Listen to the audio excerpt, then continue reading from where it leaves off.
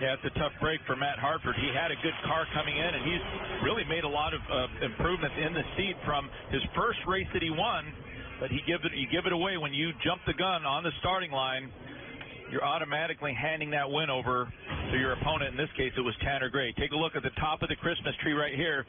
You're going to see Matt Hartford leave way too soon. He has to wait, not for the green light, but for that yellow light. He wasn't able to wait. That's not just a catchy tagline for Mellow Yellow. You have to leave on yellow. You left way too soon. Well, from the youngest winner in Mellow Yellow history, 19-year-old Tanner Gray, let's check in with the oldest winner in Top Fuel, Terry McMillan, proving age is indeed not a factor. How about this team, Tony? They're sixth final round of the year. More final rounds than Clay Millican. Say what? So this isn't routine for them. They know what they do, and everything looks very controlled. In this pit surface right here, you can see he's pulling the rod bearings out, or the rod caps rather. They're going to inspect the main bearings. Those are expendable. If everything looks good with this short block, it'll stay in the engine. They'll just put fresh pistons, rods, new fresh set of cylinder heads on it. It's an all-elite showdown between drivers second and third in the standings. It's Vincent Nobile takes on Jeg Coughlin. First time, though, Jeg raced a Nobile. It wasn't Vincent. It was Vincent's dad, John. It was 1999. Jeg gets away first. Jeg gets the finish line first at 6:61.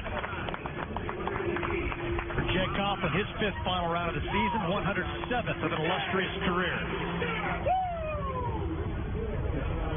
So it will be an elite car versus a Gray-powered car in the final today. Look at how quick he's reacting to that shift light going on the dash. A 5-speed transmission, 4 times he's shifting gears, and right at the end of the track, you could hear it get on that rev limiter, but at that point, he was already ahead of Vincent. So it is a pro stock points lead that currently sits at 69 better than Vincent, 70 better than Jeg Coughlin. If Jeg wants to help anybody else other than himself in his class, somebody's got to stop Tanner Gray, and he'll have an opportunity to do that with lane choice. Helping himself is probably at the top of his list. He's only sitting third, not far behind Tanner Gray, so this would be a big round for Jeg. We'll take Tanner, take Jeg out of this. Papa John points leader points page. You know, Vincent, Drew on down, they're all pulling for Jeg Coughlin as well. Staying here for Pro Stock Motorcycle. Yellow Suzuki, burnout begins for Steve Johnson.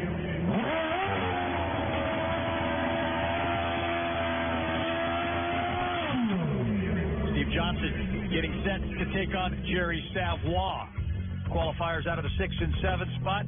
Steady Eddie Krawick has an opportunity to reassert himself and extend on what's become a Pro Stock points lead. Top two, though, race each other with the Pro Stock points on the line between Eddie and Ellie. You know, and right now on the racetrack, Steve Johnson has the edge in terms of performance, and Steve's one of the riders that made the biggest jump to get into the countdown at the U.S. Nationals. So right now the performance is on his side, but awful good crew chief for Jerry Savoie.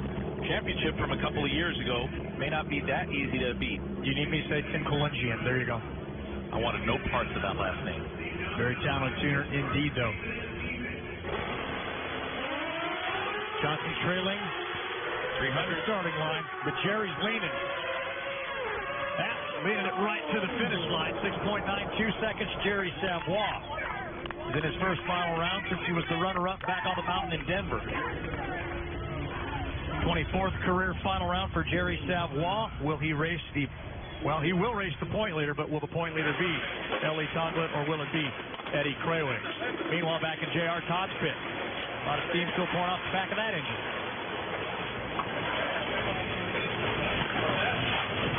New rack getting ready to go in. We're talking pistons. We're talking rings. Well, anytime they put those anchors right on the motor like they're doing, that means that engine is going to be coming out. They're actually going to have to lift it and shift it forward to pull it out, but they've got another motor waiting in the wings. Waiting on the starting line, though, is the Pro Stock Motorcycle points lead. At the moment, Eddie Krawick trails Ellie Toglet by 7. Whoever wins, guaranteed to leave with the Pro Stock Motorcycle standings, but not guaranteed to leave with the trophy just yet. Jerry Savoie may have something to say about that. If Ellie Toglet wins, it's an all-white Alligator Racing team final. If Eddie Krawick wins, well then, even bigger trophy.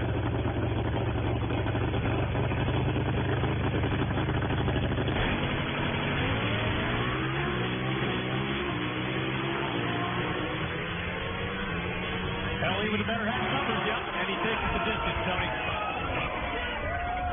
Well, David, he made up most of that round within the first 100 feet. Better 60-foot time by 2/2 of a second. They were nearly identical at the starting line, but what a big win for LE. So the Lucas Oil ladder for Pro Stock Motorcycle shows you that L.E. Tonglin may have only been the number 5 qualifier, but he's the higher qualified car against Jerry Savoie, or Pike in this case. In addition, L.E. will have lane choice. The updated points, L.E.'s lead in the standings grows to 27 over Eddie Krawiec, as Jerry Savoie is now the 5th place runner. What's at stake for him? If he can get a win, he'll jump up to 4th in the standings. So a lot on the line here. The countdown is almost officially halfway through. Still got the final rounds to come today from Dallas, Texas, and that's where we begin focusing our energy next. Starting with the thrash in Robert Highsmith. Well, you can see they have a new fresh pack in at the 6-disc clutch, and right now they're starting to push those pistons and rods into that engine. They're starting to put the rod caps on. They'll get them torqued. The heads are on next. Well, the late Glenn Fry of the Eagles once sang a song about the heat being on, but it is truly on today at the 33rd AAA of Texas NHRA Fall Nationals, where the finals are coming up soon. Brett Favre, legendary quarterback. Jerry Rice, legendary wide receiver. When legends play, they wear Copperfit Advanced Back Pro. Copperfit's best-selling compression back support just got better with new double-band adjustable supports for customizable compression when you need it most. That's what I'm talking about. 4 built-in stabilizing supports designed to improve posture and help reduce lower back stress and strain. You have back pain, and it's affecting your everyday life. Do something. Since I put this on, I feel so much better. The core is the most important thing. Absolutely. To know that I'm stabilized here. Whatever I'm doing, I can give it 100%. Call 1-800-305-7164 or on the web at advancedbackpro.com for only $19.99. This does feel good. That's what I've been saying. You think it was fair? It was fun. Copperfit. Live limitless. Racing isn't the only thing on my mind. And with GoDaddy, I'm making my ideas real. When I created my business, I needed a way to showcase it.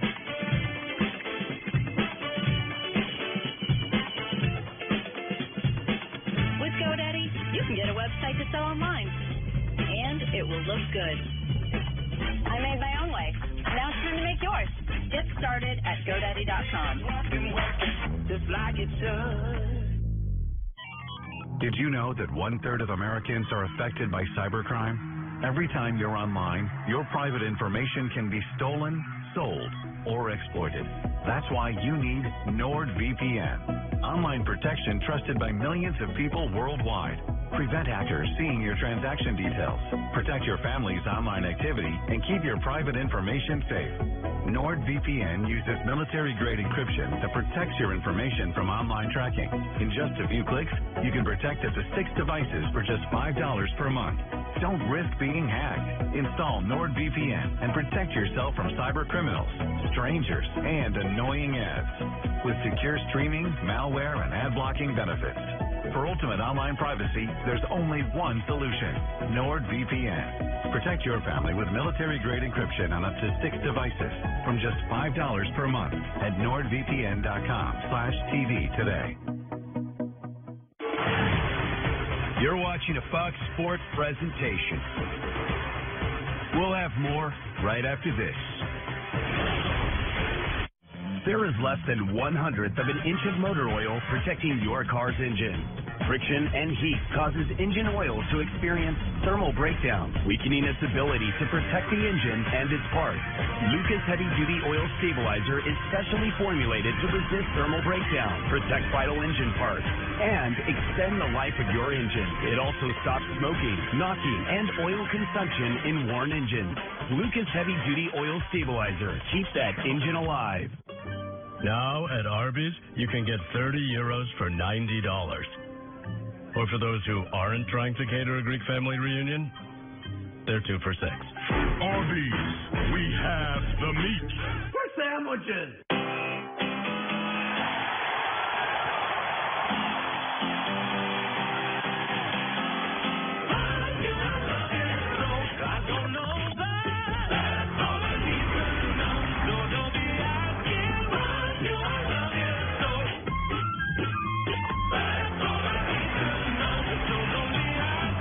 Baby,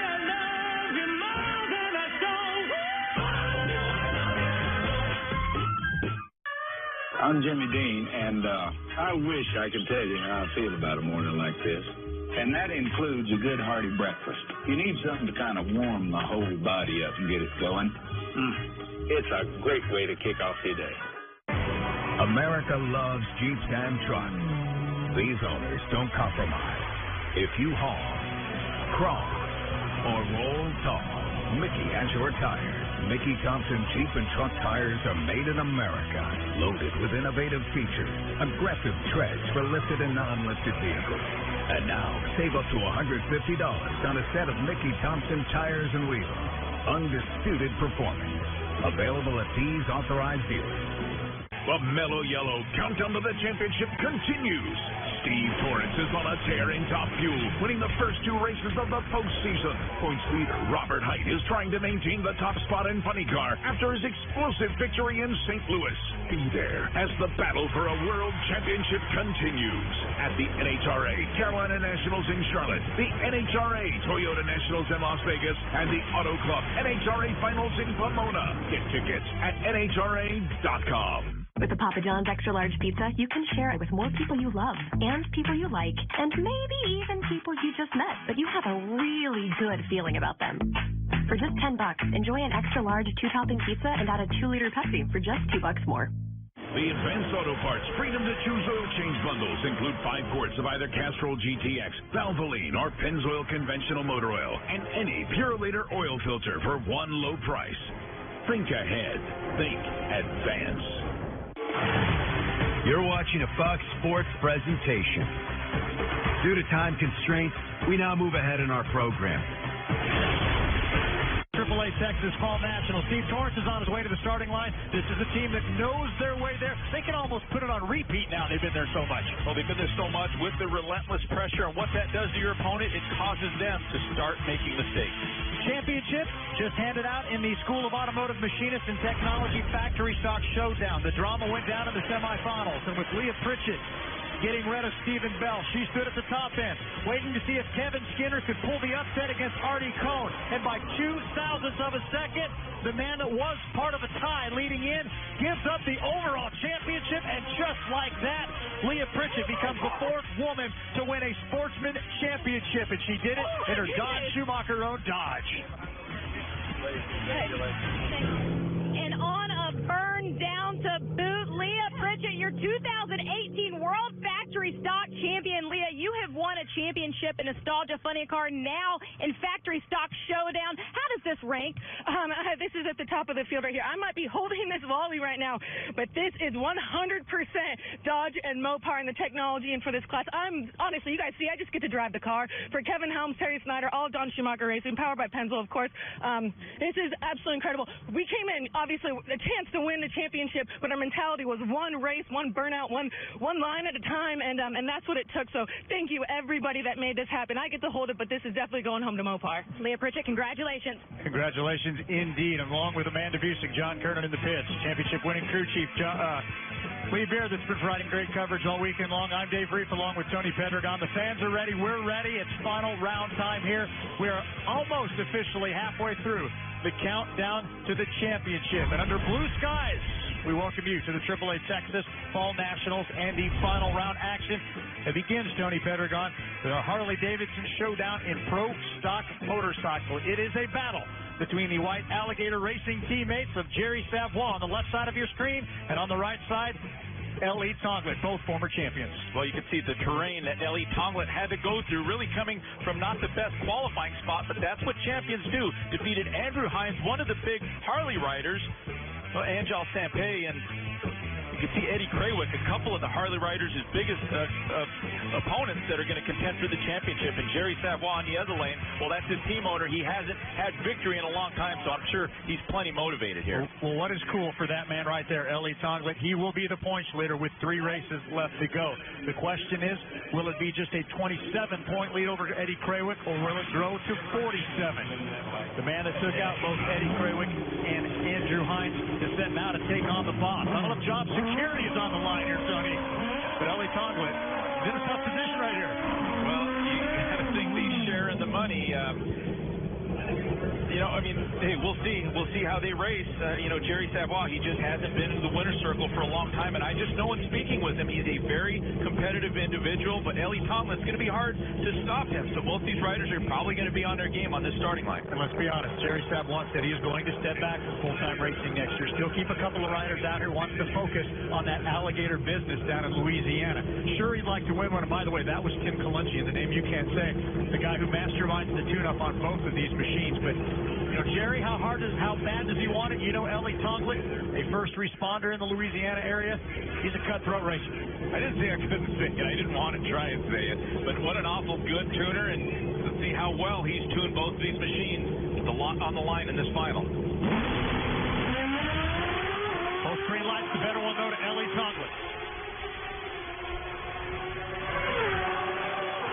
And Ellie has just become a 20-time national event winner. Dad definitely loves that. Gary Tonglet, he's got a son that has a massive lead now in the Pro Stock Motorcycle Points race. Head-to-head, these two teammates in final round. Stoney were 1-1. This was the rubber match, and give it to Ellie. Well, for all you multi-car teams, this is the way you do it. A good start for Ellie Tonglet. Good start for Jerry Savoie. Side by side, the duration. Jerry was actually a little bit quicker to 330 feet. In terms of performance, they were only separated by 15 thousandths of a second. And the victory going to Ellie Tonglet. Kenny Koretsky in Florida, I'm sure he's celebrating, liking this one. Well, the last time Ellie Tonglet won the U.S. Nationals, he went on and won the championship. Guess who won the U.S. Nationals this year? The man standing by now with Amanda Busick. As the Wally goes in his hand, Ellie, you are leaving the points leader. Your dad was wearing a shirt that says Ellie is awesome on the starting line. What are you going to tell your crew after this one? Oh, this was huge. To be in the final round against our teammate is just awesome. That shows you how much hard work Tim's been doing, and it's not for a lack of effort with Jerry's bike. They've had a lot of motors in it, and it's just picking up slowly, and I can't thank Tim enough for giving us Nitro Fish Suzuki, superior materials, Suzuki extended protection enough to get the victory in this final round. Woo! Big smile for the firefighter from Louisiana. This time for Pro Stock. The black and yellow, Jack Coughlin. We call him the natural. But let's face it, Tanner Gray is naturally gifted as well. I don't know what you were doing at age 19, but I know you didn't have the gaudy stats as a funny car racer that this kid does right now. Well, and once upon a time, Jack Coughlin Jr. was that Tanner Gray. He was a new kid on the block. He was chopping the tree down. So you have quite the contrast in racers here. However, Tanner Gray, he lives up to the expectations. He's extremely good. He has gone through somewhat of a championship run last year. He learned a lot from that. He's just a better driver. He's quicker. He's been good all day on the starting line. This is one of the drivers that Jack Coughlin Jr. is probably going to have to target on the starting line if he wants to see that winner's circle. Jack's Pro Stock debut came right here at the Texas Motorplex in 1997. From this race, they went on next to Houston back when we had both of those races back-to-back in the fall. That's when the natural picked up his first win. Shane Gray looking over, sizing up the competition. His focus goes back on his car now. Tanner Gray, 2-0 in finals versus Jack Coughlin. We'll go to 3-0 and we'll check exact some revenge. Tanner Gray got the slight advantage at half track. And he's got it covered. Tanner Gray wins again. His 12th race win in his 45-event career. Those are some gaudy numbers, and he extends the lead in the Pro Stock category. It is now 5 rounds better than Vincent Nobile. Are we seeing the youngest champion in NHRA history? We're halfway through the countdown, and he's in firm control. I think we're witnessing it. It's right before us. You can see Jack Coughlin gave it everything he had, but this is how you win championships for Tanner Gray. You qualify 7th. You're racing the #1 qualifier. You get off the starting line first, and you outperform him on the track. And by the length of the hood of a Chevrolet Camaro, Tanner Gray has won for the first time in Dallas, a race that his tuner, Dave Conley, also won 3 times. Well, as the driver in the sophomore season jumps out of the car, he's going to put that yellow event hat winner on as the mellow yellow comes in. Last step as we get that Wally and Tanner. We're officially halfway through this countdown. How do you rate your performance so far? I'd say mine's about a B+, but those guys over there, definitely an A+. They've given me an awesome car all weekend. I tried to mess it up there in the semis, and we got lucky. So, man, I'm so ecstatic. When you can go up there and beat Jag, I've said it time in and time out. He is one of the best to come through the class, so it means a lot to be able to go up there and beat him, and especially with the stakes so high in the championship. We're just coming in clutch right now, and I just want to keep the momentum going. And like I said, I'm just so proud of everybody over there and all the people that support us. Definitely coming in clutch, dropping the clutch on time. Reactions from our Pro Stock winners, exactly like you'd expect them to be, but it is Nitro Racing when we come back with a lot on the line in Dallas, Texas.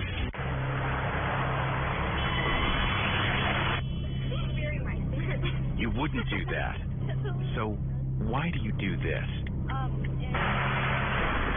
Distracted driving kills an average of 9 people and injures over 1,000 every day in America. Put down your phone. Lives depend on it. Don't drive intoxicated. Don't drive intoxicated. A sobering message from AAA. The door is wide open for your future career in the auto and diesel transportation industry. At Universal Technical Institute, we can help you get there with hands-on training where you'll use the latest technology for repair, maintenance, and high-performance tuning. Faster, where you could be graduate ready in just about a year. And smarter, with over $15 million in scholarships and career fairs nationwide, UTI is ready to help you open doors. Get there, faster, smarter. Visit uti.edu to learn more. That's uti.edu. When it's your job to protect the world's greatest nation, it's your responsibility to solve the world's greatest challenges. This is why we search for the best and brightest, why we train for every eventuality, on land and water, in the air, space, and even cyberspace. We operate in a complex world with one simple mission: win.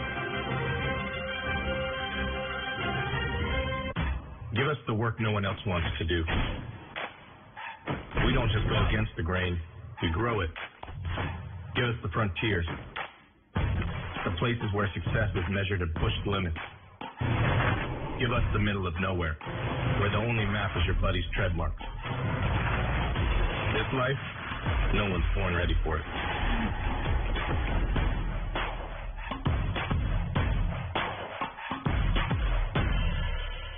This is actually under your budget. Yeah, and when you move in, Geico could help you save on renter's insurance. Yep, Geico helped me with renter's insurance too. The walls seem a bit thin. They are, and Craig practices the accordion every night. Says the guy who sings karaoke by himself. I'm a very shy singer. You're tone deaf. Yeah, shall we move on to the next one? It's a great building. You'll love it here. We have mixers every Thursday. Geico. It's easy to switch and save on homeowners and renters insurance. Why didn't you book your family vacation on a travel site? At Hilton.com, I get the price match guarantee, and I can choose from their 14 different hotel brands, so I get the right hotel for every member of my family. Like a double tree for my cousins who love their warm chocolate chip cookies, a Homewood Suites for my uncle who likes a long stay, a Hampton for my sister and her kids, A lot of syrup. and the Waldorf Astoria Beverly Hills for me. But I thought your family vacation was in Miami. It is. I hear they're having a great time. Book at Hilton.com and get the Hilton Price Match Guarantee. If you find a lower rate, we match it and give you 25% off that stay. November 1985 is when funny car racer Billy Meyer signed an agreement to host an NHRA national event. In 1986, the Texas Motorplex was open, and ever since then, this all-concrete facility has been an incredible place with incredible drama happening around every corner. The eyes of Texas own Steve Torrance waiting back in the staging lane to take on his opponent, Kerry McMillan. But it's funny car that's up first. This is Robert Hite. That is J.R. Todd. And with a win, J.R. Todd could close the gap between he and Robert Hite to a scant 10 markers. The last final that Robert Hite was in was 14 days ago. It was in St. Louis, Missouri, and it ended in an auspicious way. Yes, he won, but victory lane was minus Robert Hite because he was in an ambulance going to a nearby hospital where x-rays revealed a broken collarbone. Well, Robert's been playing with pain, but I believe that he's overcome that. He's come here, he's qualified, he's gone through 3 rounds of competition, beaten some good cars, so right now he should have his focus back. I don't think he's thinking about that accident. He should be thinking more about J.R. Todd in the other lane. I'm thinking, what's John Curtis thinking? I'm going to tell you what Todd Smith and John Oberhofer are thinking. They know that Jimmy Brock and Robert Hyde are going to throw down right here, so they are being more aggressive than they have at any other point of the weekend. Todd told me, he says, hey, we can't take a step backwards. We got to take a step forward.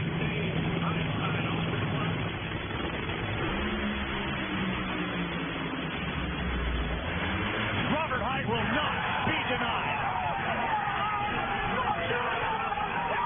A second consecutive countdown race win. An extension in the points lead. And the 45th career funny car race win for Robert Hyde.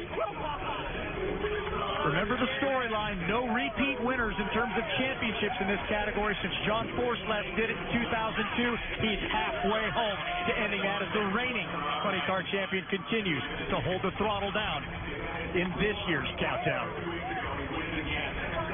Well, Jimmy Brock, we've been talking this weekend. You said you wanted to be more aggressive with this brand new car that you guys put together in a week. So, what kind of statement is this about the team and your driver? Well, it just shows all the dedication that all these guys have. They never quit. You know, anytime we're down or whatever, they just keep digging. All the people in the fab shop, the machine shop, everybody, just a great effort. And, you know, it feels really good. That was not a lot of fun last week, and you got to have a lot of gonads to get back in that thing and do the great job that he did, and great win for us. A sport with some incredible emotion as well. We apologize for live broadcast coverage and some teams letting their hair down. Robert Hyde's team working very, very hard to get him back in this position. That man, Amanda Busick, did a pretty good job of his own racing with that broken collarbone. And as he gets his helmet off, you think of what he's done even in the last 11 days, having surgery to come back and compete. And Robert, it is without a doubt true grit what you have gone through to come back here and compete. As that Wally goes in your hand, when you go back and remember this one, what will you think about?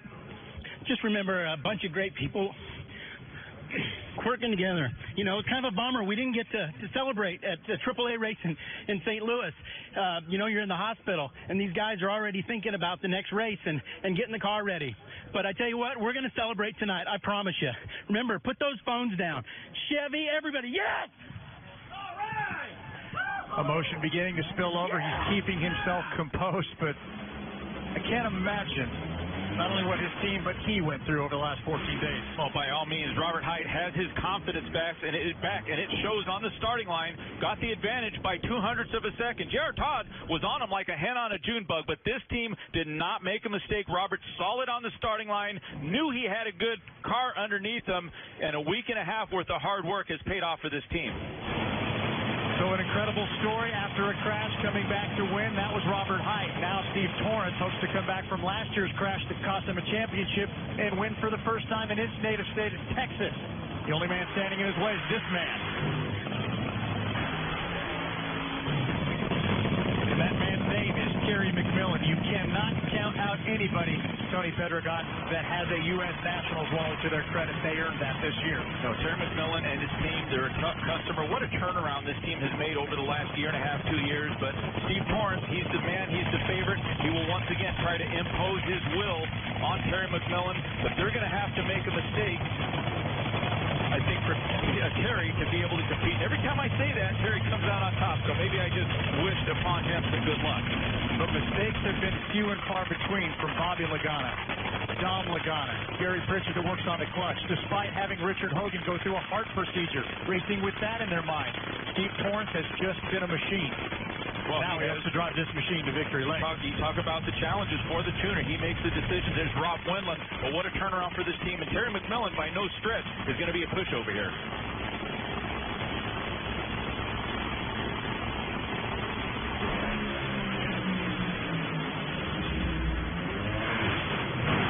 Steve Torrence has done it again, and finally, for the first time, he has won in the Lone Star State.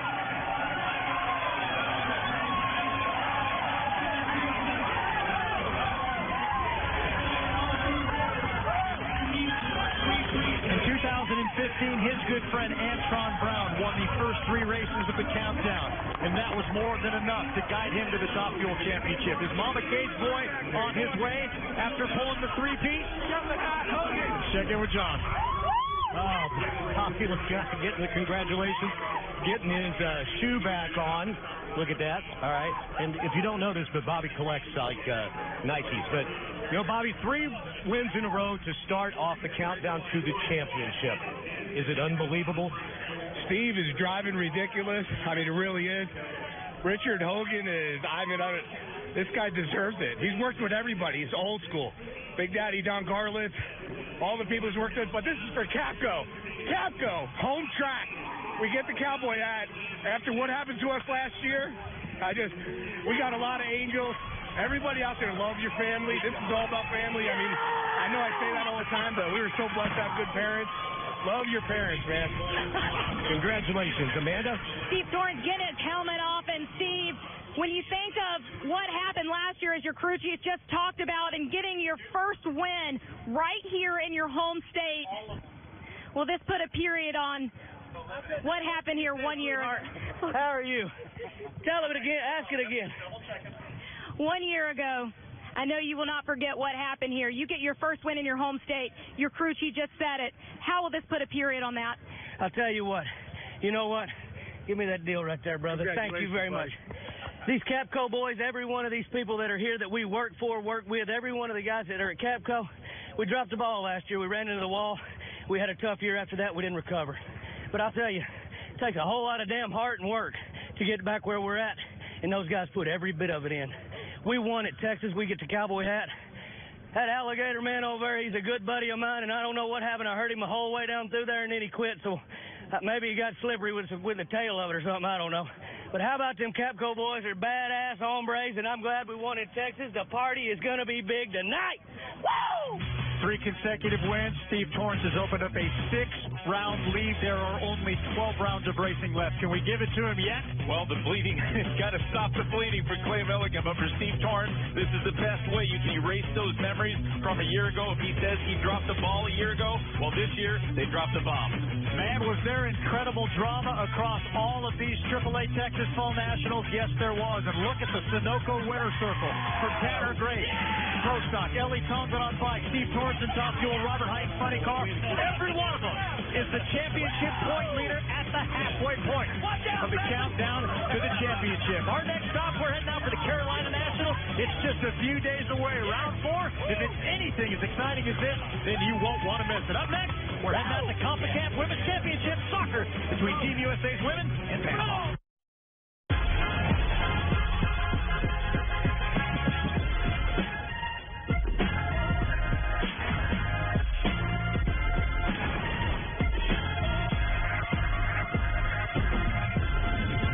First Things First is sponsored by Gillette, the best a man can get. Hey, everyone, and welcome to Monday. Welcome to First Things First. I'm Jenna Wolf. That's the Hall of Famer Chris Carter. This is Nick Wright. We have a big Monday show after a big Sunday showing in the NFL from some of the NFL's best. OBJ had a big game, but his comments before and after, the big news. Vikings got revenge in an NFC Championship rematch, and the battle for bragging rights in Texas no longer belongs to the Cowboys, at least not this Monday morning. Cowboys at Texans, and we are going to pick this one up in overtime. 3rd and 1, Ezekiel Elliott gets stuffed for no gain. Jason Garrett decides we're going to punt. And that decision would cost him as Deshaun Watson finds DeAndre Hopkins for the 49-yard gain. That play would end up setting up the game winner, Kaimi Fairburn. 36-yard field goal for the Texans, who go on to win this game. Dallas and Houston both with 2-3 records now. Here is the Texans quarterback, Deshaun Watkins, after the win. He's a playmaker. He's one of the best, if not the best receiver in the NFL, so we rely on him. In those situations, he came up big, and playmakers make plays whenever, we need them. And that was a situation where we needed to make a play, and I threw it up for him to make a play, and he did what he had to do. A lot of people, put him in the box sometimes and think that he's just a running quarterback, but you see the amazing throw that he made at the end. That was an unbelievable throw to put touch on the ball like that. Just seeing how the defender undercut the pass, great ball. Obviously, it's frustrating. you lose your third road game straight for the most part. I mean, and then, as you said, it's the offense hadn't gotten going on the road, and defense, especially with them giving us all the chance they did, making the big plays down there in the red zone, holding them to field goals, and keeping us in the game, and we weren't doing our part. It's very frustrating. All right, CC, it's hard for us to fully blame the Cowboys, at least with their game plan coming into the game. We said, you know what the answer is. The answer is to run Ezekiel Elliott, especially when he's got more than what he had the first couple games, which was 16 carries. They gave him the ball 20 times. What happened? What was the key to the Texans beating this Dallas team? NFL defenses are going to start to pack the box, put a lot of people at the line of scrimmage. This is what the Dallas Cowboys are going to face. Nick and I, we went back and forth last week talking about it, and Nick was like, listen, don't listen to the game plan. Go against your instincts. If they load the box up, still run the ball. Do it anyway. That's what they're going to have to do. That's what the Texans did to them last night. So we can't blame the Cowboys as far as the attempts, because Zeke had the 20 rush attempts. But as talking to you, Jenna, we can blame them for not giving him 21. And on 4th down and 1, you got to be able to give Zeke that last carry. On 3rd and 1, they end up stopping them. On 4th and 1, with the game on the line, I think a little more than 4 minutes in the overtime. Like with these overtimes being 10 minutes, you have to kind of speed up your decision making. Like, you can't depend on potentially getting the ball back in that situation. And if you do get the ball back, you know it's going to have to drive. You're going to be in worse shape. Right. You're going to have to drive probably the length of the field with an offense that hasn't moved the ball at all. And so, yeah, I mean, and I will maybe slightly disagree with both of you on this. He did get 20, but he had back-to-back carries twice the entire game. They never once handed him the ball 3 straight times. The one drive they scored a touchdown on, which started, by the way, on the 16 of the Texans, so it's not really a drive. But that drive, he touched the ball the first 4 plays of it, once through the air, 3 times running it, and they end up with a touchdown. Like, I still don't think they gave him the ball enough, but particularly as you're talking about, on that play that could keep the ball in their hands to potentially go win. I mean, 4th down in overtime. And to me, it made me think back to 2016.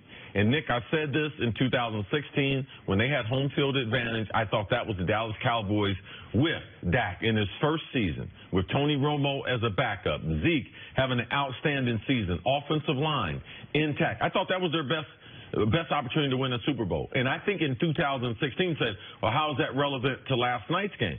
In 2016, they would have ran Zeke on that 4th down. Or at least have Dak Prescott, who's a big guy, let him sneak it in. As a dual-option quarterback, like you did the Texans a favor by taking Dak and Zeke off the field. You're right, Jenna, a quarterback sneak. We saw other teams doing quarterback sneaks or coaches deciding. The Rams. They did what I've been begging teams to do for so long. We can win the game right here. We're up 2, rather than wait, trust our defense, let's try to win the game right here. And, by the way, the other aspect that has to go into this is Jason Garrett was watching the same game we were, which was our offense has not moved the ball the whole half.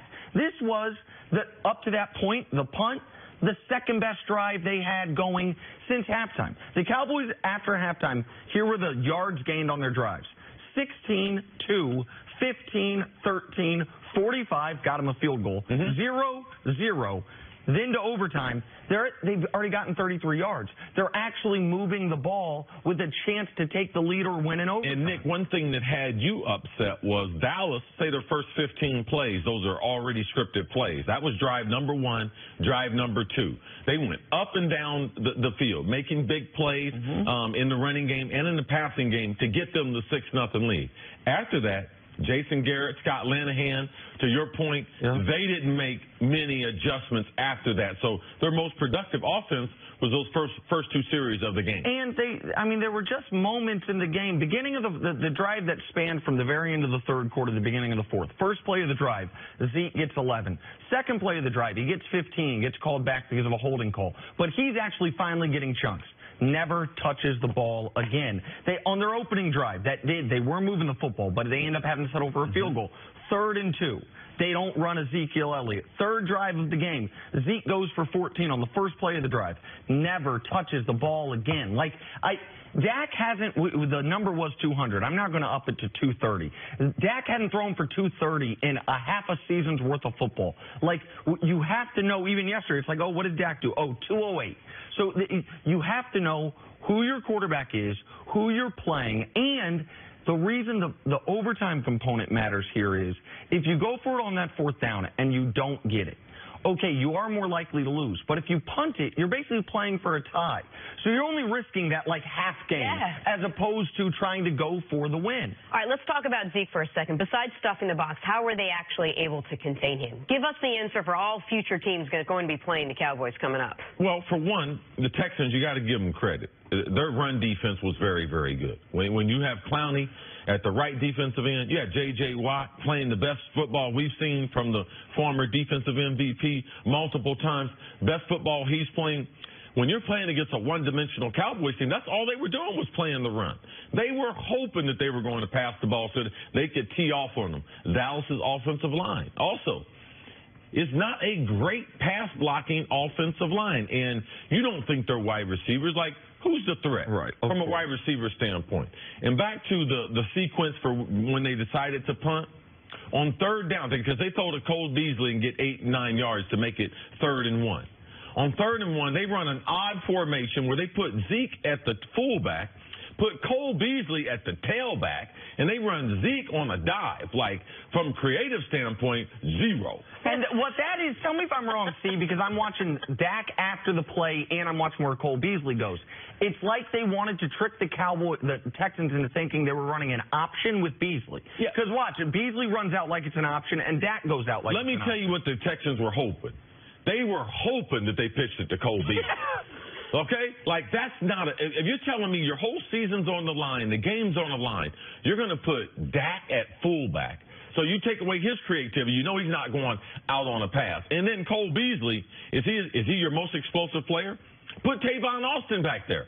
And then potentially run the option with Dak. Like, that's something that I would like to see on that fourth down call compared to punting. Here's the only way in my eyes that call is defensible. If you've made the decision we're going for it on fourth. On third, we're going to try to catch them off guard. We're going to do something different that we know we won't lose yards on because we're giving it to the damn fullback. We're basically doing a fullback dive, the play most guaranteed to go between 0 and 2 yards. Like, it doesn't go more than that, you're not going to lose yards. Or if this is the old Dallas Cowboys and they're giving it to Moose Johnson because they're worried about Troy, they're worried about Emmett at the tailback. Sure, but if you know you're going for it on fourth down. But what's going to be forgotten in this game is the Cowboys defense played a marvelous football game. Jalen Smith was flying around like he was at Notre Dame again. Credit to Chris Collinsworth for making it a point of the broadcast because he keyed on it and he was right. This is the fewest points the Texans have scored in regulation in any game all season. The Texans were 1 of 6 in the red zone, including 2 times they were inside the 5-yard line and were held to a total of 3 points. Like, the Cowboys defense played well enough to win. And once again, the offense, Scott Linehan, Jason Garrett, and Dak Prescott deprived them of a chance to win that game. Which is what Dak Prescott said after the game. Our defense kept us in the game, and we as offense lost it. What was the grade you gave to their creativity? 0. 0. Yeah, the Russian judge tried to give it a 1, but I snatched that one. Coming up. 0 points. On a scale of 100. Another NFC East team having some problems. Has Odell Beckham Jr.'s frustration with Eli and the Giants finally boiled over? That's next on First Things First. Mine has. Yours has. Mine has. Frustration. Yes, with Eli and the Giants. It's boiled over.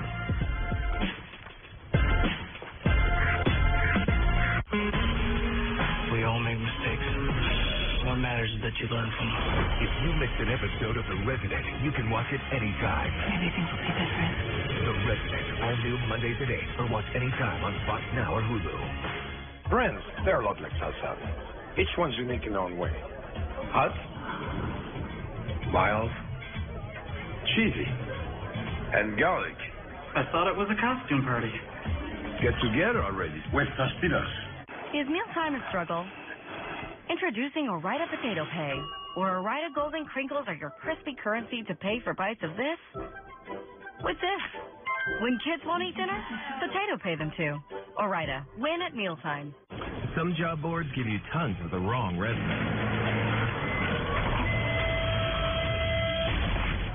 That's not smart. Then there's smart.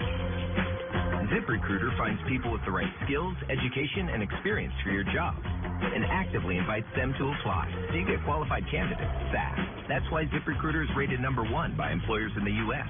ZipRecruiter, the preferred job site of college sports fans everywhere. Try it for free at ZipRecruiter.com/champ. Golden Corral's Beef Lovers Banquet with our all-new bacon-wrapped sirloin filet, smoked beef brisket, portobello, top sirloin, and golden delicious shrimp. The Beef Lovers Banquet. Golden Corral, your choice. Rules. This is the not-for-sale Kia Forte drift car with a blistering top speed and excessive amount of horsepower. And this is a totally redesigned 2019 Kia Forte.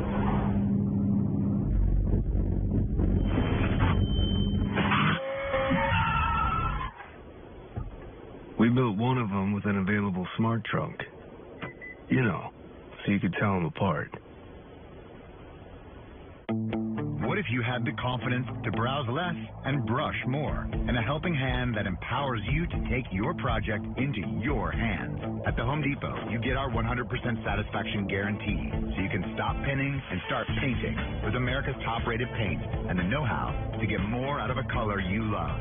Now, let's turn the idea you saved online into a room designed for sharing. Now get the best paint for any budget, starting at $18.97. The Home Depot. More saving, more doing. Hops are like grapes, special conditions of terroir, of soil, the growing conditions of climate and sunlight will produce unique flavors. A lager beer should be fruity, floral, and the flavors that we want in Boston Lager can only come from hops grown in this little piece of ground. They're here. Big plans for this planet. Scientists who want to keep Mars untouched will have to fight. What you're doing is not right. Mars new season premieres Monday, November 12th at 9 on National Geographic. Sunday, the NFL is on Fox and the Fox Sports app. If you're a guy over 40, take it from me, Frank Thomas. Eugenics will help you feel like the man you used to be. Right. Like that stuff actually works. Hey, buddy, up here. The key ingredient in Eugenics is clinically researched to totally work. That's why Eugenics is the #1 selling free testosterone booster at GNC. Hey, buddy, check it out. My workout's a lot better. I'm feeling stronger and more energetic with a lot more drive. I'm back to the end of the big hurt. You still don't believe me? Get to the sex. Get a complimentary bottle. Come on. You're stuck in park right now. That's right. Time to shift in the drive again. And trust me, she'll like the difference too. Hey guys, it's time to start your engine. To get your complimentary bottle of award-winning Eugenics, text SHINE to 321-321. Samples are not available in stores, so text SHINE to 321-321. First Things First is sponsored by Gillette, the best a man can get. Welcome back. We'll get to the Panthers and the Giants in a second, but first, Denzel Mims of Baylor with this spectacular catch against Kansas State. Did he tip it to himself on purpose? Oh, no, he mistimed his jump. Okay. That's all he had. That's all he had. Mistimed his jump, tapped the ball on his way down. Not as athletic, but finished it off more athletic. There you go. Nice little push. Oh, and the DB, I think, got a hand on it, too. Yeah, the DB, it ain't his fault. It's the CNA. That dude, that's your parents' fault. This is just convinced Cam Newton, known for being the dual-threat quarterback. Get off me. He may be a triple threat. Did you see the block he threw on a reverse yesterday? Boom. The thing I was impressed at, the defensive lineman was looking at him. It wasn't like Cam surprised him. Get off me. Only quarterback in the league doing that. Only one. You're right. He's looking right at him, and Cam truck sticks him. Sunday Night Football, DeAndre Hopkins with the spin move gets the Texans into field goal range to beat the Cowboys. I thought this thing was going to end in a fumble. So often, something like that, you make all these spectacular plays. Look at how he's holding the ball. Those big, strong hands, man. He's got huge hands. It was a great throw, too, by Deshaun Watson. Just fitting it, just putting enough loft on it. Knew the DB was going to be trying to undercut the crossing route, and hot, man. He doesn't play in the national spotlight a lot, and his quarterbacks have been not very good before Deshaun Watson got there. One of the best talents as a wide receiver in the NFL. All right, moving on to Odell Beckham Jr. now, who had quite the Sunday both on and off the field. Before the game, he was critical of Eli and the Giants' play calling. In the game, he had his first touchdown of the year, a pass to Saquon Barkley, longest pass play for the Giants all season. Fourth quarter, he got his first touchdown catch. Eli to Odell, pulls the Giants within 3. Less than 2 minutes to go, Saquon scores on a 15-yard catch right there. So strong, just muscles way in. Giants up 1, and this was all but over, save for Graham Gano from 63 yards out at the buzzer. Wow. Shocked themselves. Panthers win 33-31. After the game, Giants head coach Pat Shurmur addressed the Odell situation. Listen, I'm going to answer all the drama questions right now, and I'm going to go back to what I said. All right? I addressed it with Odell. I addressed it with our team. I publicly declared that I didn't agree with his comments, and I asked anybody that was interested, if they wanted clarification, go to Odell because he's a big man. Now, I'm not going to give the public a pound of flesh on this, right? That would make me small, not strong. And these are the kind of things, in my opinion, when you have the locker room that we have, that will help galvanize them. Because the locker room took care of it. And that's all I'm saying on it. Finito. I'm trying to be a leader. This is a position that I've never been in. I'm trying to grow. I'm learning on the way, so I'm on the fly. But I'm proud of where we went today.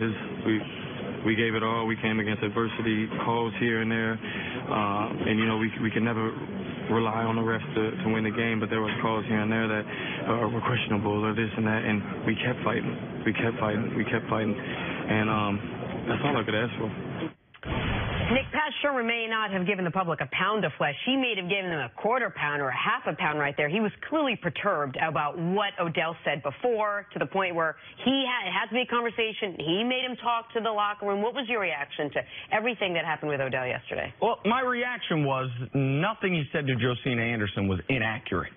Everything he said was accurate. And Odell would tell you, people saying he needs to keep this in-house, aside from the Eli comments, those were things that had been kept in-house, about wanting to be more creative, wanting to take more shots on offense, wanting to play with more passion. And it didn't take. He has a relationship with Josina. He's there with Lil Wayne, and he appeared to say things that a lot of people think and don't say out loud. He's asked about Eli Manning. In print, the question is Eli Manning part of the problem? And in print, you read, I don't know. If you watch the interview, he says, I don't know. I know Eli's not going to mobile guy. He's not going to get out of the pocket, and then talks about it. But everything he said is true. And I'm not saying one led to the other, but yesterday the Giants offense looked like it can look. It scored 30 points for the first time in 2.5 years. They didn't lose because of problems on offense. Now, Odell made 2 major errors. He had a drop on 4th down, and he had the more major error, the punt return, where he didn't get out of the way, and it goes off him. The Panthers score on the muffed punt. But he also played his best game with his biggest plays of the season. I don't think we can look at his comments and say they were a distraction to the Giants. They hurt the Giants yesterday. That's not why they lost. And I'm not overly shocked by his comments either. Well, I would argue that this being his best game, for one, when you're as talented as him, there's a 4th down possession that they throw you the ball, you don't catch it. It's an easy catch, a very, very simple catch. So that's like a turnover. You touching the ball on the punt, where we've actually put you back as a punt returner, and we have other people that can do this, and you have one of the lowest return averages in the NFL, that's a turnover inside the opposition's 5-yard line. So to think that he was part of the winning, no, he wasn't. He was part of them losing that football game also. Nick talked about Odell's comments, they were the truth. Well, don't nobody care about the truth when you're in team sports. When you're sitting at home on the sofa and you're a fan and you got pom-poms, yeah, you can speak the truth. But when you're in team sports, you can't speak the truth. You know the New York Giants organization, with all the little things about Odell that he's been struggling with the last couple of years, the Giants didn't tell us the truth about Odell. You know what they did? They protected the superstar. And that's the same thing that you have to do when you're sitting down. I don't care, Lil Wayne. Like, you don't work for Lil Wayne. You don't work with Joe Cena. You work for the New York Football Giants. And it was your opportunity to let people know that everything is okay. I don't care what the truth about Eli is. You can't tell the truth. I don't care what the truth about the Giants is. You can't tell the truth. The reason why, because it does not help the Giants win. I like what Odell said after the game. You know something? I'm learning this. He's learning how to be a leader. And sometimes you make mistakes. And that was a huge mistake. You do not go to your veteran players and expect them to make your job more difficult. And Pat Shurmur said that this was handled in-house. That means probably someone like Snacks Harrison, after seeing the interview in the morning at the hotel, that they went up and talked to Odell and said something to him. Night before. They addressed it the night before. And that, or the night before. It was leaked out. It would be on Twitter that this was going to be on there. So typically, guys on the team will say something. So Odell is a huge part of what they're doing. And he had an opportunity to take care of Eli, take care of Pat Shurmur, take care of Dave Gettleman, because this team is not real talented. And take care of the team the same way the team, when they don't say everything that they know about you to be true. It's a partnership. All right? The organization's not going to say anything bad about you, and you're not supposed to be saying anything bad about the organization. It's not a matter of is it true. Of course, there's truth in every organization. Well, meanwhile, with Odell playing these 5 games, the New York Giants are suddenly 1-4.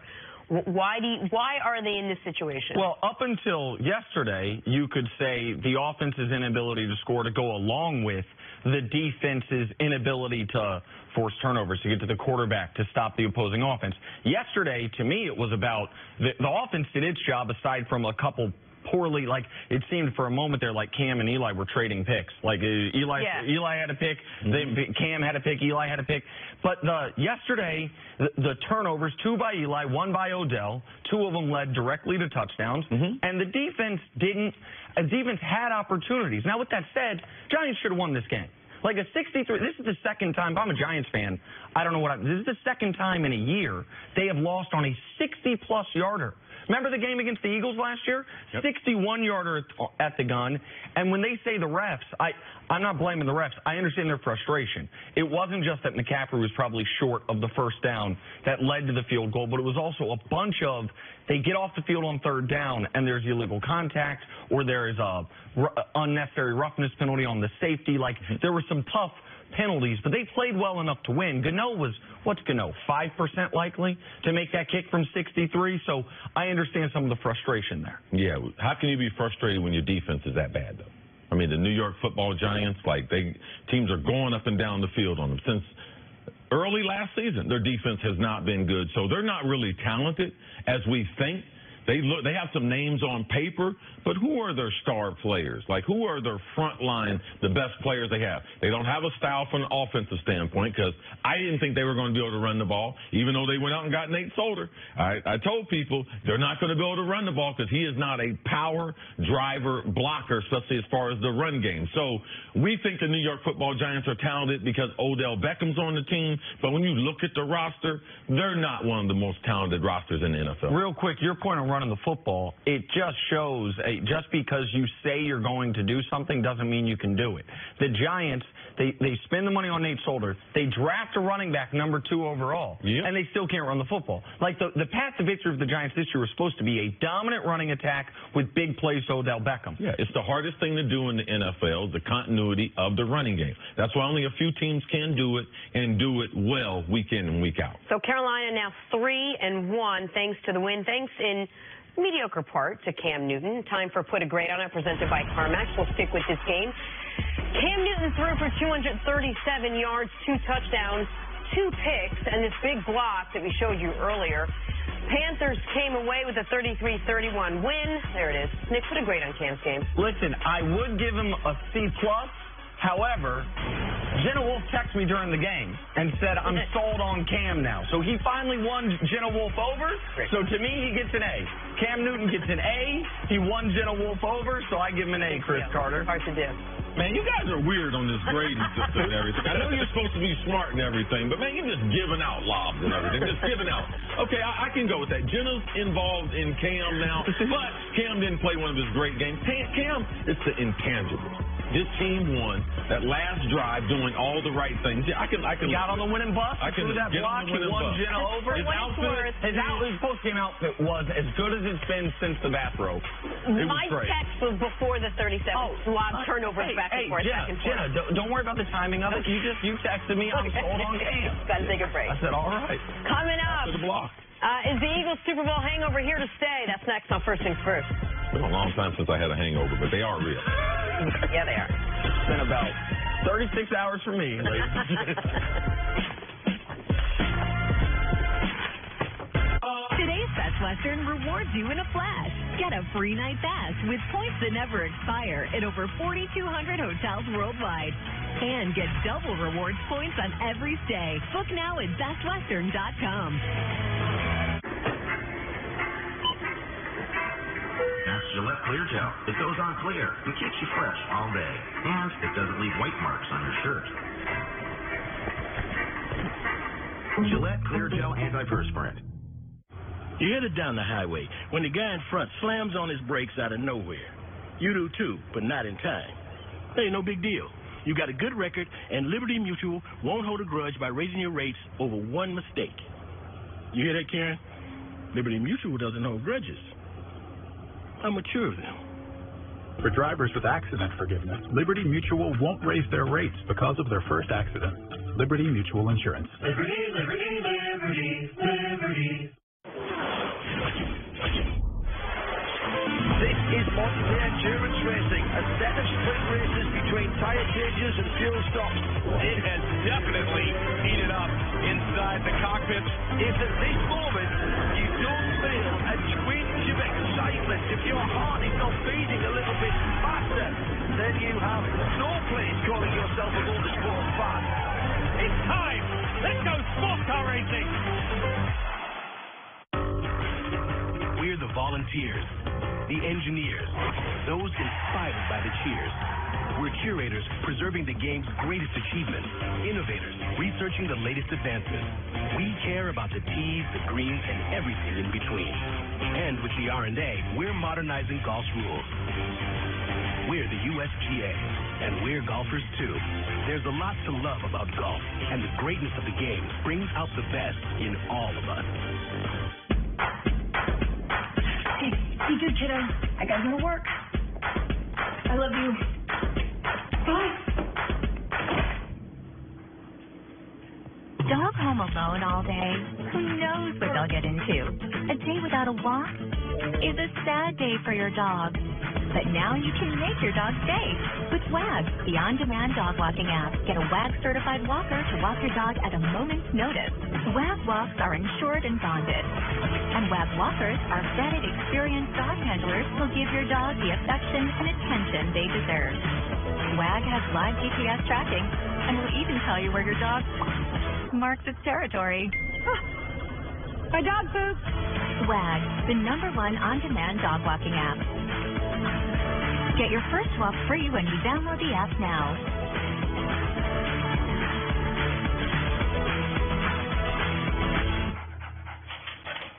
Fridays this fall, 4 comedy legends are growing old, but not growing up. Who are you guys? The cool kids? Damn straight we are. Really? Him?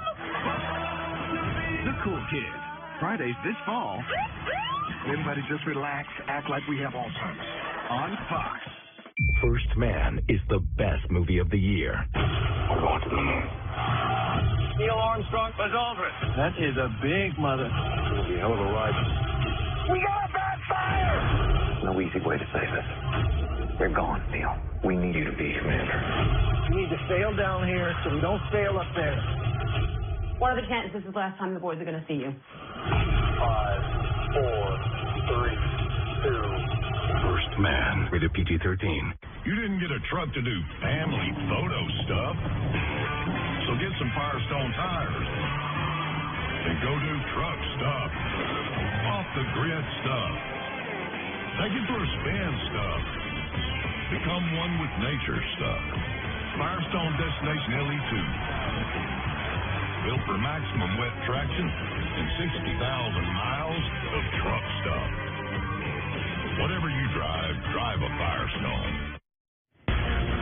Today's Game 4 of the NLDS as the Dodgers look to close out the Braves. It all starts at 4 Eastern on FS1 and the Fox Sports app.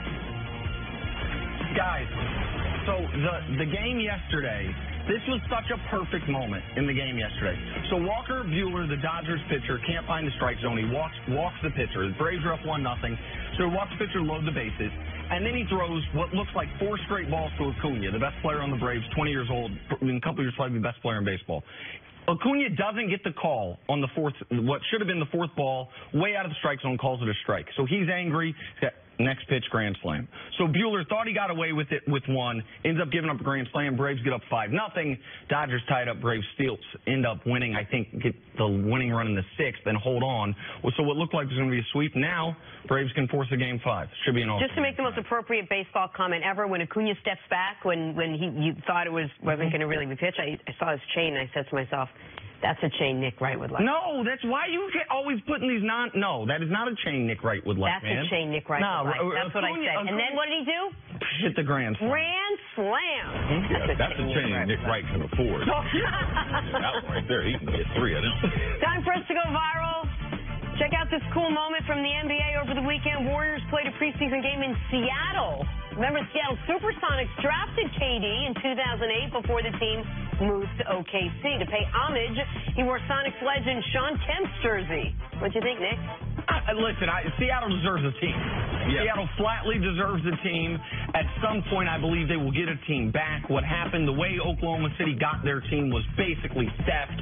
The owners, we're not going to move the team. We're not going to move the team. They're emailing each other, can't wait to move the team. 5 minutes later. And I was at KD's last game ever as a Sonic in Seattle about a decade ago. And so he didn't want to leave Seattle. He was leading the chance Save Our Sonics back as a rookie. Yeah, that was a great gesture. It was a great gesture. And if Kevin Durant hadn't have said some of the things, it would have been even more hyped up. It was nice by him to put on the Shawn Kemp. Nice little touch. Very cool. All right, time now for stories to start your morning. He needed to get in the weight room, though. Man, I thought he'd lost some weight since last week. Antonio Brown and the Steelers offense rolling against the Falcons yesterday. AB finished with 6 catches, 101 yards, 2 touchdowns. Steelers win big, 41-17. See, how impressive was Pittsburgh's offense yesterday? Oh, it was impressive. They got back on sync. AB, Ben had a sense of urgency going into the game. Ben was the one leading the charge, but AB played at the level that we have been expecting. So good job by Steelers in their overall passing attack. And every year, there's at least one team whose hopes and dreams are dashed due to injury. We normally focus on the quarterback injury. We're like, it's Jimmy Garoppolo. Well, it's the Falcons this year. They cannot defend. They didn't need a great defense, but they were going to have an average defense. Lost 2 safeties, lost their middle linebacker. Everyone is going to move the ball, and this was a good get-right game for Pittsburgh. Moving on to the Packers and Lions. Mason Crosby, you talk about a tough day, missed 4 field goals and an extra point, left 13 points off the Packers' board. Green Bay loses 31-23. Nick, how much of this loss is on Crosby? As much as can be on a kicker. The only reason he didn't miss all his field goals is because they let him kick one with 2 seconds left when they were down 11. Let's see if you can do this. Yeah. He's one of, I would say, 3 or 4 maximum kickers in the league that could survive this. Because he's won a Super Bowl with them. You saw Rodgers going over to him and talking to him. Because he has such history there. 28 kickers would be unemployed this morning after that game yesterday. And he's part of the storyline, but the Packers were bad the first half. Now, we know the kicker missed the kicks and everything, but this was a team that did not look motivated. Aaron Rodgers looked like he could have been other places out there. So let's watch what's going on in Green Bay. Aaron Rodgers has the press conference last week. The kicker, I don't know what's going on with the kickers this year, but they're terrible. This year off. They're terrible, man. Moving on to the Broncos and Jets. Rookie Sam Darnold finished with 198 yards, 3 touchdowns, and an INT. Jets get the win 34-16. See, how impressive did Darnold look yesterday? Oh, very impressive. Him and Robbie Anderson connecting. I got Robbie texting me, oh, man, I'm trying to be patient. I'm working hard. I'm like, I thought the NFL is supposed to be difficult. And get back out on the field. I got a relationship with him. I was like, yeah, now you're being patient. You got one touchdown. 20 minutes later, had to text him again. Robbie got another touchdown. Sam Darnold, I felt like, played his best game. Connecting on the deep throws, attacking the defense down the football field. First time Jets have done that successfully all season. And that's going to get the headlines. Isaiah Crowell was the best player on the field yesterday. Yeah. You told me he was a 5-star kid out of high school. Absolutely. I didn't know that. Best high school running back. You saw some real flashes from him yesterday. I think he had 219 yards. He was the best player yesterday. All right, finally, Rams and Seahawks. Russell Wilson finally got the offense rolling, throwing for 3 touchdowns, but there was no stopping Todd Gurley, who had 3 scores on the ground himself. Jared Goff converts the big 4th and 1 late in the game, and the Rams stay undefeated on the season. Here's Rams head coach Sean McVay after a big win on the road. It was just one of those games.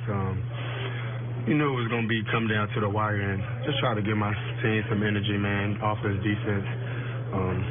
Defense is upset, but just tell them we got their back. We all in this together. It's not going to be a blowout win or whatever, so it was just one of those fun games. I guess the longer you play the game, the more different you end up looking. Sean McVay looks just like Todd Gurley right now, who had an absolutely incredible game. He got dreads and everything. He's trying to blend in. And he's doing a great job. It almost looks like Todd Gurley.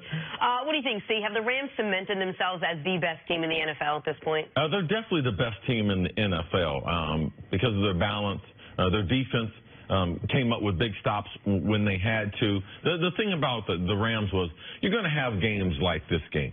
But teams that are not good teams, they end up losing this game. A divisional game. Last year, the Rams embarrassed Seattle. So Seattle went into this game with a little more motivation. Seattle played a good football game, played well enough to be able to win. But the Rams, their offensive firepower, even being without 2 of their top receivers, Brandon Cook knocked out of the game. Kupp knocked out of the game. So him using his backup players, you could see how good Jared Goff is in his 3rd year as the starting quarterback there. Sean McVay, though, being aggressive at the end, that's what wins this game. So I don't mind a team struggling. So sometimes you still have to be able to win these games, especially divisional games on the road. We know Seattle's very, very tough at home. So I thought this was a good win for the Rams. It's a good win for the Rams. The Seahawks were 7.5-point dogs at home. The last time that happened was the Beastquake game. The playoff game against the Saints that they won with Marshawn Lynch before Russell Wilson got there. So we're not used to seeing Seattle as heavy home underdogs, and the Rams, while they didn't cover, they were able to win. This was an expensive game for them, though. I mean, as far as you had Cooks, like you mentioned, he got hit hard. Kupp left with an injury. And you saw little cracks in the defensive armor. Yes. Still no Aqib Talib. But the pass defense, while Russell Wilson had a 132 rating, what really concerned me was the run defense. Seattle ran the ball 32 times for 190 yards. 190 yards on the ground. So I think they're the best team in the league. But they are, to me, the gap between them and Kansas City shortened this weekend with what Kansas City did and what the Rams did. If we're talking about the best team in each conference. Well, I just think the secondary. And Marcus Peters, he guessed a couple times in this game, got beat deep. We know they're getting Talib back later on in the season, so you have to be able to bake that into the equation. You think they're better on the back end than Kansas City is. It's like what you guys say. They needed a game like this. They needed a game to be tested, to have to actually challenge themselves, to overcome, to be on the road. It was a good win for them. Well, it's first game out of the state of California, and we mentioned it earlier. I want to mention it again, though, because he deserves a ton of credit. 4th and 1. With the game on the line, he brings Sean McVay calls his punt team out there. Pete Carroll calls timeout. McVay has a minute to think about it. He's like, you know what? We're only up 2. If we allow a field goal, we lose. Let's just go try to win this game right now. Jared Goff, QB sneak. Seattle never touches the ball again. That's an excellent play call. Even if it doesn't work, it's the right play call. Credit to him. So the anti-Jason Garrett play call. Absolutely right. All right, moving on to the Vikings and Eagles, also known as my only 4 o'clock plans yesterday. All Minnesota at the start of this one. Kirk Cousins finds Adam Thielen, and And the Vikings take a 17-3 halftime lead. Eagles trying to make a comeback. Carson Wentz to Zach Ertz for the touchdown to pull within 2 with a minute left. Eagles with the onside kick, but Thielen makes the recovery because what can't Thielen do? Eagles fall to 2-3 on the season. Vikings get the revenge win. Here is Vikings quarterback Kirk Cousins. I think we found a way.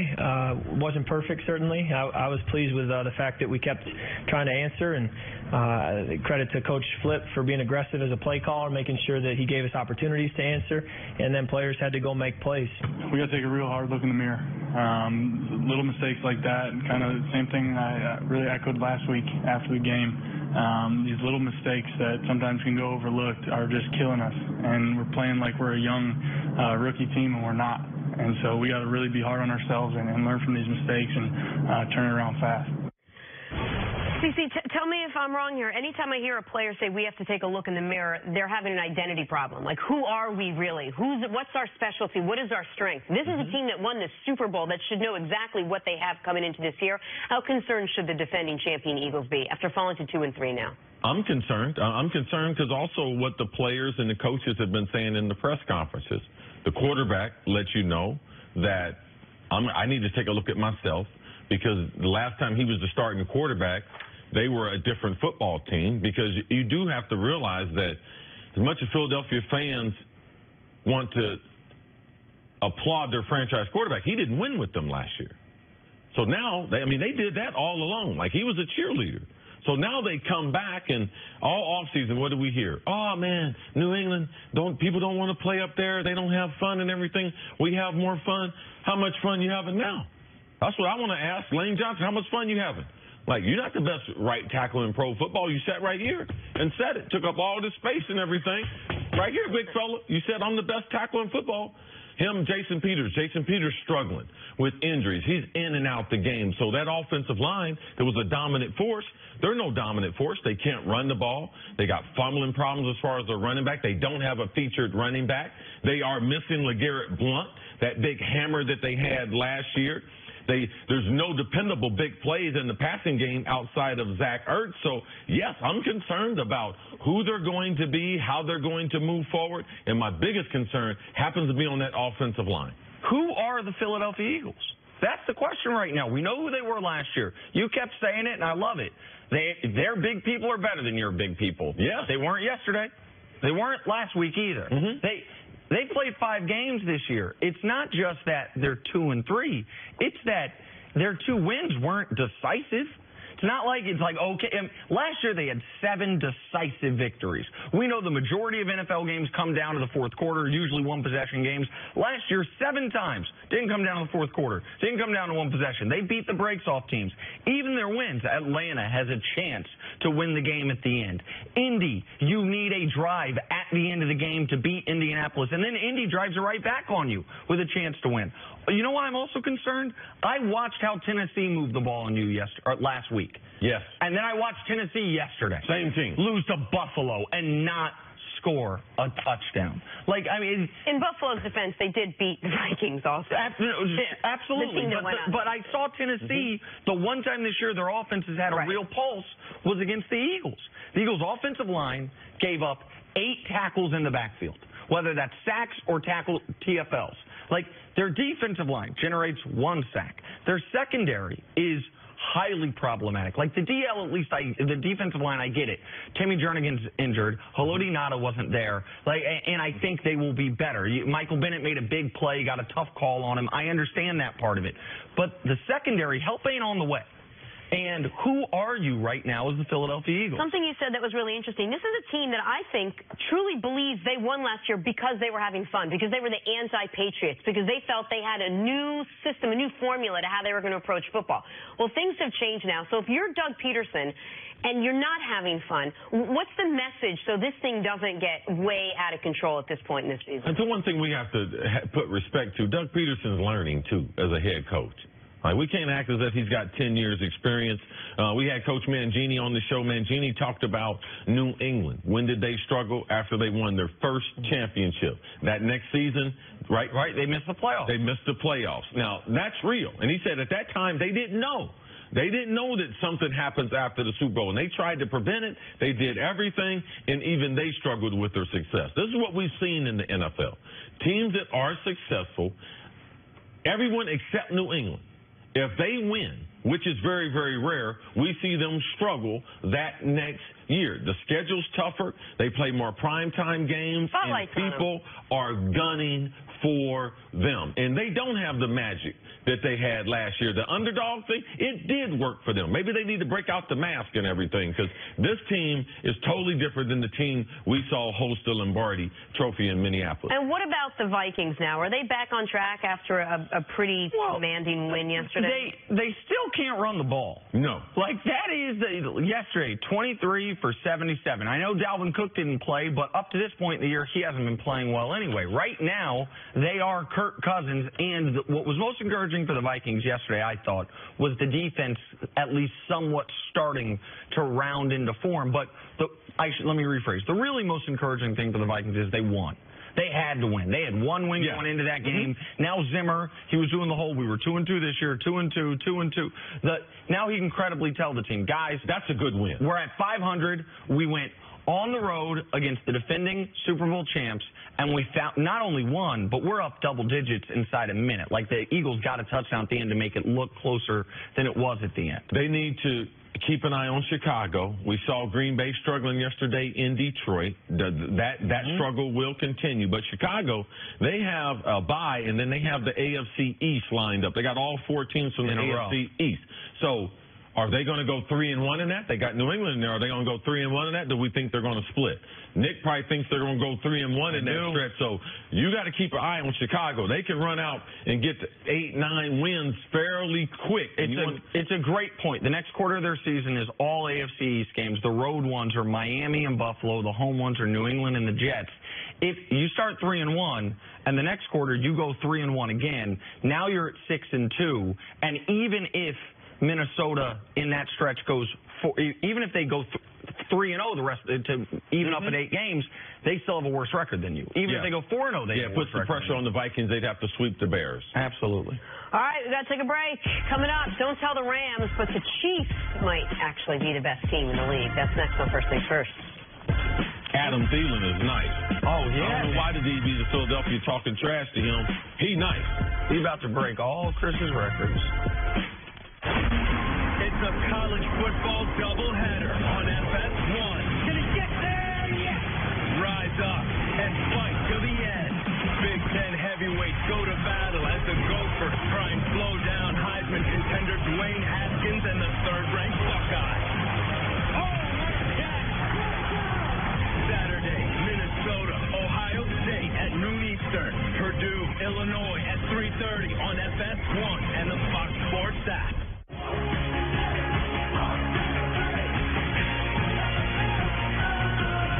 Every place offers something different and unique. How do we continue doing this like all the time?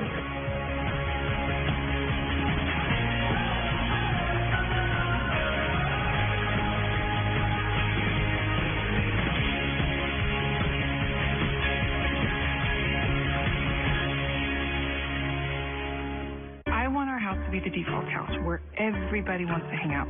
How about an LG OLED TV? It's got Google Voice Assistant built in, so you can just tell it how to set the lights, what to watch. Cool. Yeah, and when it's over, tell iRobot to vacuum up the popcorn. Wait till the dog sees it. It's comedy gold. Tell me about sound. I mean, my kids love a good explosion. Add an LG soundbar, and movie night becomes movie night. Sounds big. Well, that family just got a new superhero. Don't you get the best price booking at one of those travel sites? They tell you that, but when you book at Hilton.com, you get the price match guarantee. So if you find your room at a lower rate, Hilton is like, we're going to match that rate and give you an extra 25% off. What would travel sites do if you found a better price? That's not my problem. It's your problem. Get out of here. Wow, really felt that performance. Just acting. I'm really good at it. Book at Hilton.com and get the Hilton Price Match Guarantee. If you find a lower rate, we match it and give you 25% off that stay.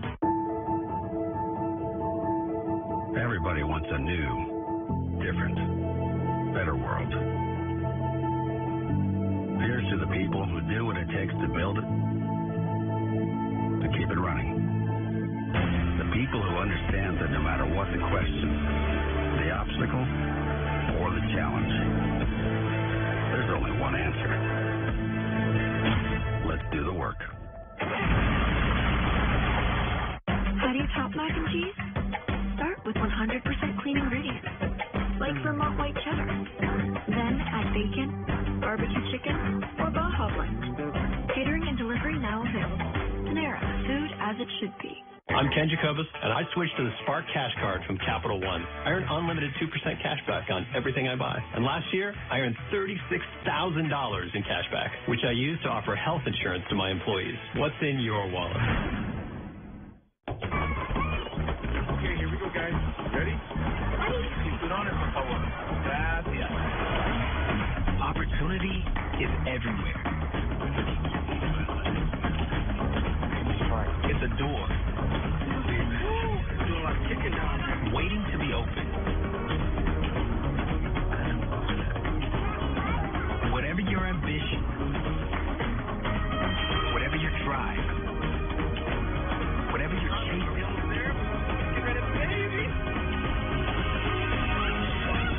opportunity is everywhere.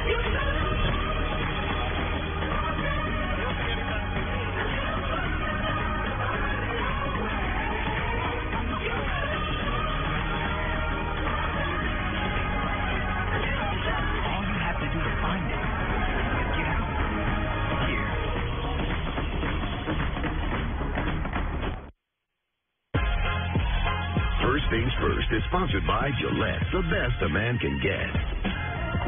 Back here, First Things First, we're now joined by former Pro Bowl linebacker, man with big takes, Bart Scott. Hey, Bart, good morning. What up? How's it going? I thought we broke up. Thanks for having me back. I'm getting nervous. You two disagree. I'm like Sam, you know what I mean? I like the I told Brian to call you. He butt dialed you. Booty call. Let's go, Bart. Let's do this. Let's do it. All right, let's talk about that AFC showdown. Butt dial and booty call. Very different things, Steve. Jags and Chiefs.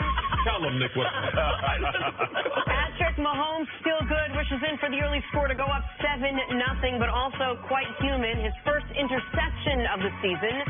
He finished with 2 on the day, 22 of 38 for 313 yards. No passing touchdowns, but not to be outdone. Blake Bortles, Bart, throws a doozy as Chris Jones takes it in for the pick six. Hold on, because Bortles, with 4 interceptions on the day, he's great at interceptions. Chiefs remain undefeated. Bart, we'll start with you. How impressive was the Chiefs win, despite what some would call a pedestrian game from Pat Mahomes? I mean, I love it because the same thing make you laugh, make you cry. So, Jalen Ramsey essentially called out the entire NFL. And then when Hill came out and made his comments, now he's in his feelings. But that's what happens when you're that type of player. It's always somebody that's got their sights on you. And I thought yesterday that Hill, it's so much team speed. And everybody in the AFC are so flawed, where Kansas City has great offense, bad defense. But their defense showed up, and people don't realize how hard it is to play in Arrowhead. I mean, I think they're the only very few teams that still have a band going live. You smell barbecue and dry rub all over the place. And they play with so much emotion. It's almost like a college atmosphere. They walked into a buzzsaw. Then they need Blake Bortles to play mistake-free football and also be able to, deliver and score in the red zone. And instead, he turned back to Blake Bortles. He turned back into a pumpkin. And that's what Blake Bortles always does. And that's my biggest concern with this Jacksonville Jaguars team is now that, because you're so brash, you're going to get every team's best. But they ran into a buzzsaw. You gave Andy Reid, and I think what they saw was a team speed on a slow surface where they can continue to be fast on a slow grass surface. You can't be fast as a defense because you don't know where all the holes and the potholes are and all the sprinkler systems. Oh, that's a great point as far as their speed because given the weather, and Nick had an extensive weather report last week. He did a little Al Roker for us, getting us ready. Let us know it was going to be raining for the most part throughout the game.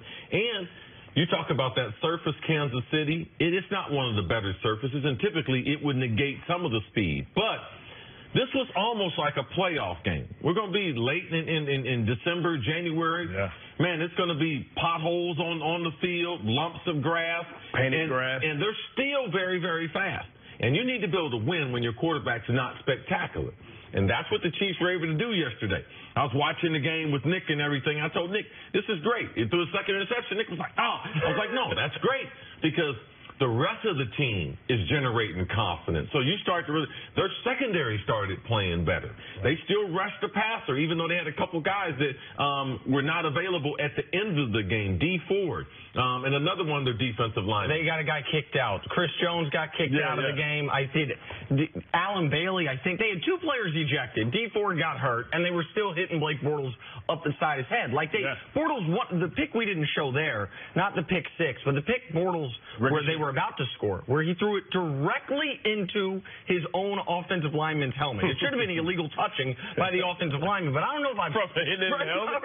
Yeah, but it is technically because he's the first guy to touch it. But the Bortles was awful. The Chiefs' defense deserves some of the credit, and Blake Bortles deserves most of the blame there. But here's what is encouraging for the Chiefs and confusing for the Jags. Chiefs 30 carries for $126 against that defense. Yannick Ngakoue, Calais Campbell. I said before the game, I thought Mitchell Schwartz might be able to neutralize Calais Campbell. This back-to-back weeks, Mitchell Schwartz has dealt with Von Miller and Calais Campbell and acquitted himself quite well. But if you're the Jags and you, like NBA guys at the press conference, are always looking at the box score. NFL guys don't do this, but I assume in the locker room where at some point they do look at a box score. You got to say, hold up. We ran for 101 on 17 carries. What? And we let Bortles throw the ball 61 times. They were gashing the Chiefs. And I understand the game got away from them, but one of the reasons the game got away from them was because of the Bortles mistakes, the 5 Blake Bortles turnovers. So this was a great win for Kansas City because they're now 3 games up on the Jags. Because they're 2 games and a head-to-head tiebreaker. It was a critical win and a dominating win without Mahomes being good. And we've seen it, Bart. You've been on a part of some teams that their dominant defense can carry them, carry them to an AFC Championship game, can carry them to a Super Bowl. But I haven't seen, in the modern era, a team win a Super Bowl with Blake Bortles. Okay?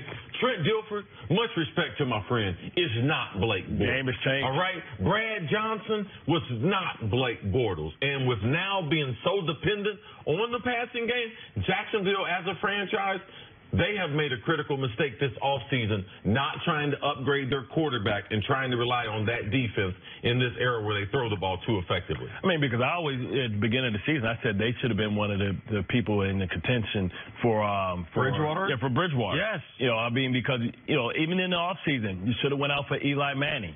I thought they had an opportunity to upgrade the position. They bought in, long term because what he did in the playoffs.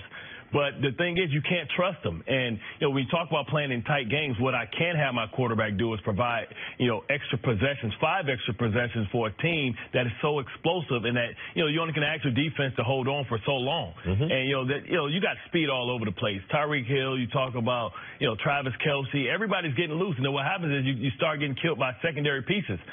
So Sammy Watkins came back. Absolutely. Smack Ramsey's mouthpiece out of his mouth. It's never in his mouth, but he got it out of there. And they you know what? They weren't bullied and they weren't intimidated by the moment because they have extreme confidence. Now you have to put an asterisk around the win because no Leonard Fournette changes that game even more because now you can stay more committed to the game. You'll get more explosive runs. But whenever you have a running back, that can get to a top speed, he has hamstring problems. Those hamstrings linger the entire year, especially now. He is better because he's playing in a hot place. He's playing in Jacksonville, but whenever they have to leave in December, November, those hamstrings tend to tighten up. He's going to be on the bike. He's going to have a heating pad on, and that's something to be, something to watch. For the second straight year, and I said it last year and people laughed, for the second straight year, the Jacksonville Jaguars are a quarterback injury away from being a contender. That's all they need. Who's the backup? He's gone, right? Right now, the backup, we looked it up this morning. Cody Kessler. That ain't great. I understand Cody Kessler ain't great, but I do know this, and I'm not going to go third rail on it. I'm just going to mention it.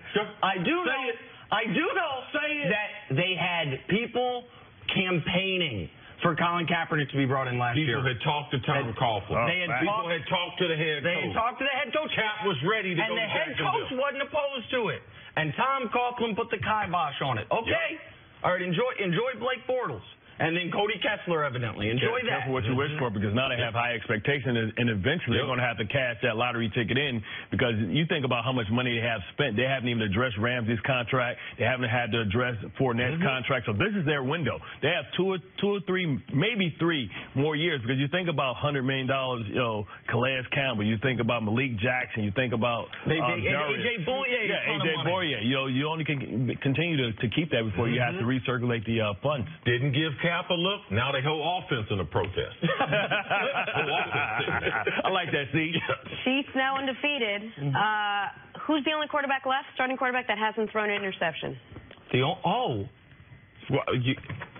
I don't know. It is Drew Brees. The only one left. Breezy. You played me a bit sweet. How did the Texans shut down Ezekiel Elliott? That's next up Oh, my gosh. First. We were getting ready to get blamed. I thought he was lost. You thought I was wrong? No, you didn't know. But you I did know. You said us. Thank you, John. Who's going to be corner like that? There it goes. Hey, Daryl. Hey, how much would you pay for something you don't want? Nothing. Is this a test? No. Do you like getting stuff you like for free? Yes. This feels like a test. It's not. Get 6 months free Apple Music on the network you deserve. Now get up to $300 off our latest phones. Today's Best Western rewards you in a flash. Get a free night pass with points that never expire at over 4,200 hotels worldwide. And get double rewards points on every stay. Book now at bestwestern.com. The challenges facing the country never stop. So neither does the U.S. Army. We train, adapt, and get smarter. Every soldier, every unit, every day. Not to keep up with change, but to drive it. Nobody knows what problems tomorrow will bring. But we do know who will solve them.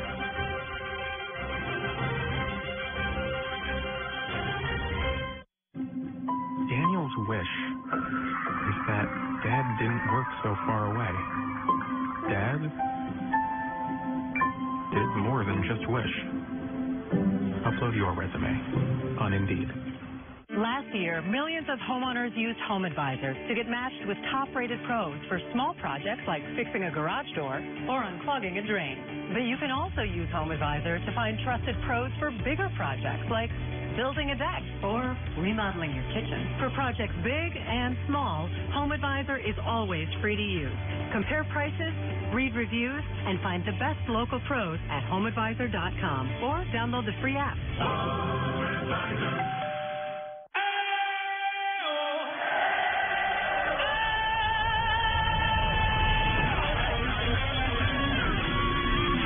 Now, the operatic section comes in. The operatic section, yeah.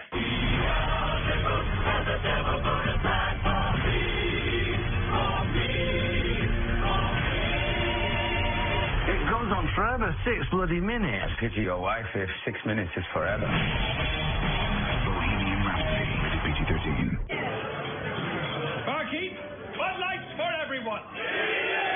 Actually, I prefer an iced mead. Barkeep, Bud Lights for everyone and a mead. Is it autumnal? Bud Lights for everyone and one autumnal mead. Is it malty and full-bodied? Because I like malt. Cancel that mead. Bud Light, for the many, not the few. How do you top mac and cheese? Start with 100% clean ingredients, like Vermont white cheddar. Then add bacon, barbecue chicken, or Baja blend. Catering and delivery now available. Panera, food as it should be.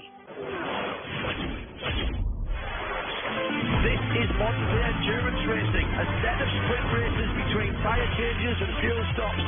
It has definitely heated up inside the cockpit. If at this moment you don't feel a twinge of excitement, if your heart is not beating a little bit faster, then you have no place calling yourself a motorsport fan. It's time! Let's go sports car racing! When you design a shirt to be worn untucked, really tall, bigger guy, you do it for everybody. Broad shoulders, all shapes and sizes of people, all shapes and sizes of untucked. I don't think I really have any. We fit all men at the perfect length. More more than 50 size options. For everyone yet to experience the all shapes and sizes fit of Untuck It, we say, untuck yourself.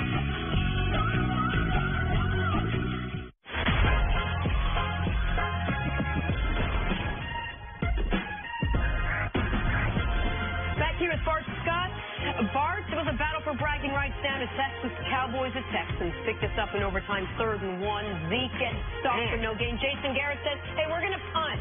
And that decision would cost him as Deshaun Watson finds DeAndre Hopkins for the 49-yard gain. Oh, like a loaf of bread, CC. Yeah, he got huge hands, though.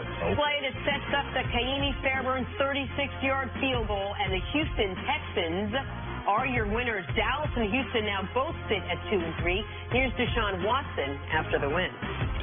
He's a playmaker. He's one of the best, if not the best receiver in the NFL, so we rely on him.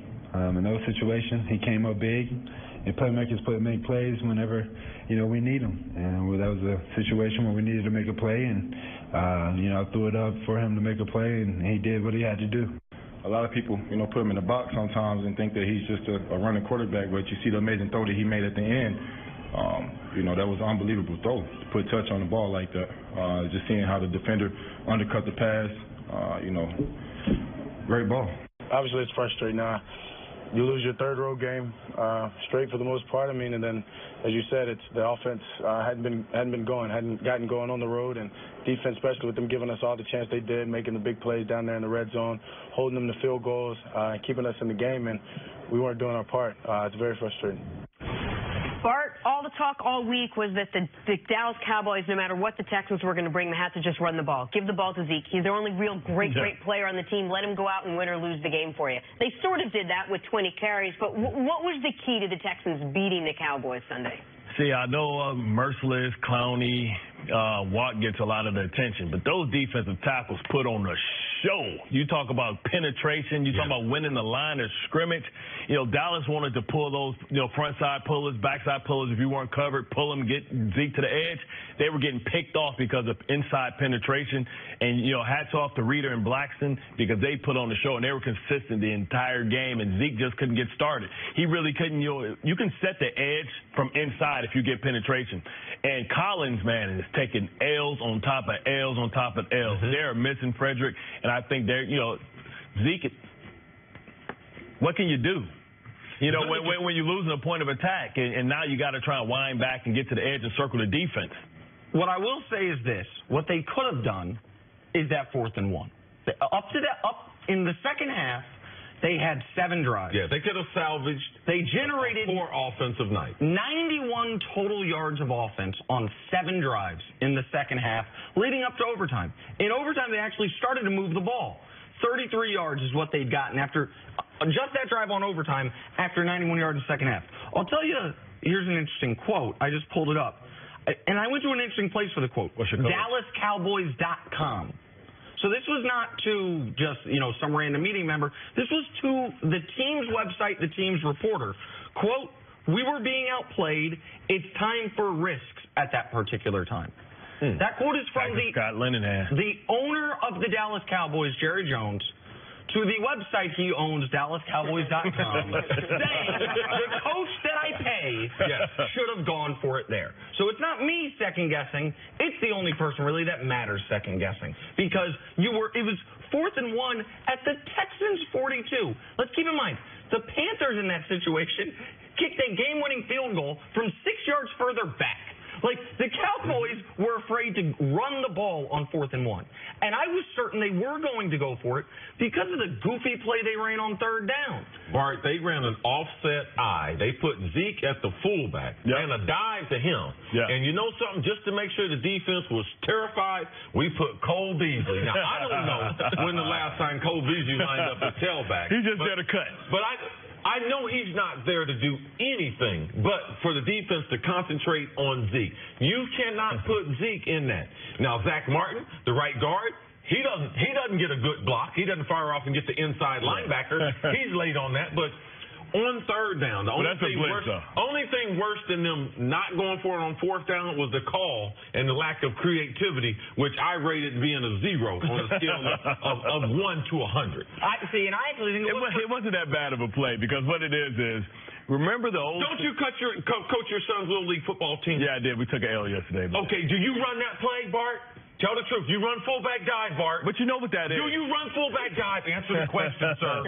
It's in the repertoire. But let me explain to the viewers really what that play is. That's pretty much a quarterback sneak with the fullback, which is your tailback. And what they do is you try and get the double team, and it's a trap. So you try and get them to run to the bubble. Remember to see how the Seahawks used to run that play, and also the Bart, you're getting too technical for me. Well, what's the fullback that Aaron Rodgers used to have? Coon. Oh yeah. Yeah, that was his play too. And Him also or Moose Johnson. Yeah. So also that was the dive pitch option type of option. Right. So Dak had the option to pull it out of the belly and then have the speed option what about on the outside. Austin? Put a guy with some speed. Instead of Cole Beasley. Well, you can't trust him. He hasn't made a play in his life. Okay, but do you agree, it is, Bart. that play is going to get you... It's one of three outcomes. Well, that was creative. 0 yards, 1 yard, or 2 yards. Yeah. Like, the only way you can justify doing that, to me, is if you've made the decision we're going for it on fourth. So if you run a play that you know you can't lose yards on because you're not going all the way in the backfield, you think maybe we can pick it up. If we don't pick it up, we'll probably pick up half the distance and then go for it. What about the owner who 2 weeks ago said, my quarterback is a cross between Jared Goff and, let me throw it. Cam Newton. So where's that guy at? So that's Troy Smith, right? Well, your boy. No, I love Troy. I love Troy. The point being, why not let him try to sneak it? Oh, I got to apologize to a former Erica. My bad, Troy. I'm just playing, man. I'm just having fun with Steve. But like, he had a great career in the Canadian League. You're unbelievable. Stay focused. Okay. Sean McVay, who knows what he's doing. Yeah. Jared Goff, who is not as physically imposing as Dak. Yeah. In a game they were winning to run a quarterback sneak. The Dallas Cowboys don't trust Zeke to run a typical run play. We got to trick him. We got to do some goofy, put him at fullback. You can say it's a fine play. What I know is this. It's the type of play you run if you think we can't just beat you. We can't win. We got approximately, let me check my notes, I told you it was taking the mails inside. $1.2 billion in the offensive line. You got the best running back in football, straight running. We can't just run a regular handoff to him. And then we got to have the option to pitch it to Cole Beasley. And then you punt it on fourth down. What's your best case scenario on punting on fourth down? You get it back with 3 minutes left in overtime, trying to drive the field. 2.5 minutes. Right. You hadn't done that all game. When you hadn't done it, their one touchdown drive came after the Nuke fumble when they only had 16 yards to go. Because you mentioned, Bart, the Texans' tackles deserve credit. Yeah. The Cowboys' defense deserves credit. Yeah. The Texans had the ball. They ran 9 plays inside the 5-yard line, came away with 3 points. Yeah. They were in the red zone 6 times. They scored 1 touchdown. The Cowboys defense, Jalen Smith was flying around, and they can't get to 17 points in regulation. Yeah. Not 17 points. I can't allow you to get away with the John Kuhn thing. The reason why the John Kuhn thing worked because didn't nobody think he was going to get it. I mean, the other man surprised was they're not going to give it to him. Same with the Moose Johnson thing because you have Emmett If they would have had Cole Beasley at fullback and given it to him, I'd have been like, all right, I understand. I'm surprised. I get it. Well, that was a great play. They blitzed the gap, and it's always a bubble somewhere. They blitzed the gap and got penetration. So yeah. But I guess my question is this, real quick, and I'm sorry. Bart Strong. If you're on defense, let me ask you this: Merlot, don't be hating. As a defensive player, if you see Zeke Elliott lining up at fullback and Cole Beasley at tailback, and you're right before the snap, you got to guess.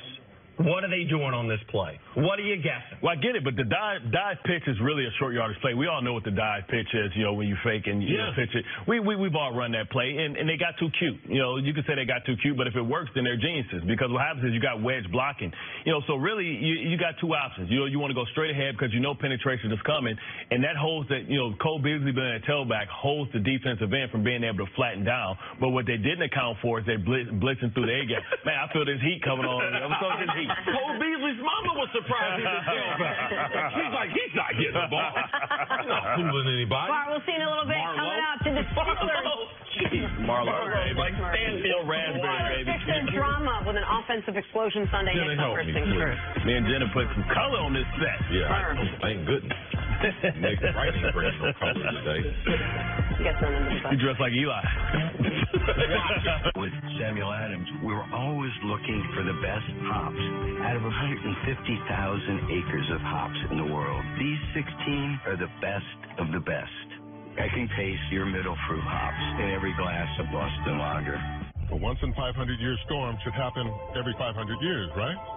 Fact is, there have been 26 in the last decade. Allstate is adapting with drones to assess home damage sooner.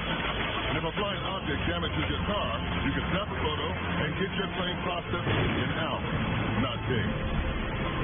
Plus, Allstate can pay your claim in minutes. Now that you know the truth, are you in good hands? How do you top mac and cheese? Start with 100% clean ingredients, like Vermont white cheddar. Then add bacon, barbecue chicken, or Baja blend. Catering and delivery now available. Panera, food as it should be. What if numbers tell only half the story? At T. Rowe Price, our experts go beyond the numbers to examine investment opportunities firsthand, like e-commerce spurring cardboard demand, the pursuit of allergy-free peanuts, and mobile payments reaching new markets. This is strategic investing, because your investments deserve the full story. T. Rowe Price. Invest with confidence. I'll be right back. With moderate to severe Crohn's disease, I was there. Just not always where I needed to be. She all right? I hope so. So I talked to my doctor about Humira. I learned Humira is for people who still have symptoms of Crohn's disease after trying other medications. And the majority of people on Humira saw significant symptom relief, and many achieved remission in as little as 4 weeks. Humira can lower your ability to fight infections, including tuberculosis. Serious, sometimes fatal infections and cancers, including lymphoma, have happened, as have blood, liver, and nervous system problems, serious allergic reactions, and new or worsening heart failure. Before treatment, get tested for TB. Tell your doctor if you've been to areas where certain fungal infections are common, and if you've had TB, hepatitis B, are prone to infections, or have flu-like symptoms or sores. Don't start Humira if you have an infection. Be there for you and them. Ask your gastroenterologist about Humira. With Humira, remission is possible. Sunday, the NFL is on Fox and the Fox Sports app. Look, isn't that Frank Thomas? The big hurt. More like the big hunk. Wow, Frank Thomas. Hi, how's it going? Good. You look like you could still be playing. That's what I said. Well, I am feeling stronger and leaner. So, Frank, what's your secret? I discovered Nugenics. I wish my husband did. It's easy. Just send a text. If you're a guy over 40, text 42424 and enter the word WORK to get a complimentary bottle of award-winning Nugenics, the #1 selling free testosterone booster at GNC. Nugenics is a unique man-boosting formula powered by Testofen, a patented key ingredient clinically researched to help boost your free testosterone levels, to help you feel stronger, leaner, with more energy and drive, more passion, too. Here, try a bottle. And trust me, she'll like it too. Text 42424, enter WORK, get a complimentary bottle of Nugenics. Samples are not available in stores, so text 42424 and enter WORK. Have you missed any episodes of Last Man Standing on Fox? Am I wrong, or is it like way better on this network? Well, you can watch them anytime on Fox Now and Hulu. And don't miss all new episodes, Fridays at 8, 7 Central on Fox. On Thursday, Carson Wentz and the Eagles battle Saquon Barkley and the Giants in a fierce divisional showdown. It all starts at 7:30 Eastern on Fox, NFL Network, and streaming on Prime Video. Fly, Eagles, fly. We're going to get to the Steelers, Falcons in a second. First, I go. Watch it. I go with the winner. Denzel wins the Baylor. I'm a fan of Denzel. Spectacular catch against Kansas State. Look at that. Mistimed his jump, Nick, on his way down, able to hold off the DB a little bit. When the DB backed it into his hand. DB made it good. That's the DB's parents, because you can't fight DNA.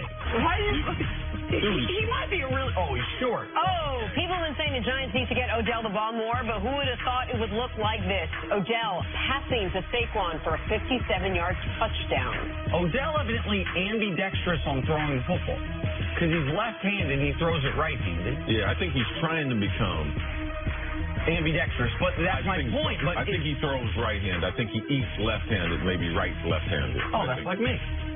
Yeah. Well, he's probably not as weird as you, but, you know, yeah.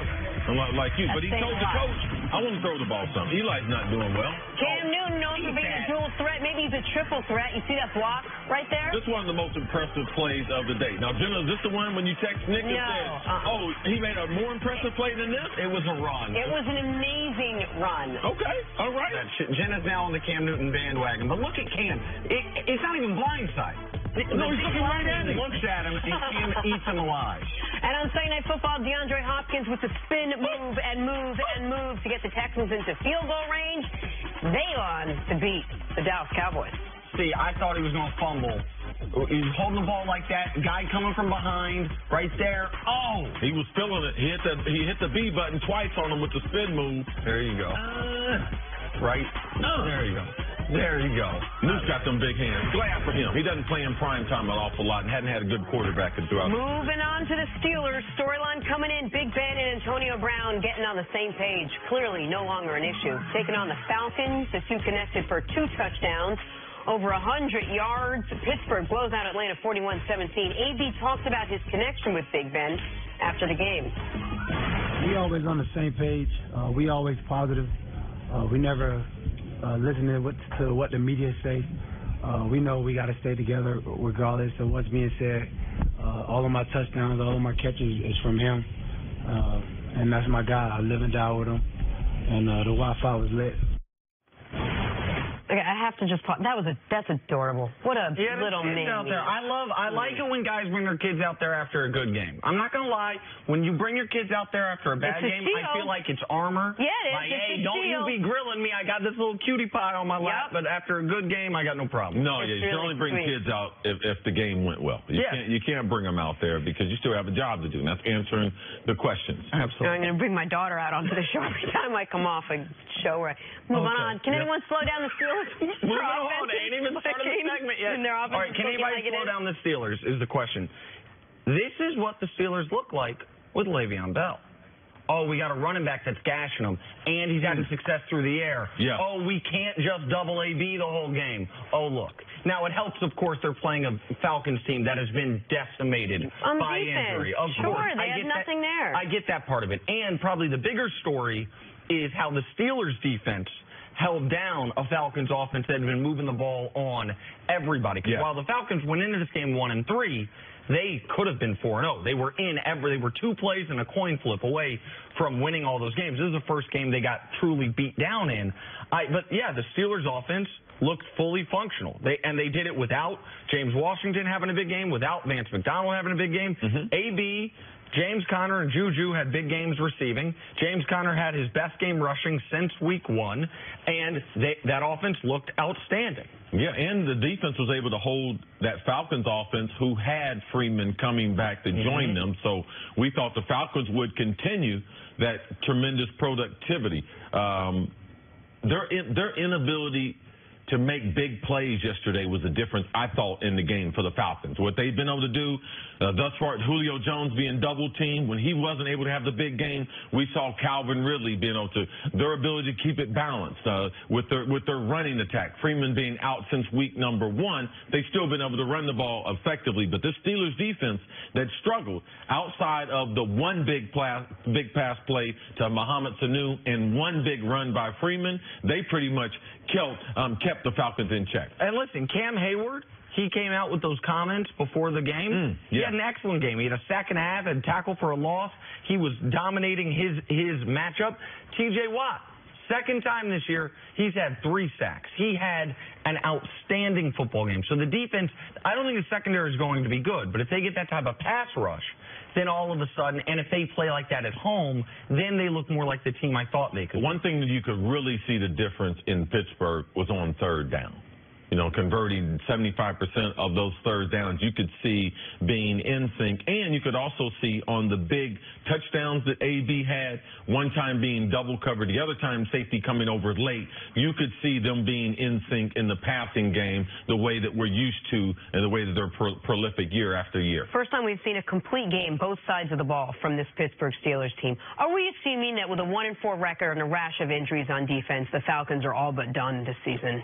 And we think that that's probably the toughest division in football. We believe Tampa is going to be able to continue having some type of success with Jameis coming back, taking over the lead there. And we know New Orleans, who happens to play tonight, and Carolina with the win over the Giants yesterday, we know that they'll both be fighting for a playoff spot. So it's a tough year for the Falcons. Never in the NFL do you blame it on injuries, because we've seen teams year after year overcome injuries, but I can mention it for them. It's hard to overcome the defensive losses that they've had. It's over for the Falcons. It's unfortunate. This is a team a lot of people thought could build on what they had last year if they just got the red zone stuff taken care of. They appear to have the red zone stuff taken care of, and the injuries have ruined them. The optimism for the Steelers rests on this. There's been 2 games this year that their backup running back has had Le'Veon Bell-style production. The first game of the year that they were able to get a tie despite 6 turnovers, and yesterday when they dominate the Falcons. When the Steelers have a balanced offense, they are very tough to beat. Yeah. And so now they only have one more game, assuming Le'Veon was not lying to Jeremy Fowler. They only have one more game without him. They play next week, then they have a bye.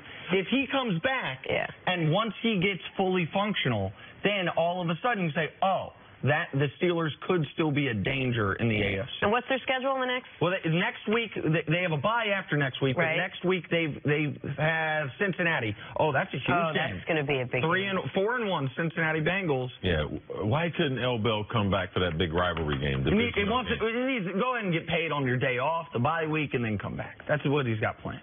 That's what he's got planned. So we think. Career success. Coming up, who's to blame for the Packers' loss on Sunday? Wait till you hear. Next on First Things First. Who'd Aaron blame that thing on? I know he ain't taking it. That's Mangini's fault. I got someone to blame. Their danger straight in the eye and barely even blink. NHRA countdown to the championship. Carolina National. Sunday at 2 Eastern on FS1.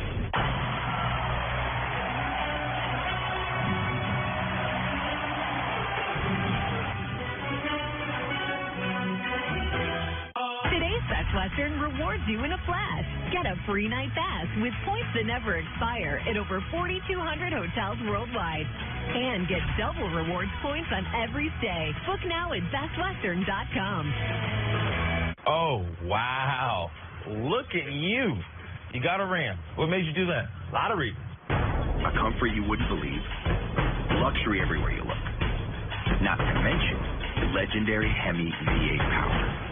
Maybe I should switch. More people are switching to Ram trucks than ever before. And now get $1,000 bonus cash if you make the switch during Ram Power Days.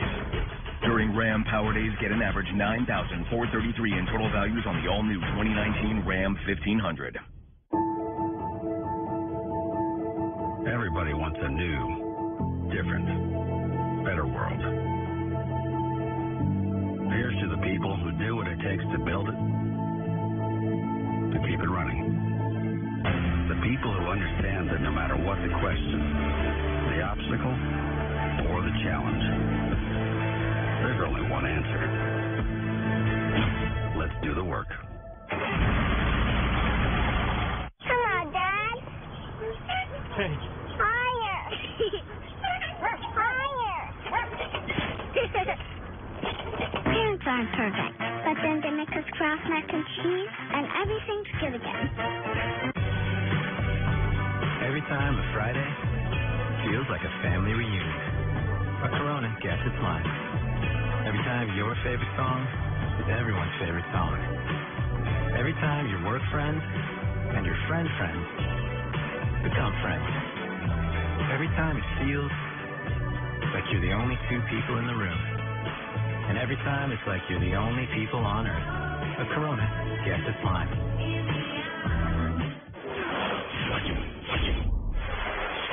This is once the endurance racing, a set of sprint races between tyre changes and fuel stops.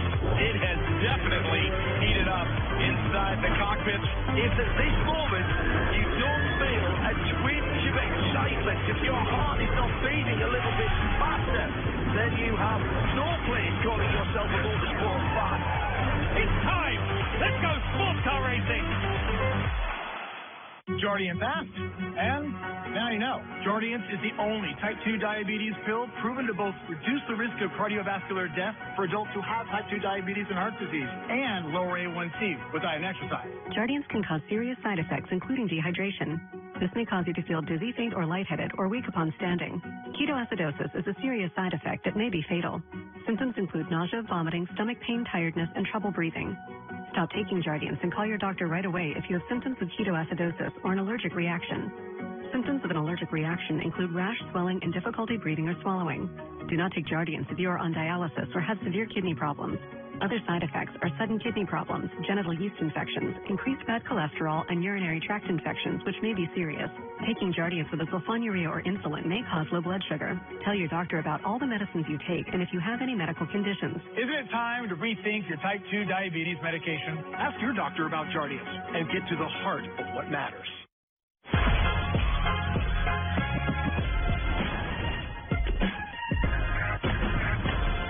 Here, first things first, we are going viral. The Red River Showdown between Oklahoma and Texas lives up to the hype. The Longhorns were up by 21 points entering the fourth quarter. I thought this was all but over. Sooners made a furious comeback to even the game. Take a listen to our Gus Johnson on the final play. Oh, yeah. A child shall lead. Cameron Dicker from 40 yards away for University of Texas. Red River immortality. Earthquake! He hit it! Dicker! The kicker! Thank the Lord for people like Gus Johnson. Blessing us with the it's fantastic. That's why Gus is the so greatest. Good. So good. The greatest. Our friend Joel Klatt, I really think, is the best college football color guy, and he gets overshadowed at times because Gus is out there. What are you going to say after the child shall lead? Child shall lead. University of Texas. Red River shootout. Yeah, immortality. But there's a caca with Dicker, the kicker. It was perfect. I'm going to pull the curtain back a little bit. Gus's and Joel's spotter is a guy named Scotty. He goes with him all the games, does a great job. I know Scotty a little bit. We had a drink with him when we were in Ohio for the game. And Scotty is Gus's man. Scotty's Gus's guy. And I just know during the break, I'm guessing, I don't know, that Scotty was like, you going to do the line? You going to do the line if it's the kick? You got to do the line. You going to do the line? I'm going to do it. You're going to do it? You sure you're going to do it? I'm going to shoot. And then while he's getting him, I'm going to stand up real quick. This is another thing that's known to happen. CC's Gus. Scotty's out here. Do it, Gus. Do it, Gus. Kicker. Gus kicker. And so Scotty doesn't get a lot of cred behind the scenes, but he's part of the magic that happens there. That's awesome. That was a great game and a great call. Yeah, that's a way to get a couple free licks in on me, too. We'll run that segment back at 9:15. Well, good for Tom. 9:15, I'll be hitting back. Time for stories to start your morning. Big AFC showdown. Jags and Chiefs. Patty Mahomes rushing for a touchdown. Also threw 2 interceptions. Chiefs win 30-14. They remain undefeated on the year. Nick, how impressive was the Chiefs win despite a pretty pedestrian game from Pat Mahomes? Oh, it was impressive for the team because now they've shown a whole lot of different ways to beat you. Yeah. We want to jump out early. Check. A quarterback play great. Check. Come from behind win. Check. Quarterback turn the ball over. Doesn't play great. Our defense and running game will beat the brakes off you. That was a game that was not even as close to final score. 30-14. They were up 23-0. This game was over. Both those interceptions, too, weren't Patty Mahomes' fault. The first one was his fault. The second one, him and Tyreek Hill, a little miscommunication. Nick, I've been going over this with Nick. About 60% of all interceptions are partially to blame on that wide receiver. He and I were watching football together yesterday. We see one pick that's a receiver's fault. He says 50% of interceptions are wide receiver's fault. And we see another one. He's like, I've been telling you 55%. And now today we're at 60%. You work the numbers. Good thing we don't have a 6-hour show. Rams and Seahawks, 100%. There was no stopping Todd Gurley, who ran for 3 touchdowns. Rams win this one 33-31. They remain undefeated. CC, have the Rams cemented themselves as the best team in the NFL? I think so. This was a quality win for them, a divisional opponent who they embarrassed last season. So, Seattle, they play a lot better at home. They respond this year after that embarrassment, and it was a tough football game. You want to be able to win these types of divisional games and not play your best football. Impressed with Jared Goff, how he led this offense without 2 of his weapons, Kupp and Brandon Cooks, both out of the lineup with concussions during the game. If the Rams aren't the best team in the league, they're the second best team in the league, and it's very close. They and the Chiefs right now, I think you can make an argument for either one.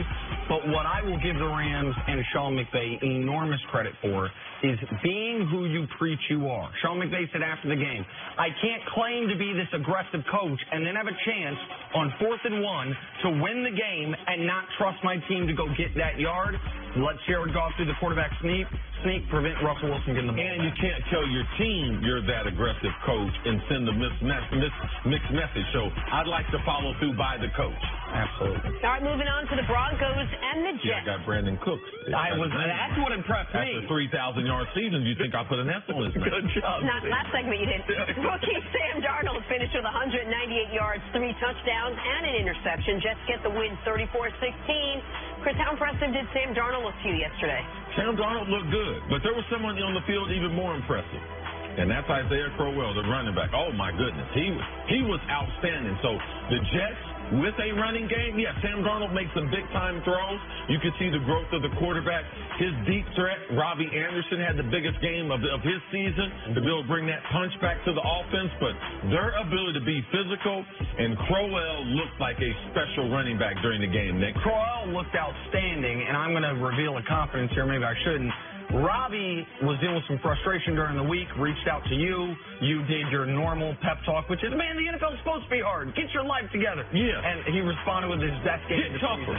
And so Robbie Anderson was good. Crowell was outstanding. Same thing I tell you. All the time. And Sam Darnold, I told you. Your feelings are not my problem. You guys laughed at me last week. Love that. I said Darnold's due for a good game after 3 bad ones. Yeah. He had his good game. Darnold's not going to have all bad games. It was a good game against a tough defense. We literally had a whole conversation while you were talking. I'll just keep going. Sorry about that. Through it. Hey, not sure anyone saw this coming. Packers and Lions. Aaron Rodgers spent the week complaining about his offense. Might have a new gripe. Mason Crosby, the kicker, missed 4 field goals and an extra point to leave 13 points off the board. Rodgers didn't help, lost a pair of fumbles. The lone bright spot, he did finish with 442 yards and 3 touchdowns. One here to Devontae Adams, but it wasn't enough. Lions win. Green Bay now 2-2-1. Here's Aaron Rodgers after the game. I gave them 10. We missed field goals, obviously, and had a turnover on the 1-yard line. You put all that together, that's a lot of points we gave them. And mine were important. We held them a field goal to one time and then gave up a touchdown before the half in a 2-minute drive. So I got to play better the first half. Second half got in the groove, but myself and our offense got to put together a full game one of these days. All right, Nick, do the Packers have serious problems, or was Sunday loss just because of the kicker? No, Nick and I believe they both have problems, not only with their kicker, who has been so consistent, and he's one of the few kickers that has some job security. But Nick and I, we worry about Mike McCarthy. Man, does he have job security? Oh, because if he does, he shouldn't. He shouldn't. And the reason why is Aaron Rodgers sends out a message last week, and that wasn't just a message to the media. That was a message to the organization, talked about the play design, talked about them not getting Adams the ball, and then they have a week of practice where he got 3 of his top 4 guys who aren't going to practice. Now, Aaron Rodgers is the most talented quarterback in the NFL, but you need to throw to someone. And when you can't practice with players, it just carried right over to the game. And this first half of the game, they looked like they didn't spend any time at practice. There was no type of in-syncness as far as Aaron, his reads. Aaron looked like he wanted to be someplace else, so I was totally shocked. This looked like a team that was not motivated when they took the field in Detroit. What does Mike McCarthy do well? I'm just offensive asking. play design. Okay, in theory. At no point am I like, man, thank God for that brilliant schematic edge Aaron Rodgers got this week, or else he'd have been screwed. I know Mike McCarthy a few years ago thought he was getting too heavily criticized, and he came out and defended himself, and he said, I've accomplished a lot in this league. I'm a good coach in this league. Okay, well, show me. Because what I see is a team that can come out unprepared. I don't put the field goals on him. Obviously, listen, Crosby's been a good kicker in this league for a decade. He had a terrible game. I don't put that on Mike McCarthy. But what about it? Mason Crosby wasn't playing defense. Mason Crosby wasn't playing punt return. Like, what about all the simple errors? Like, okay, you're not a defensive coach. Aaron Rodgers is your quarterback, so the offense, while you can help, it's mostly taken care of. Are you detail-oriented? Are you a team that's super buttoned up, never comes out flat? I'm just asking, because I know this. Ted Thompson lost his job. And so they decided the team was underperforming enough to where we need to make a change at general manager. They changed the general manager and changed several of the coaches. They changed the quarterback's coach, Alex Van Pelt. Okay. All right, so listen, you're 2-2-1. The Vikings are struggling. The Bears, they still have questions at quarterback, even though I know Trubisky had that huge game. They were off this week. All right, get it together by the end of this year. Because I think it's the last 47 games, the Packers are 23-1. It's over some giant sample. It might be 47 games, it might be 49 games. But they're a 500 team with the most talented quarterback in the league. I know he missed some of that time. Okay, Mike McCarthy. Like, the seat's getting warm. We talk about Jason Garrett underperforming, and I understand that, but he hasn't been dealt a full deck at quarterback or at the wide receiver position. Like, if I'm running the Packers, I have this conversation, which is, if defense is what has killed us for years, and Rodgers is our quarterback, does it make sense to have the head coach be an offensive guy?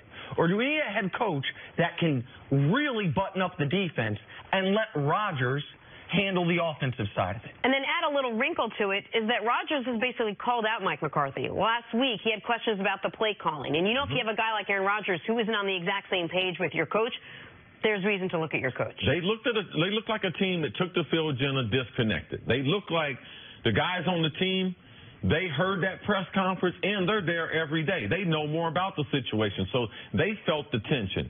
Aaron Rodgers with an offense that's depleted during the week. So what kind of chemistry do you think that they had during the week? He's throwing to practice squad guys. And let's not forget what Aaron Rodgers said this summer about his friend Jordy Nelson. Man, it'd be awful nice to have Jordy Nelson around here. And I got all these other guys I got to work with. So we got to keep our eyes on the situation there in Green Bay. Because that team yesterday, that's not the type of team that needs to be in the playoffs. And their leader for me the first 30 minutes, he looked like he was not motivated to play football there in Detroit. You can't go into a game and get out-coached by Matt Patricia in his 5th game as an NFL coach.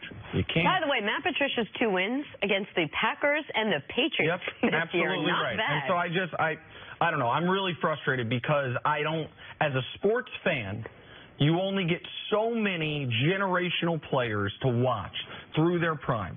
And when you feel like one is being squandered, it is frustrating. And I feel like that is what we're dealing with right now with Aaron Rodgers and the Packers. All right, we're going to take a break. Coming up, does Odell Beckham have a right to be frustrated with Eli and the Giants? That's next on First Things First. You can be frustrated. Just don't tell anything. You know? Or at least don't tell us. Yeah, I make Nick feel like he doesn't know. You make me want to be a better person. That's one of the reasons why I love you. But if this is going to work, you need to believe it too. The Resident is all new then.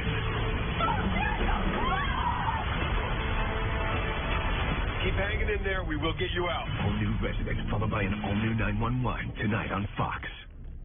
So you're telling me that I can surf the web on this refrigerator while I'm cooking? The Samsung Family Hub. And with the Ring doorbell, it shows you who's at the front door. Add Total Tech Support, and we'll make sure it always works for you. Who's the genius who dreamed up a refrigerator that shows you how to cook a souffle? And what else does it do? Does it tell me when we're out of milk? Actually, it tells your phone. No way. Yeah. It's pretty cool. I need one of these. Yes, you do. Before there could be a nation, there had to be people willing to fight for it, to take on the world's greatest challenges, whatever they might be. So the U.S. Army masters not only tactics and strategy, but also physics and chemistry. We make battle plans and create breakthroughs in medicine, science, and engineering. Our next mission could be anything, so we prepare for everything.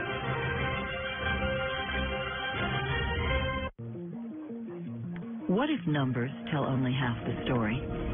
At T. Rowe Price, hundreds of our experts go beyond the numbers to examine investment opportunities firsthand. Like a biotech firm that engineers a patient's own cells to fight cancer. This is strategic investing. Because your investments deserve the full story. T. Rowe Price. Invest with confidence.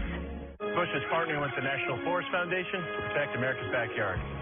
And you can do your part just by cracking open a bush. Cool. Doing my part. For the trees. Racing isn't the only thing on my mind.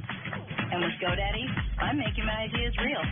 When I created my business, I needed a way to showcase it.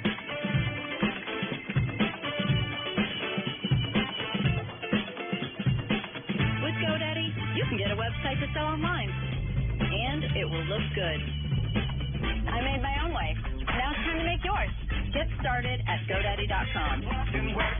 Just like it should. Love makes you do crazy things, like sneaking the triple-double crunch wrap into the theater with double the layers you love. Careful, that double crunch may land you in movie jail. The $5 triple-double crunch wrap box from Taco Bell. Where's Gary? Saved money on motorcycle insurance with Geico. Going up the country. Later, Gary. Buy the motorcycle. Wonderful.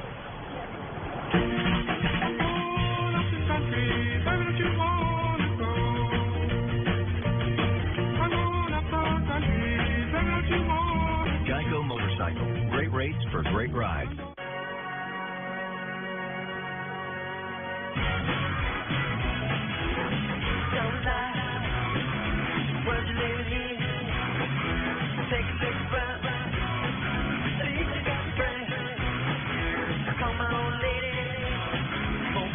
The new Capital One Saver Card. Earn 4% cash back on dining and 4% on entertainment. Now when you go out, you cash in. What's in your wallet? On Thursday, Carson Wentz and the Eagles battle Saquon Barkley and the Giants in a fierce divisional showdown. It all starts at 7:30 Eastern on Fox, NFL Network, and streaming on Prime Video. So loser leaves town match for the Giants.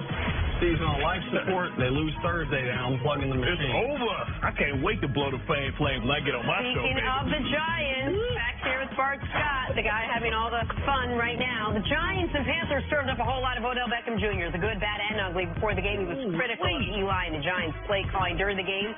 He did Eli's job. He saw that touchdown to Saquon Barkley, longest pass play for the Giants all season. In the fourth quarter, first touchdown catch, Eli to Odell, pulls the Giants to within 3, less than 2 minutes to go. Saquon scores on the 15-yard pass, and this was all but over. Oh, hold on, because Graham Gano said, I can use this, from 63 yards out at the buzzer. Panthers win 33-31 after the game. A heated head coach, Pat Shermer, addressed the Odell situation. Listen, I'm going to answer all the drama questions right now, and I'm going to go back to what I said. All right? I addressed it with Odell. I addressed it with our team. I publicly declared that I didn't agree with his comments. And I asked anybody that was interested, if they wanted clarification, go to Odell, because he's a big man. Now, I'm not going to give the public a pound of flesh on this, right? That would make me small, not strong. And these are the kind of things, in my opinion, when you have the locker room that we have, that will help galvanize them, because the locker room took care of it. And that's all I'm saying on it. Finito. I'm trying to be a leader. This is a position that I've never been in. I'm trying to grow I'm learning on the way, so I'm on the fly. But I'm proud of where we went today. We gave it all. We came against adversity, calls here and there. And, you know, we can never rely on the refs to win the game, but there was calls here and there that were questionable or this and that, and we kept fighting. And that's all I could ask for. Ladies and gentlemen, Bart Scott doesn't often take notes. He brings this gigantic iPad out, and then he types a bunch of things. He wrote notes for the first time during that segment, and your reaction was priceless. So please tell the audience what was going through your head. Let me fan the flames. I hate some flames. Pat Shermer was big mad yesterday. Big mad. I held him accountable. Ain't nobody held Odell accountable since he been there. That's the problem. They should have nipped this in the bud when he was a rookie over there making love to the net or whatever the hell he was doing and urinating on the ground, allegedly. You know, like, come on, man. Like, I'm trying to be a leader. I'm learning on the fly. I put right here, Chris Carter School of Leadership. You need to pull this dude aside. I know you got Robbie Anderson in check, but somebody need to put this dude in check. He ain't answering my calls no more. How do you do I don't know, that? man. Too much of that sulfur soaking in for that head and shoulders, man, damaging his brain cells. Can I have a question he ain't real figured quick? it out. All right, since, You're killing me, Petey. Hold on. Since evidently Odell's going to get fried today on every show on every network, let me ask you this. Did it appear that his pregame comments hurt the Giants? Yeah. How? Because, let me tell you something, if you want to be a leader, now you got to address and fix all these relationships. Now, it's great if you win, but now you lost by a 63-yard field goal. The same thing that ruined their season last year, remember? It was a loss after the Philadelphia Eagles. You're 1-4.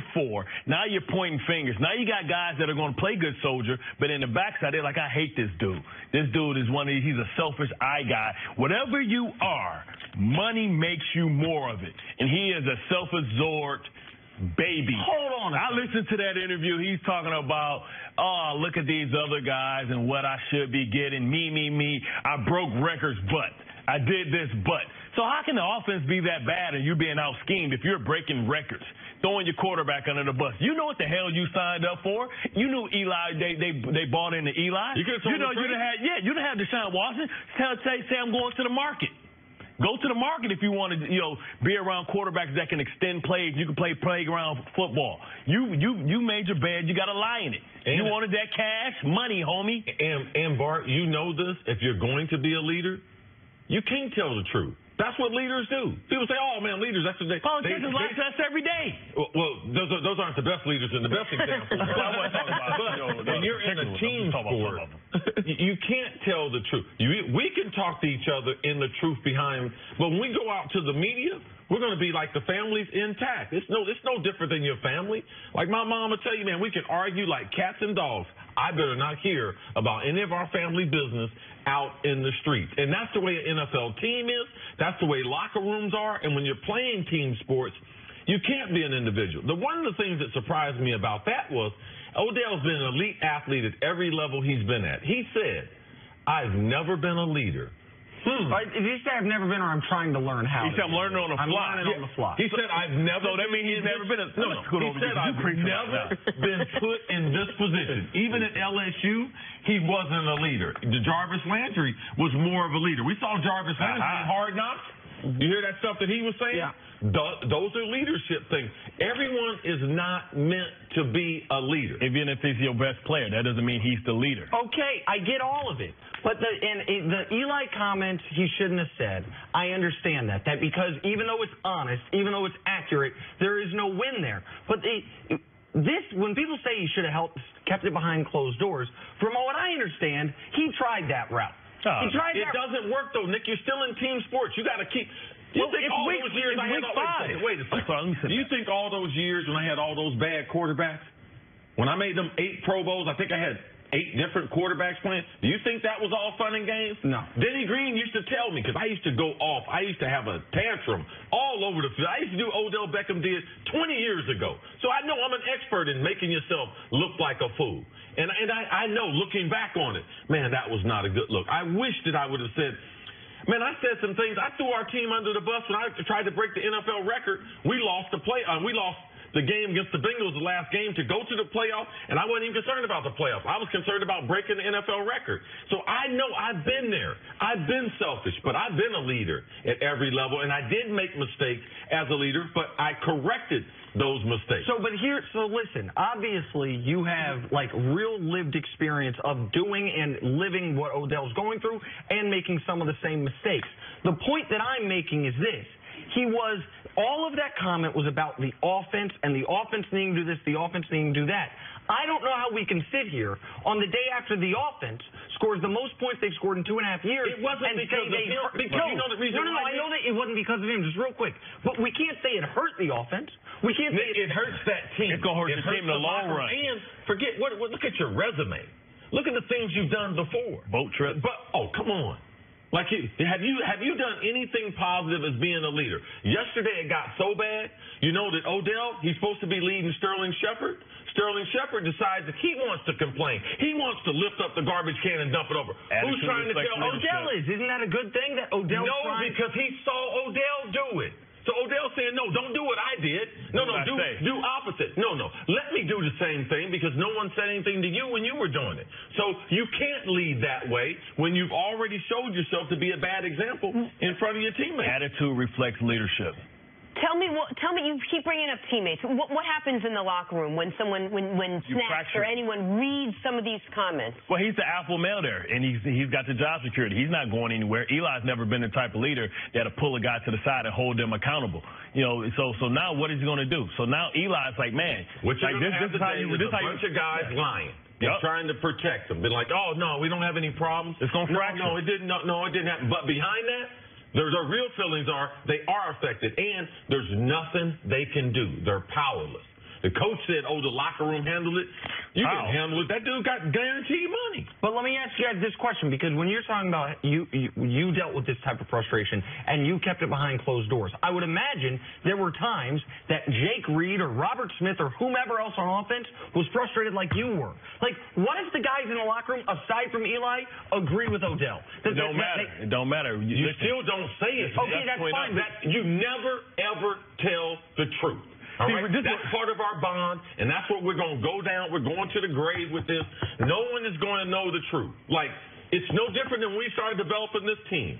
We are a lot better than we were last year, and you guys know there were segments last year that you wanted to scream, pull your hair out, but you didn't go and tell no one, all right? You wouldn't let nobody know that. You wouldn't let that people on the TV see that. Why? Because you're on the dang on team now, and the team becomes more important than your individual feelings. What are you knocking about? I'm not, because real men go address people face to face. You don't be passive aggressive through the media. You don't air your dirty laundry out with the media. You got a problem with the offense? You go knock on the door. You have a man-to-man with the head coach. Like, yo, I'm not being used. But we got to figure some things out. It didn't happen.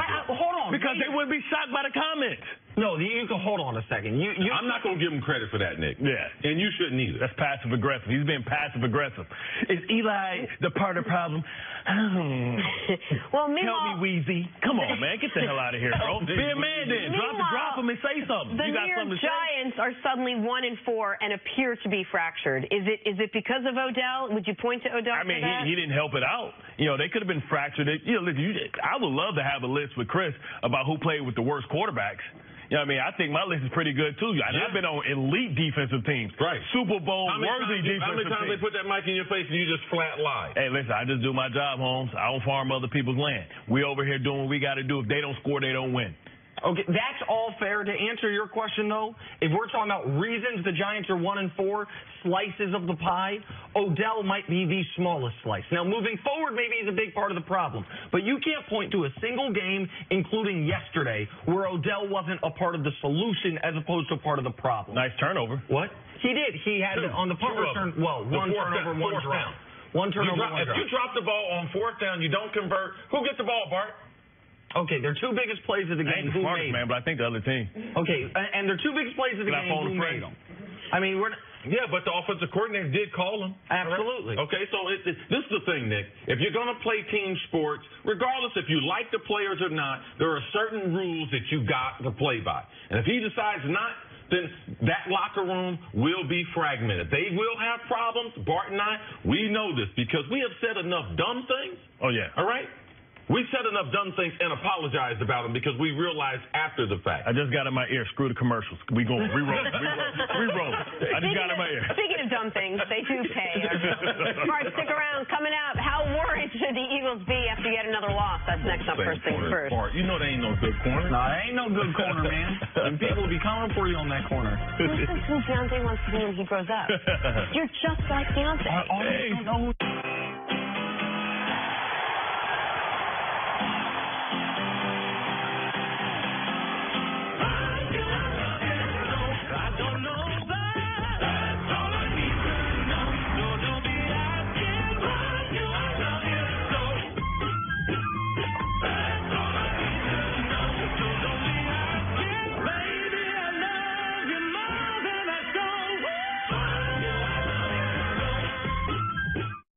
razor, yep. Up and down, never side to side, Shaquem. You got it? Come on, stay focused. All work, baby. Gonna pay off.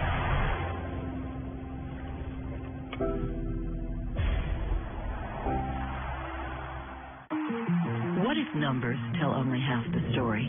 At T. Rowe Price, our experts go beyond the numbers to examine investment opportunities firsthand, like e-commerce spurring cardboard demand, the pursuit of allergy-free peanuts, and mobile payment reaching new markets. This is strategic investing, because your investments deserve the full story. T. Rowe Price. Invest with confidence. Try Firestone tires for 30 days. If you don't love them, we'll refund or replace. So go ahead. Kick them. The Firestone 30-day buy and try guarantee. Whatever you drive, drive a Firestone. I see it all the time. Your friends invite you out, and you're always busy. Eventually, they invite someone else, like me. Jean-Claude Van Damme. Do you really want Jean-Claude Van Damme hanging out with your friends? Taking selfies? Bonding over chips and chips. Becoming BFFs forever. Suddenly, I find myself here, where you're supposed to be. And you just got Van Damme. Don't get Van Damme. Get together already with Tostitos. If you've gazed upon the stars, or laughed like you haven't laughed in years, if the food tastes remarkably better, and the friendship is somehow deeper, you've probably been camping. Meant to be in the great outdoors, forever free. Shop RV starting at $109 per month. Visit your local Camping World Supercenter. Time to place your bet. I'm in your head, Vegas. All bets are on. Lock it in. Starts right now. If you're a guy over 40, take it from me, Frank Thomas. Eugenics will help you feel like the man you used to be. Right. Like that stuff actually works. Hey, buddy, up here. The key ingredient in Eugenics is clinically researched to totally work. That's why Eugenics is the #1 selling free testosterone booster at GNC. Hey, buddy, check it out. My workout's a lot better. I'm feeling stronger and more energetic with a lot more drive. I'm back to being the big hurt. You still don't believe me? Get to the sex. Get a complimentary boss. Come on. Just stuck in park right now. That's right. Time to shift in the drive again. And trust me, she'll like the difference too. Hey guys, it's time to start your engine. To get your complimentary bottle of award-winning Eugenics, text SHINE to 321-321. Samples are not available in stores, so text SHINE to 321-321.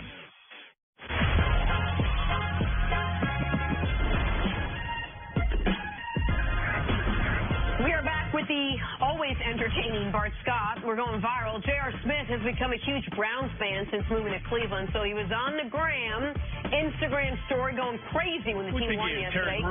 He's not the only one excited about the Browns. Check out what Hugh Jackson said to his team after the game. You are becoming something special, I'm telling you. If you guys will keep working and do what we're asking you to do, great things are going to happen. You guys broke another streak today. We got to win in the division! Hell yeah! Now listen to me. Listen to me. But that's nothing. Listen, that's nothing, because we got a lot more to do. That's nothing. So before we pray and get ready to get out of here, there's Victory Monday. Stop it. It's too early for Victory Monday. Still got they work already to do. got a day off. They're like that, and That's usually in November you get Victory Monday. You get Victory Monday If you're off. the Browns, you get a day off September. Not only did they win in their division for the first time in years, they won on Sunday for the first time since 2015. A Sunday win for the Browns. Bart, if I'm in the locker room there, I'm going to tell Hugh, man, we thank you for that. I get the team together, tell them, hey, guys, we're going to all show up tomorrow. We're going to show up a little bit later. We're going to all watch some film. We're going to all work out, get a couple hours in and out, and then we'll be done with it. That's the better way to be able to follow too early. Absolutely. Yeah, and I'm happy for Hugh because, it's been a long time coming. He took a lot of arrows. I think, Tyrod Taylor going down early really energized his team. With Baker Mayfield, this defense is elite, and it's all always tough to play in that stadium. No matter how bad they are, they always play well. Now they're learning how to finish, and it was a big win. They still need a new kicker. I ain't never seen a 34-yard knuckleball that didn't get tipped like that. That kicker, I looked it up, man. He was 68% in college. They need a new kicker. All right, moving on to the Vikings and Eagles. Both teams needing a big win. Only one would get one, and that would be Minnesota. Kirk Cousins finds Adam Thielen. Vikings take a 17-3 halftime lead. Eagles trying to make a comeback. Carson Wentz finds Zach Ertz for the touchdown to pull within 2 with a minute left. Eagles try the onside kick, but guess who's there? Adam Thielen makes the recovery, because what can't Thielen do? Eagles fall to 2-3. The Minnesota Vikings get the revenge win. Here is Carson Wentz. We got to take a real hard look in the mirror. Little mistakes like that, and kind of the same thing I really echoed last week after the game. These little mistakes that sometimes can go overlooked are just killing us, and we're playing like we're a young rookie team, and we're not. And so we got to really be hard on ourselves and learn from these mistakes and turn it around fast. It's next. We're back on TV, Bart. Oh, my bad. Bart was pointing out he and Carson Wentz bought the shirt from the same place. Bart's now embarrassed, so he's claiming his was custom. Well, mine was custom. Listen, my neck used to be 23 inches, man. You can't just buy that off the rack, bro. Well, you have to have a hefty neck to hold that head. Hey, absolutely. Bobblehead, baby. Even the conversation that we're having sorry, Jenna, here. get us on track, Jenna. Next side. Jenna, get us honestly. on track. Bart, how concerned should this Eagles team be after falling to 2-3 right now? Well, listen, they still celebrate, man. They still hung over from the Super Bowl. They celebrated. 5 weeks in? Yeah, they still celebrated. It's a big hangover. Now Carson Wentz is coming back. The good thing is the rest of the division is real mediocre right now, so they're going to have opportunity. Alshon Jeffrey's coming back. What they need to fix is this secondary, because the front seven is good. This secondary is horrible. I mean, I saw guys falling for the banana in the tailpipe. I saw guys get spent around, which is hard to do. I'm talking about eek. I'm talking about they need to put some WD-40 on them knees. Like some guys who get spent around Darby, they're going to have to figure this thing out on the back end. They're going to have to start playing a little bit less aggressive, having to put 2 safeties over the top and say, okay, if you're going to beat us, you're going to run the football, because they're trying to put 8 men in the box and leaving those corners on the island. They can't perform. And they're going off the resume of last season. One of the reasons why we talk about their big people, offense, defensive line being better than everyone else, but their secondary played above their head last season. Yeah. They got great secondary play. They had Patrick Robinson, their nickelback, went on to New Orleans in free agency. He was one of the best nickelbacks. So they have not been able to shore up when they play nickel and dime coverage. Getting off the field on third down has been a problem for the Eagles. But I just do believe with Carson Wentz, that does help them. You can see that the team moves at a different pace. But their lack of Nelson Aguilar dominating in the slot the way he did last year, and with Wallace being out, they don't have that deep threat to be able to go with Alshon Jeffrey. Because Alshon, on occasion, can slip deep, but he is not the normal deep threat that you need having this type of offense. So I do have concerns about the Eagles. Their secondary, that is concerned, is real. So now the pressure is on Jim Schwartz. How do I match up this year's rush with last year's great coverage? Now what do I do? Do I play more conservative, rely on a 3 or 4 man rush, and commit more people to drop in to help out that back end? And there seemed to be a few cracks as far as in the unity. Jason Peters, one of the best leaders in the league, Hall of Famer, after the game, he was talking about the offensive line struggles, and he said, listen, we got a quarterback coming off an injury who's trying to make a play, so he's holding onto the ball a little bit longer, and we have to block a little bit longer. Like, that is, I know you're supposed to keep all that in-house. Big deal. And so Jason Peters has earned, by the way, with 15 years of being a great leader and a great player in this league. I agree with you, a Hall of Famer. And one of the potential 3 Hall of Fame left tackles in that same division, actually. But regardless, so now you're seeing a little, even if it's unintentional, finger pointing. Maybe Carson's holding on to the ball longer trying to make plays. What I see is Lane Johnson getting whooped for strip sacks 2 weeks in a row. Yeah. I see, not a dominant offensive line. And I see a defense that made the Titans offense all of a sudden, oh man, they're clicking. And then the Titans this week went right back to being the Titans offense we've seen the last year and a half, where they struggled to move the football. Last year, there were 7 games they won decisively, where it was not even a question in the fourth quarter. This year, they're 2-3, and those 2 wins, Atlanta's got the ball in the red zone, chance to win. Indy's got the ball in the red zone, chance to win. Even their wins have not been decisive. Well, everybody eventually catches up, and what happens is now they're the Super Bowl champs, so now they're being chased. It's easy to be the underdog, and they relish in that role, but now you have to bring your best every single week, every single play. Everybody's trying to make a name off of you, and now the film's out there, so now they've seen it for the first time. They've seen what has been successful against it. They've seen what you don't do against it, and they understand your philosophy. And we hear those comments a lot about Ben Roethlisberger, right? Being able to hold on to the football, buy time with your feet so you can have explosive plays downfield. The hardest thing, especially for a young quarterback, is to take what the defense gives them. You know, Carson Wentz reminds me a little bit of Andrew Luck, as he believes in his arm and believes in his talent, and he's taking more chances than he needs to be. He needs to understand he has a great team around him, and just sometimes, you know, taking less is more sometimes, and not trying to make the explosive play. Great plays and greatness are defined by doing the little things on a consistent basis. Anybody can do the big splash plays. The great ones do the little things. Just look at Brady. He's going to take exactly what the defense gives you, and it's death by 1,000 paper cuts. All right, you know, we talked all week about which of these two teams needed this win more. These were two teams that were coming in, both trying to get onto some sort of, you know, momentum swing, and it looked like the Vikings were the ones that wanted this more and needed this more. Did their win yesterday, was it convincing enough to say, okay, this Vikings team is back on track? I don't think so. I mean, Dalvin Cook, you know, they're still trying to figure out everything with Kirk Cousins. In that division, they're the third best team in that division right now, and they went all in. You know, because they have some high-priced guys on that team, some high salaries. They have a window of maybe 1 to 2 more years before they have to break this thing up, and some guys, you know, start to decline. You know, you look at really right now what Chicago is doing within that division. They're a young version, I believe, a mix of, you know, Kansas City, you know, the Rams, but then the difference is they have an elite defense, so they can beat you ugly. And then Green Bay, we know what Green Bay can be, and Aaron Rodgers is always in every game. They're in trouble. It was more desperate. It was more important for them to get a win, to start feeling good. You hope that Everson Griffin can get, you know, exercise his demons and come back. But he's the vocal leader in on that side of the ball, and they need his presence badly. They do miss Griffin. It was nice to see that the secondary didn't give up the big plays that we've seen them uncustomarily be able to give up in the last several weeks. But their story offensively is Adam Thielen and Kirk Cousins. Adam Thielen, NFL record, starting the season 5 straight 100-yard games, breaking the mark that Isaac Bruce and I think Randy Moss started the season with. Jerry Rice as well. It's a tremendous feat for him as a undrafted guy from the state of Minnesota, homegrown talent that, if you think about all the star talent that they have, all the high draft capital that they have on this team, to think that Adam Thielen right now is their most consistent player. Tremendous story of what he's doing there in Minneapolis. They are a passing football team. And that's the thing is, they've needed every bit of Adam Thielen because they still can't run the ball. They went into the game, which is odd. But you see, here's something, maybe it's not as surprising, because going into the year, your big concern about them was the offensive line.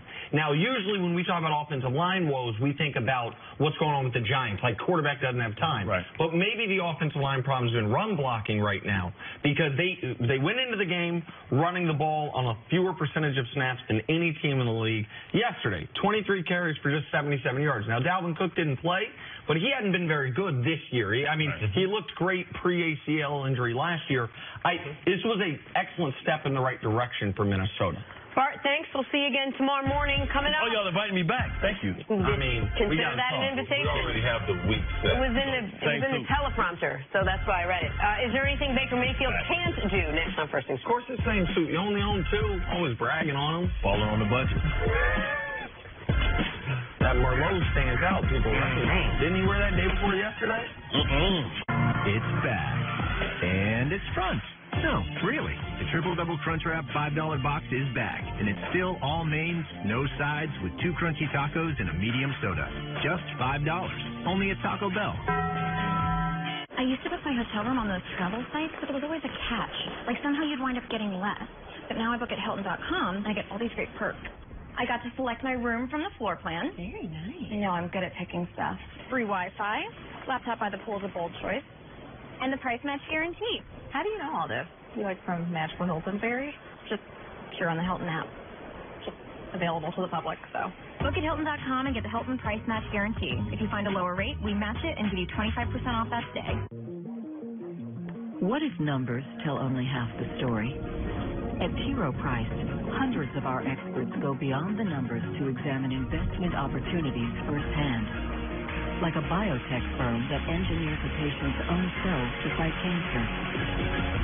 This is strategic investing. Because your investments deserve the full story. T. Rowe Price. Invest with confidence. Try Firestone tires for 30 days. If you don't love them, we'll refund or replace. So go ahead. Kick them.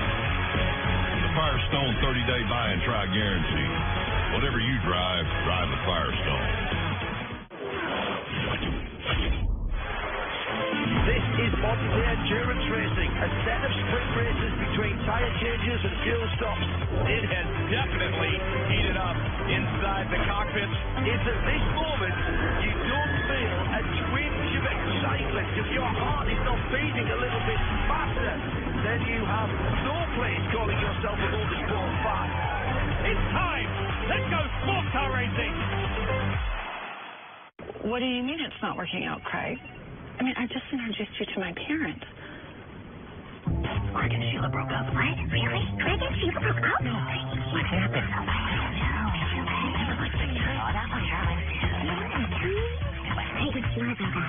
Craig and Sheila. As long as office gossip travels fast, you can count on Geico saving folks money. Craig and Sheila broke up. What? 15 minutes could save you 15% or more on car insurance. We want easy villains and easy heroes. You gotta earn this. Think for yourself. Weekdays at 3 Eastern on FS1. What happened to the real men of America? Today's average red-blooded American man has less testosterone than his father, and his father has less testosterone than his father. Before we suffer a full-on masculinity crisis, Force Factor is launching the Man Up America event. We want to send every man in America a complimentary bottle of the breakout supplement taking Walmart by storm. Test X180 Ignite, loaded with free testosterone-boosting manliness. Get your complimentary bottle by texting SPIRIT to 2020. During workouts, Test X180 Ignite raises levels of free testosterone in your body to help build lean muscle. Plus, it helps burn fat, fuel desire, and improve performance. Now you can continue to feel like the real men that made this country great. Do yourself a favor. Do America a favor. Text SPIRIT to 2020 for your complimentary bottle. That's a complimentary bottle by texting SPIRIT to 2020.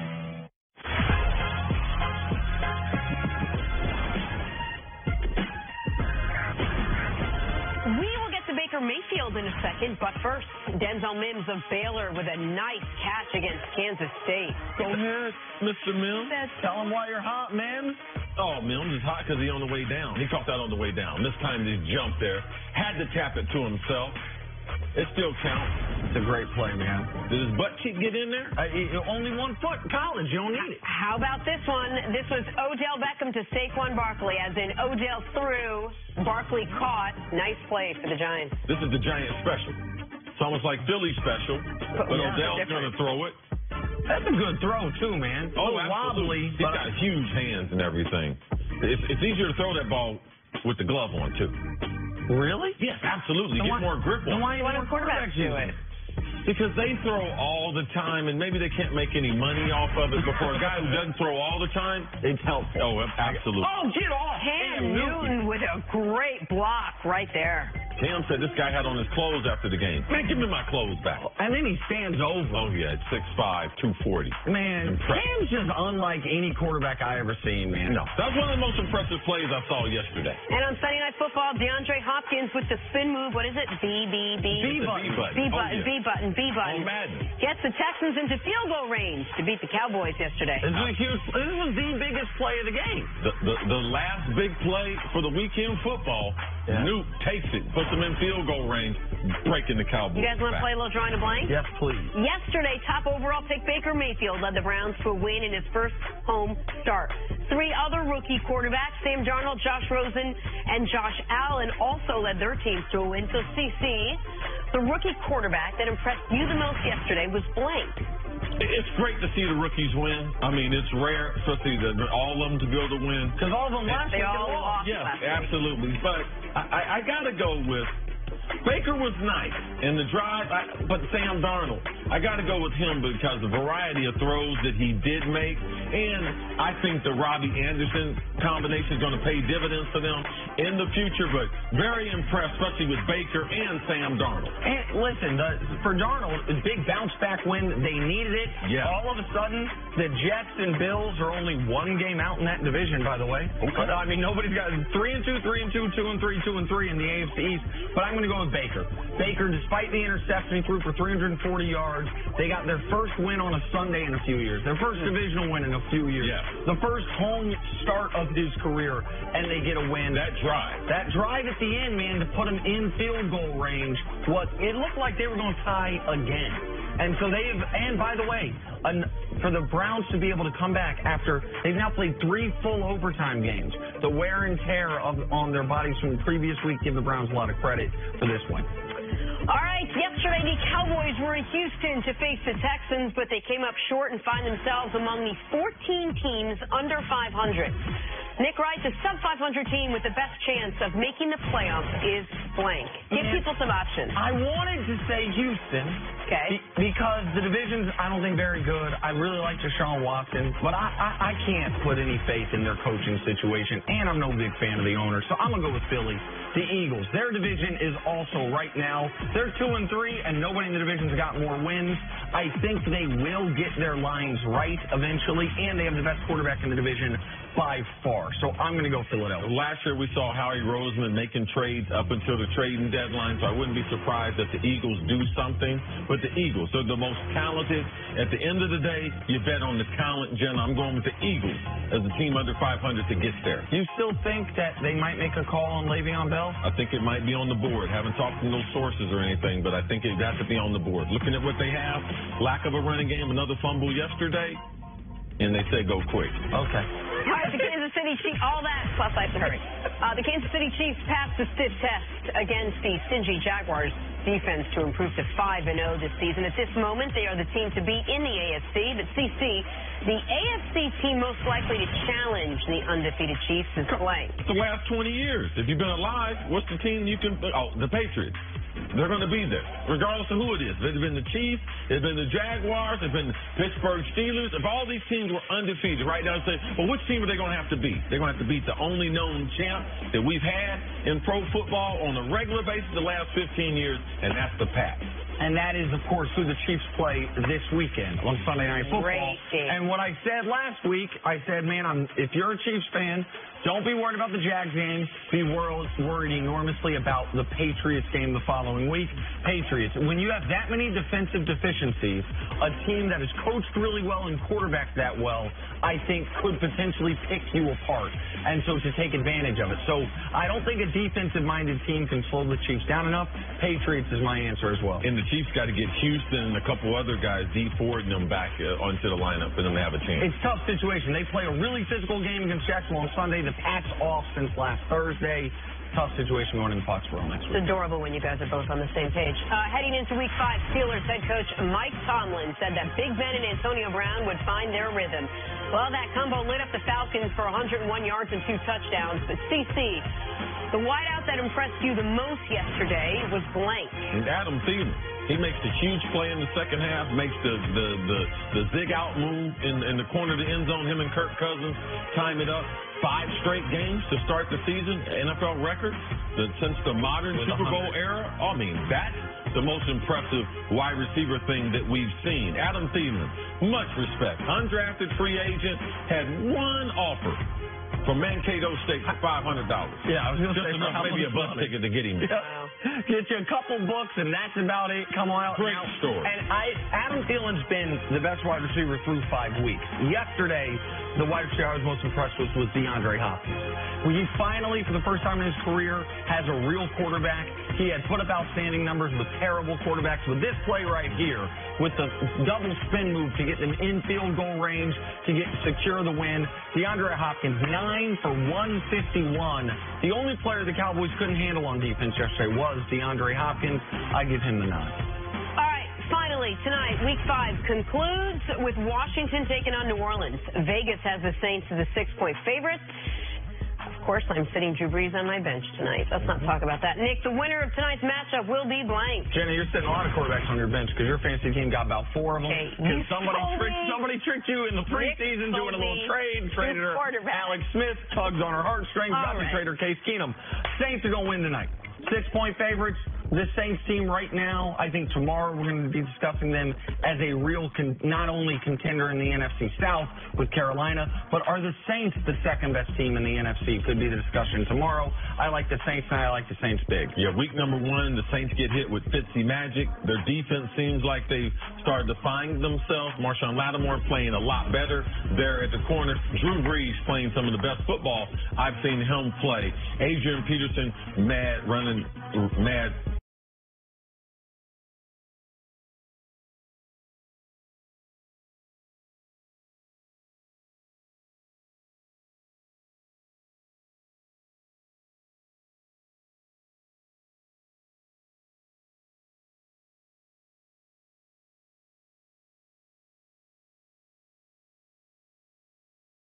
Jenna, you need 5 quarterbacks plus your It's one. like poker. That's how you do There's a sucker at every table. That And if was you don't know who it is, it's you.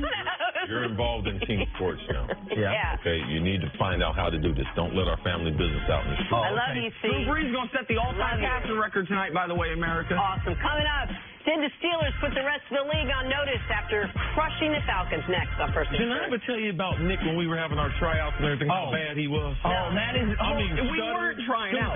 We already had the job. No, you were trying out. No. I still had the option to go get rid of him. No. He was That's a lie, America. I'm going to get it right, Chris.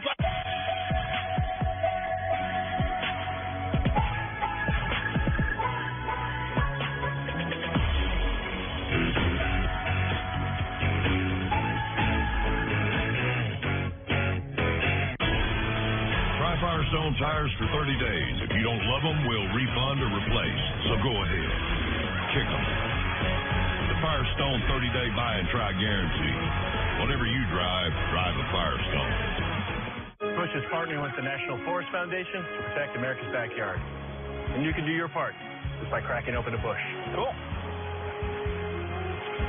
Doing my part. For the trees.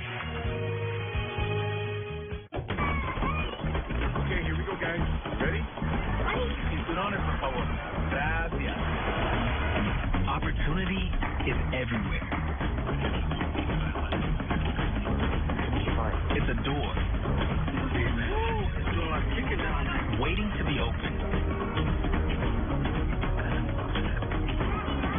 Whatever your ambition, whatever your drive, whatever you're chasing,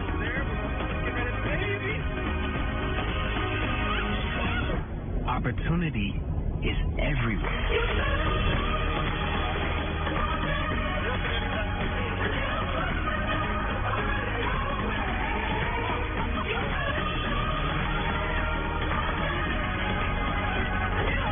All you have to do to find it is get out. Here. When it's your job to protect the world's greatest nation, it's your responsibility to solve the world's greatest challenges. This is why we search for the best and brightest, why we train for every eventuality, on land and water, in the air, space, and even cyberspace. We operate in a complex world with one simple mission: win. So-so pizza? Not in this house. Because that's no so-so family. That's your family. Which is why you didn't grab just any cheese. You picked up new Kraft expertly paired mozzarella and Parmesan for Pete's. Oh, yeah. Kraft. Family greatly. They're back. With moderate to severe Crohn's disease, I was there. Just not always where I needed to be. She all right? I hope so. So I talked to my doctor about Humira. I learned Humira is for people who still have symptoms of Crohn's disease after trying other medications. And the majority of people on Humira saw significant symptom relief, and many achieved remission in as little as 4 weeks. Humira can lower your ability to fight infections, including including tuberculosis. Serious, sometimes fatal infections and cancers, including lymphoma, have happened, as have blood, liver, and nervous system problems, serious allergic reactions, and new or worsening heart failure. Before treatment, get tested for TB. Tell your doctor if you've been to areas where certain fungal infections are common, and if you've had TB, hepatitis B, are prone to infections, or have flu-like symptoms or sores. Don't start Humira if you have an infection. Be there for you and them. Ask your gastroenterologist about Humira. With Humira, remission is possible. FS1 is your destination for the day's best sports shows. Tune in for the biggest personalities on the biggest stories. Of course, we get you started right here with First Things First. Then a whole slew of great shows. You can catch it all Monday through Friday on FS1. Shout out to our friend Joy Taylor doing sideline at the Seahawks-Rams game. I think it was her first game doing it. At least first game I saw her. She did a great job. Very nice, Joy. Time now for us to go viral. Last year during the Super Bowl, the NFL ran this amazing commercial of Eli and Odell practicing their touchdown celebrations dirty dancing style. Yesterday, after the Panthers beat the Giants, they posted this on Twitter. Cam Newton and Christian McCaffrey doing the same thing. The ultimate troll. Oh, that's great. I didn't see that. That's well done. What's up with Cam's face in the... Can we zoom in on that? It's where he's looking at. No, what's up with Cam's face in this graphic? Someone made that picture. They should do that again, film it, and I'm pretty certain Eli's going to move out the way. I'm pretty sure. Let's film that again, Odell. What'd you say about me? I got 2 Super Bowls before you got here with your pretty hair. I was a champion before you got here. I make more money than you. Shut up, little kid. Or I drop you on your face. That was great. Awesome. That was great. And Eli said awesome.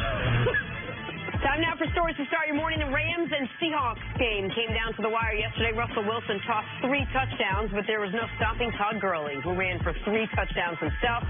See, have the Rams cemented themselves as the best team in the NFL? They're trying.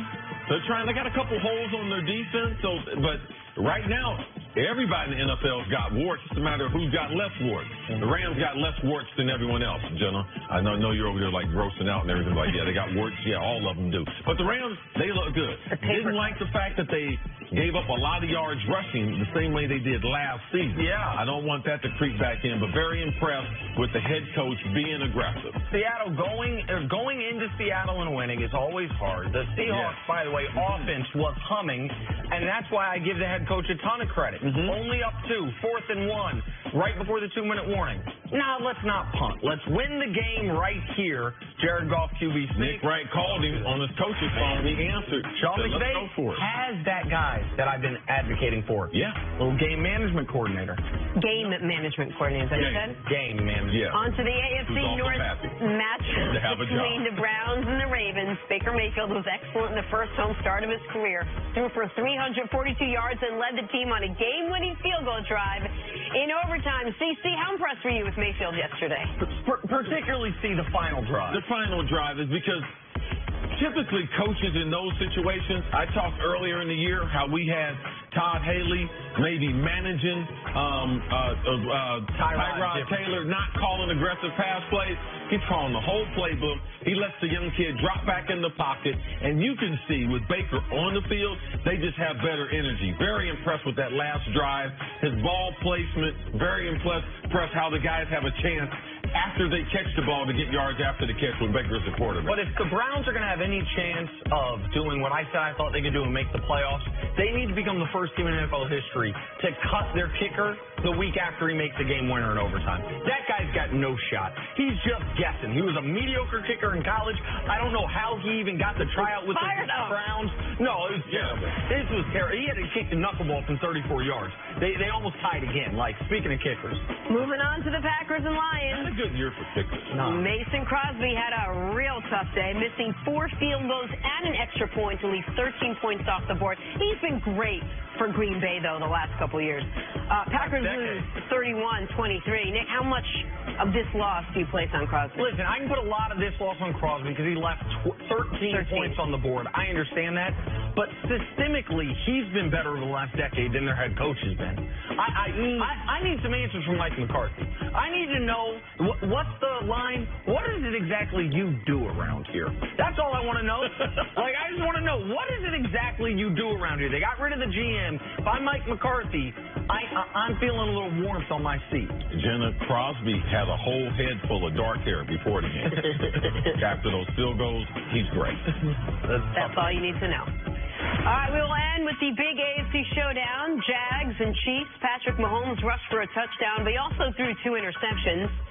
Chiefs go on to win 30-14. They remain undefeated. Nick, how impressive was the Chiefs win despite a pedestrian game from Pat Mahomes? It was impressive as a team because it was a pedestrian game from Pat Mahomes. Yeah. Now, they still moved the ball up and down the field, but his only touchdown came running the football. He had 2 interceptions, which is 2 more than he'd had in his career up to this point. The first one was his fault. The second one was Tyreek Hill's fault. Okay. They had a read in the middle of the field. He thought Tyreek Hill was going to come across in front of the safety. He throws it anticipating that. Tyreek Hill didn't come out of his break, which led to the second interception. But for the Chiefs to now be 5-0, to have, think about the swing here. If they lose yesterday, they have the same record as the Jags, and the Jags have the tiebreaker. So they're all of a sudden not in first place in the AFC. Now they're 3 games up on Jacksonville, 2 in the standings plus the whole game tiebreaker. It was a wildly important win, and it could be a confidence-building win for the defense.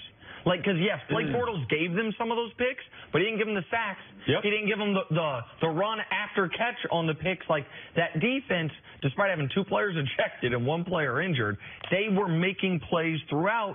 Couldn't stop the run, but Jacksonville didn't run it enough. This is a very important win for Kansas City. I was encouraged because for them to be able to function at a high level and not have Mahomes playing at the level that we knew that that's going to correct. He's going to come back down to earth. So I believe not only does the defense get confidence, but the offense gets confidence. They know they can run the ball in critical situations. You're developing all these players. Sammy Watkins making a contribution. Tyreek Hill playing against tight coverage with Jalen Ramsey. You got to like the way he played. But for me, it's always the wild card of Kelsey. There's no one that can guard him. There's no linebacker that can match up with him. There's no safeties that can match up with him. And I also believe that when they get Eric Berry back, and we're going to see this late in October, November, teams are going to get these guys back that potentially on IR, or even guys like Berry who's not on injured reserve. I believe the Chiefs, when they get Berry back, he's such a spiritual leader for them on and off the field that their defense gets that much better. When we're not going to see teams getting better in November and December. Last year, the Chiefs started 5-0. They then lost 6 of 7. Okay? I do not think this year is going to play out anything like last year, even though their next 2 weeks are against the Pats and then the surprising 4-1 Bengals. Because right now they are showing you, okay, if Pat Mahomes is having an off night, Kareem Hunt goes off like he did. Their running game goes 30 for 126. They have so many counter punches offensively. And even in the game yesterday where Pat Mahomes wasn't statistically unbelievable, there was the one throw he made. We were watching the game together that I stopped and rewound. The one where he didn't even set his feet and he just seemed to flick it 35 yards downfield down the right sideline. Like, you are still seeing every week the special talent that player has. A lot of talking coming into the week from Jalen Ramsey, which there has been coming into all these games, about how he was going to match up with Tyreek Hill, and he did have some interesting comments after the game. What do you think of this? After the game, in a game where his team's down 23-0, where they get beat badly, Jalen says, check the tape, I won my matchup. That was like, I've been supporting Jalen in his commentary, but after the game, when your team gets whooped like that, to say, check the tape, I won my matchup, I thought was an interesting takeaway. Yeah, it's hard, and the reason why I don't like things like this, it's hard to keep up week after week, trying to match reporters, because they're going to come up with tougher questions that eventually you're going to see who the player is. You don't want to be the selfish player, and that's what we saw in the GQ interview. After games like this, you take it on the chin like a man. They were better than us. They played better football than us. We didn't play well. I'm going to go back and look at the tape, and you know something? I know there's certain things that I can do better to help my team win, compared to Because when you do that, you're calling out the rest of your team when you say, no, check the tape. Right. I did okay. The rest of them played bad. So it's something that you must watch, especially with their offense struggling. So there's always offense-defense conflict with Blake Bortles because you can only defend his play so much. Jenna, what are the Jaguars away from being a championship One contender? quarterback injury. One quarterback injury away from being a It's the greatest contender. thing you ever said. It hadn't happened yet. All right, moving on to the Steelers storyline coming in. Big Ben, Antonio Brown trying to get on the same page. Clearly no longer an issue. Taking on the Atlanta Falcons. The two connected for 2 touchdowns, over 100 yards. Pittsburgh blows out Atlanta 41-17. AB talked about his connection with Ben Roethlisberger after the game. We always on the same page. We always positive. We never listen to what the media say. We know we got to stay together regardless of what's being said. All of my touchdowns, all of my catches is from him. And that's my guy. I live and die with him. And the Wi-Fi was lit. Sweet little thing there, cutie patootie. And the little boy was adorable, too. Oh, so well that's done, cute. Jenna Wolf. CC, can anyone slow down? Can anyone slow down the Steelers when the offense is playing like they did against the Falcons? And obviously, this Falcons defense just riddled with injuries, but still, they had a complete game yesterday. Yeah, the Steelers. AB, he wasn't. Him and Ben weren't on the same page. So now all of a sudden they are back on to the same page. So Pittsburgh Steelers, their leadership, especially from the players, what they say coming out of the locker room is inconsistent. Their play's been inconsistent, but as long as they go with this lineup with Connor, and he's going to produce the same type of productivity as L. Bell. That's the key. Yeah, of course. When you can't put 7 people committed to taking away their passing game.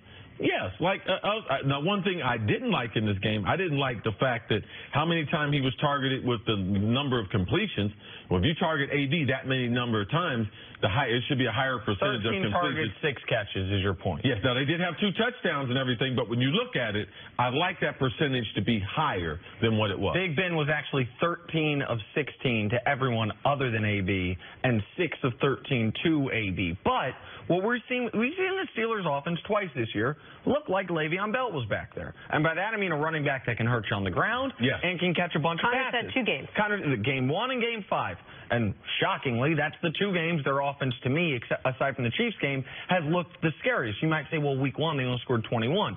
Yeah, but they scored 21 despite 6 turnovers. Like, in week 1, they had 6 turnovers. They still came away with the tie. Yesterday, the offense looks dominant. Why? Because you can't double Antonio Brown every play, or even most of the plays, when you have that threat. So we got to see the version the Steelers can be if and when Le'Veon Bell comes back. They have the Bengals in what is a huge game this coming week, then a bye, and according to Jeremy Fowler, he says Le'Veon says he's back at the bye. Not to kill Pittsburgh's fans' enthusiasm, but if you look at the offenses that the Falcons have played against, everyone's basically scored this amount of points and had this type of offense generated. So, just be careful in being too optimistic about their performance against the Falcons' injury-depleted secondary linebacker. What you can be optimistic about with this Pittsburgh team is their defense, who for weeks we've been talking about how they never replaced Ryan Shazier, and it just looked like they were letting people run up and down all over them. Yesterday, they looked like they had it all together. No, that's right. That's a great point, Jenna, because this offense of the Falcons has been successful. Julio Jones, Calvin Ridley, they had Freeman coming back, so they've had as many weapons as they've had since the first game of the season against Philadelphia. But, yes, so you got to be able to take something from that secondary because Julio Jones taking the double coverage, Calvin Ridley, 6 touchdowns going into the game, them slowing them down, that is something they should be able to build on the rest of the season. That's the most important thing that happened for Pittsburgh yesterday, was the defense showing up. There's a reason Vegas had this over-under at 58, which is actually where it hit on the nose, was because they thought both teams were going to be going up and down the field, because that's how the Falcons have been playing all year. You're right that every defense the Falcons has played. I'm sorry, every offense has looked good against the Falcons defense, but the Falcons offense has looked good against everybody's defense until yesterday. Cam Hayward backed up his comments from during the week with a sack and a half. Monster game. TJ Watt had his second 3-sack game of the year. And Joe Hayden, who'd been much maligned, fairly so, for the first quarter of the season, he was matched up with Julio most of the game and took Julio out of the game. So this was the first game all year I felt the Steelers defense played really well. That to me is more more important because we know the offense along the Antonio Brown, Big Ben's there, and once you get Le'Veon Bell back, they're going to operate on a high level. The defense we had real concerns about, and they showed up against one of the best offenses in football. All right, got to take a break. One more segment. Coming up, what went so wrong for the Cowboys against the Texans? That's next. This is First Things First.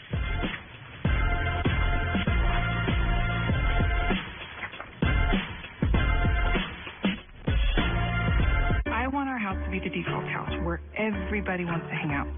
How about an LG OLED TV? It's got Google Voice Assistant built in, so you can just tell it how to set the lights, what to watch.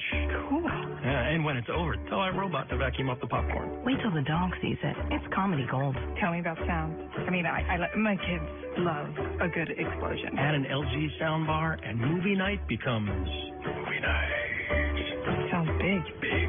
Well, that family just got a new superhero. Love makes you do crazy things, like sneaking the triple-double crunch wrap into the theater with double the layers you love. Careful, that double crunch may land you in movie jail. The $5 triple-double crunch wrap box from Taco Bell.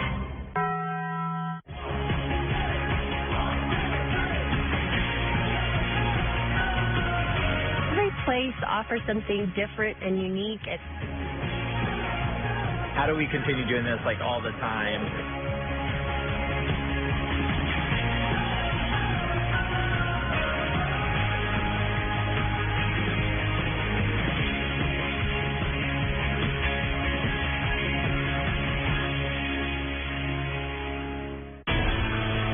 Firestone tires for 30 days. If you don't love them, we'll refund or replace. So go ahead. Kick them. The Firestone 30-day buy and try guarantee. Whatever you drive, drive a Firestone. This is modern day endurance racing, a set of sprint races between tyre changes and fuel stops. It has definitely heated up inside the cockpit. It's at this moment you don't feel a twinge of excitement. If your heart is not beating a little bit faster, then you have no place calling yourself a motorsport fan. It's time. Let's go sports car racing. Time to place your bet. I'm in your head, Vegas. All bets are on. Lock it in. Starts right now. Hey, be good, kiddo. I gotta go to work. I love you. Bye. Dog home alone all day? Who knows what they'll get into? A day without a walk is a sad day for your dog.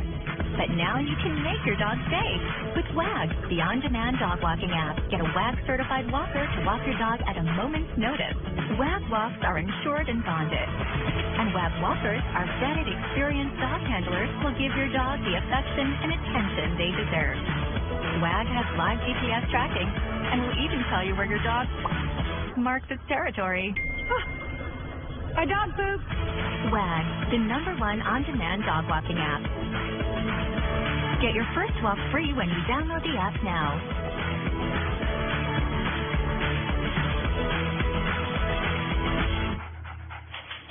It's a college football doubleheader on FS1. Big Ten heavyweights go to battle as the Gophers try and slow down Heisman contenders Wayne Haskins and the third-ranked Buckeyes. Saturday, Minnesota, Ohio State at noon Eastern. Purdue, Illinois at 3:30 on FS1 and the Fox Sports app. Today it's Game 4 of the NLDS. Manny Machado and the Dodgers look to close out Ronald Acuna Jr. and the Braves. It all starts at 4 Eastern on FS1 and the Fox Sports app. Acuna broke a record Mickey Mantle held yesterday, and then he was asked about Mickey Mantle, didn't know exactly who Mickey Mantle was. That's what happens when you're 20 years old. He did know Acuna Matata, though. No. You know who liked that line? No. You know who appreciated that line? Harper or Quinn, one of your kids, who if they don't laugh, they don't eat. Kenny? They got no choice. Mom Harvard and Kenny, I liked it. Kenny liked my line. I know you laughed at it. Not as good as Dicker the kicker. No. I'm sorry, I had to. I thought about it after I said it. I'm like, maybe I should have gone went with Cameron, but, you know, sticker the kicker. Good His call. name lives on, especially after a game like that. Yeah, really. Good morning. Tell us about what you guys have coming up on the show today. Good morning, guys. Always fun to see you on Monday. Coming up on Undisputed, is there any way to fix the Cowboys' struggling offense? That should be fun to talk about. Can the Browns really be a playoff threat with Baker Mayfield? Plus, Michael Vick, Greg Jennings are in studio with us. Undisputed coming up next. Jenna, I like your jokes. I'll keep laughing. Thank you. I've got like 40 more. Do you have time? No, come on. Oh, okay. Go to the All show. right, later. I'll call you after the show, Jenny. Don't do that to her. Thank you. Time for us to go viral. The NBA season doesn't start till next week, but the feistiness is in mid-season form. Check this out. J.R. Smith getting physical with Aaron Baines and Marcus Smart over the weekend. Here's what J.R. had to say after the game. For a guy who wants to be so tough in this situation, he leads the league in flops easily. You can't flop as much as you do and then be tough. Like, how does that even work?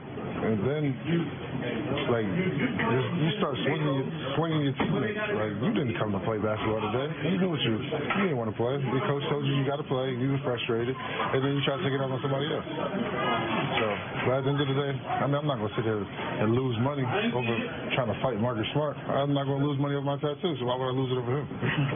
It makes no sense. So apparently the no truth in the NFL doesn't also apply to the NBA. Oh, listen, that is, everything you said there is accurate. Like, first of all, Aaron Baines had a dangerous play on JR. Absolutely. Could have ripped his shoulder out of socket. He was trying to sling him to the ground. Absolutely. He knew exactly what he was doing. He had his arm pinned up under him and then trying to flail around and use the leverage. Right. So what Aaron Baines did was dirty. So JR shoves him. Yeah. And then Marcus Smart runs in and pushes from behind and then really wants to fight, and then after the game keeps saying, oh, my mama, rest in peace, because his mom tragically died last week. Kept saying, oh, my mama, I'll meet him outside. No, it just happened. Last month. It just happened a few weeks ago. Yeah. Like Them NBA players, though. Marcus Smart, man. There's not a whole bunch of fighters. No, but Marcus Smart actually is, I think, one of them. He is a tough guy. Don't swear on your mama. Man. Yeah, the whole I thought it was at least a year. No. Something happened last week. Maybe a couple weeks ago, but it was very recent. The whole thing, it was Marcus Smart. JR's right. He didn't want to play basketball that day. Come in, shove guys from behind, try to go fight. Chill out, Marcus Smart. It's the preseason. Moving on to the Cowboys and Texans regular season. Pick this up in overtime. 3rd and 1. Ezekiel Elliott gets stuffed for no gain. Go for it, right? No. Jason Garrett decides to punt, and that decision would end up costing him. Cowboys couldn't stop the Texans from driving for a game-winning field goal. Here is Dak Prescott after the game. Obviously, it's frustrating now. You lose your third road game straight for the most part. I mean, and then, as you said, it's the offense hadn't gotten going on the road, and defense, especially with them giving us all the chance they did, making the big plays down there in the red zone, holding them to field goals, and keeping us in the game, and we weren't doing our part. It's very frustrating. All right, Nick, we wanted Ezekiel Elliott to get the ball because we figured no matter what teams brought, that was the Cowboys' answer. He did. 20 times he carried the ball. They still couldn't find an answer. Yeah, it needed to be more than that. He touched the ball. He got consecutive runs twice the whole game. He got 3 straight runs 0 times the whole game. And on the biggest play of their season up to this point, they run some nonsense fullback dive with Zeke and then punt the ball away. You know how I know that was a bad decision? Because Jerry Jones told the team website it was a bad decision. Of which he owns. That is, so it's not like Jerry's walking out and a reporter sees him and Jerry says, he seeks out the team website and says, we were being outplayed, it's time for risks at that particular time. They weren't going to fool anyone. There was no risk here. They put Zeke at fullback. I would have been happy if he had pulled it out and kept it, but the Texans, they had the middle linebacker on the fullback. They had 59 on the quarterback, and they had the safety on the pitch guy. So this creativity, no, this is not creative right here. You have to be able to do something to threaten the defense.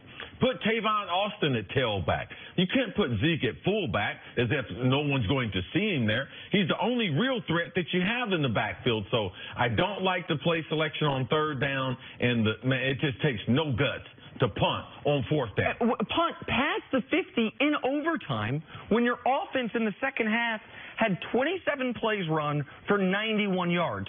The first time they were actually moving the ball the whole second half was on that drive. And since Zeke got there, they've had 19 4th and 1s they went for it.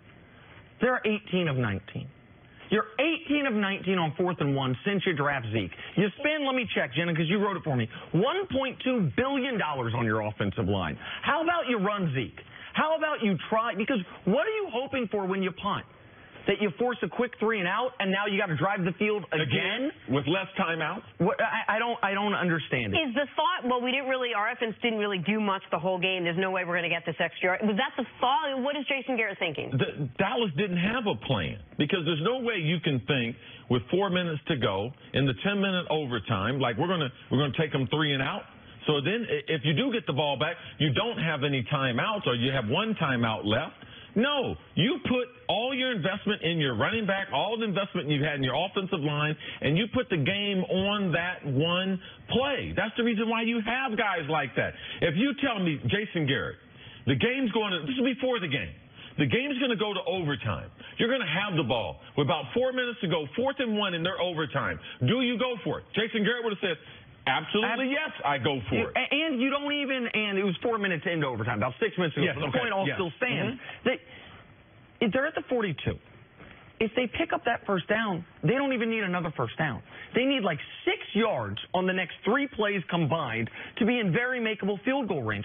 They punted in overtime from 4 yards closer from where the Panthers were when they hit the game-winning field goal. One of my biggest problems is that Jerry talks about how this is a Dak-friendly offense. Like, this is all geared around Dak.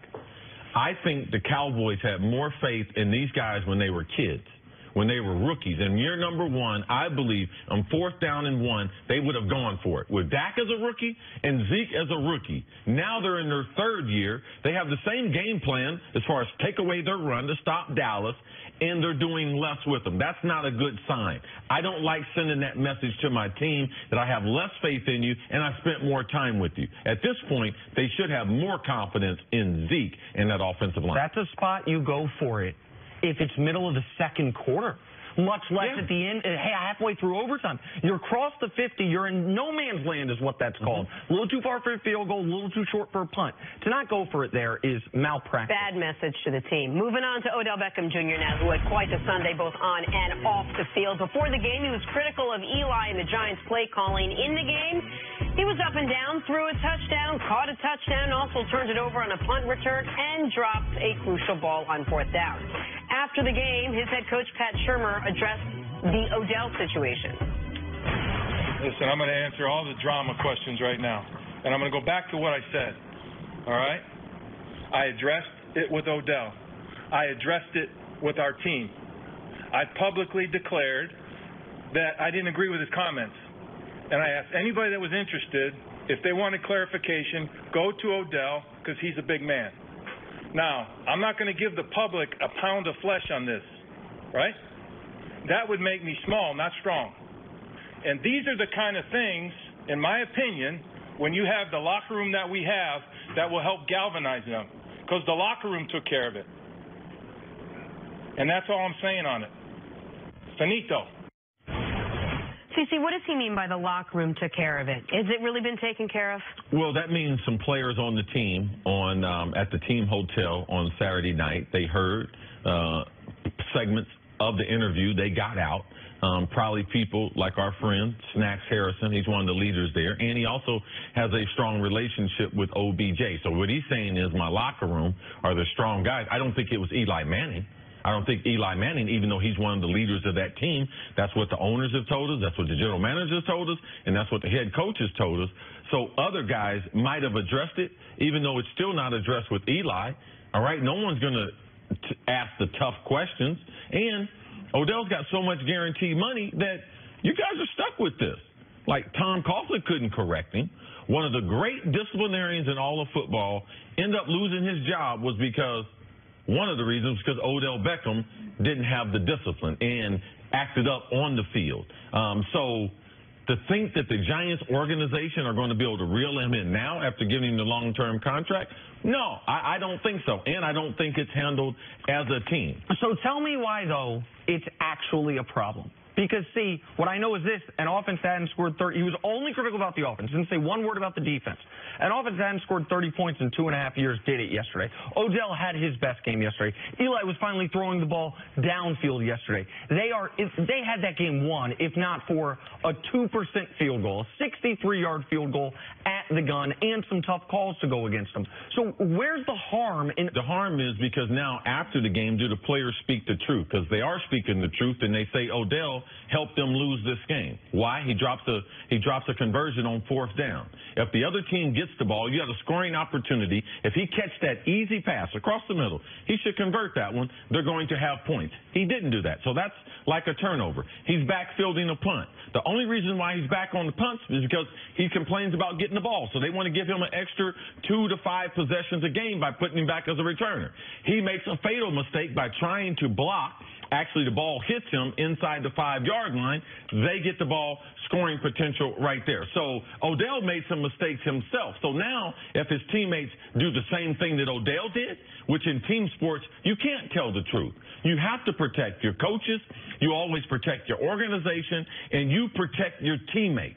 When you're involved in team sports, you can't have a press conference like, hey, I'm Tiger Woods. Hey, you know something, the wind, or blame the caddy. No, it's Tiger's fault because he's in an individual sport. When you're in a team sport, you sign up for some of the bad things that come with team sports of protecting your teammates.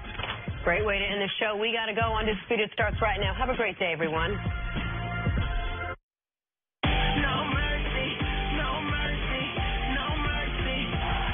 With the QT running to the goal line. He's in. Touchdown, Houston. Just make my case. Drop Mike when I'm done. One more game. Prescott looks, throws in the end zone. Touchdown. Allen Hurd. Prescott firing, intercepted for the win. And it's good. And the Texans beat Dallas. Undisputed. Welcome to Undisputed, live from Los Angeles. I'm Jenny Taft here with Skip Bayless, Shannon Sharp. Apparently it's Monday Fun Day for Shannon. How you guys doing? I'm doing good. Great, okay. Man, old Texas Longhorn did his thing for me. The Georgia Bulldogs did what they supposed to do for me. The Houston Texans did what they're supposed to do for me. I feel good. Journey, you want to share this with me, Jenny? No, I do not. You know what this is? This is one more frog. Oh, I don't need that no more. That's one more frog gummy, old black gummy, Skip. Because I'm about to get, you know what, Skip? Let me take help. Oh, he took the whole thing. I'm eating the whole lax gummy because I'm not going to do you wrong, Skip. Because I love you. I got so much love in my heart for you. Yeah. We had a promo shoot on Saturday. Love disguises hate. You had to work till 11 o'clock. I feel, you know what, Skip? I'm going to be on my best behavior. Yeah. Not. You deserve everything you're about to get. Because I asked you not to do it. I said, Skip, don't do it. Jenny. Yes. Let me ask a question. Okay. Did the National Football League season end yesterday? It did not. It did not. Is there such a thing as getting flagged for premature celebration? Yes, there is. Premature celebration. What So go ahead, get it out of your system while it lasts. Jenny, you want one of the old? I don't. No. Jenny! Way too early. Jenny! I got this little lick. Skip. It's always too early for Jenny. I'm not that boring, but I mean it is. Did Oklahoma? 6:30. Did Oklahoma win? No. No, it was a bad weekend for you. Did Mike Stoops get fired? Yes. Whoa! Yes. Whoa! How about that firing of Mike Stoops? That's unnecessary. Thank you. Can I get some? There we go. Yeah. Are we going to be okay? I don't even know if you guys need me to set you guys up. Here we go. We got a full show. We have Baker Mayfield. He won. You can be happy about that. We also are going to talk about Odell Beckham.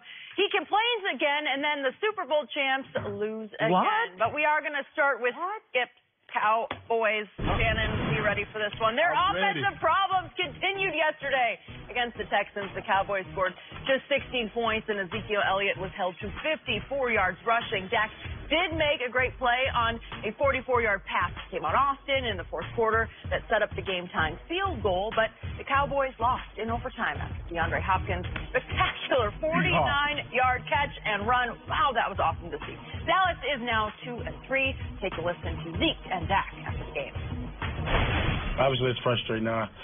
You lose your third road game straight for the most part. I mean, and then, as you said, it's the offense hadn't gotten going on the road, and defense, especially with them giving us all the chance they did, making the big plays down there in the red zone, holding them to field goals, and keeping us in the game, and we weren't doing our part. It's very frustrating. It's tough, definitely, with being a close game as it was, and with the defense playing as well as they did, I think they had 2 or 3 big goal line stances, that one before the half where they didn't get any points, and,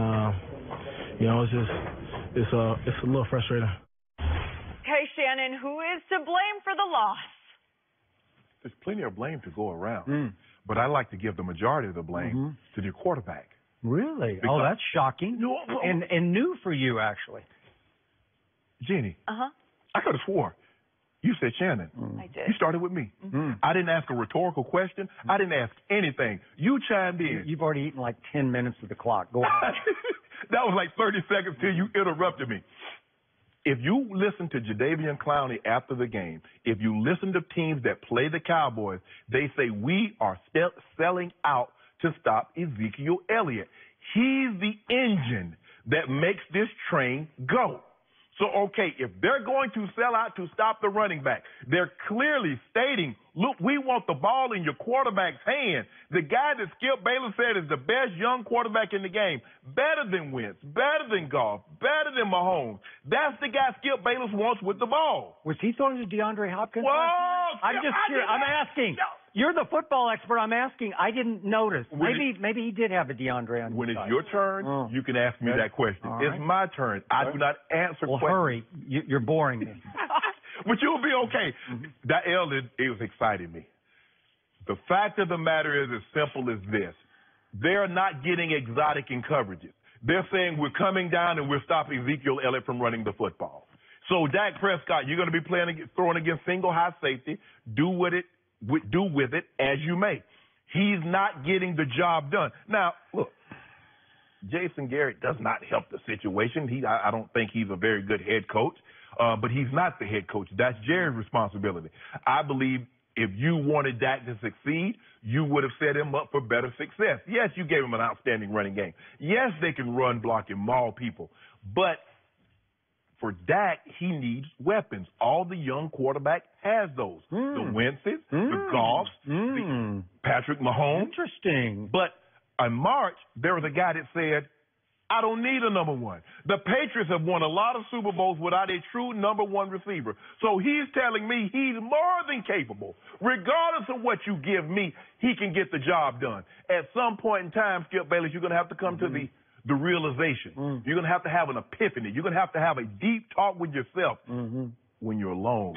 I know you won't have this talk on national television, but when you're alone, you're going to say Cowboys are not going to make the playoffs. And I have no one to blame but my owner and my quarterback. Really? Because that defense is, they were playing last night. They were flying around, gave the Cowboys every opportunity.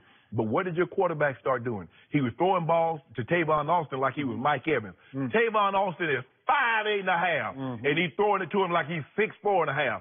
And then he threw one out there to Deontay Thompson. I don't know why we would ever throw a pass to him. But that's neither here nor there. So the blame, I'm going to give, you know what? When the credit, Zeke had a career day, and all he talked about was Dak. So he gave Dak the majority of the credit. I'm going to give Dak 65% of the blame for last night's loss. I'm going to give the other 35 to Jason Garrett. We'll talk about him later. Finally, are you finished? I'm finished. Okay, it is now my bleeping turn. So, I will be the first to admit that last night's game on Sunday Night National TV football was simply the most excruciating and torturous game I've ever tried to root for in my long history of rooting for my Dallas Cowboys. It was one long vomit ride for me, and I could just see it coming because it was a one-play game, and finally Houston made the one play because Houston has a DeAndre Hopkins and Dallas does not. That boils down the game as simply as I can. It was so close and so far from my Dallas Cowboys because Houston has a playmaker and Dallas has no playmakers on the outside. So, before I unleash on all of my blame, let me be perfectly clear about this. This is not over. This season in the NFC East is just getting started because my Cowboys now fall to 2-3 and are tied with, guess who? The defending Super Bowl champion Philadelphia Eagles are also 2-3 in the division. The New York Football Giants are 1-5 in the NFC East because they won one game at, believe it or not, at Houston against Deshaun Watson. How did that happen? I don't know. How could my team not close that deal last night, a game they should have won? I don't know. That leaves us with the Redskins, who play tonight on Monday Night Football at New Orleans. They're a 6-point underdog. They will lose that game to fall to 2-2 and remain exactly a half game up on Dallas and Philadelphia. And it's over, says Shannon Sharp. No, it's not. It's just getting started.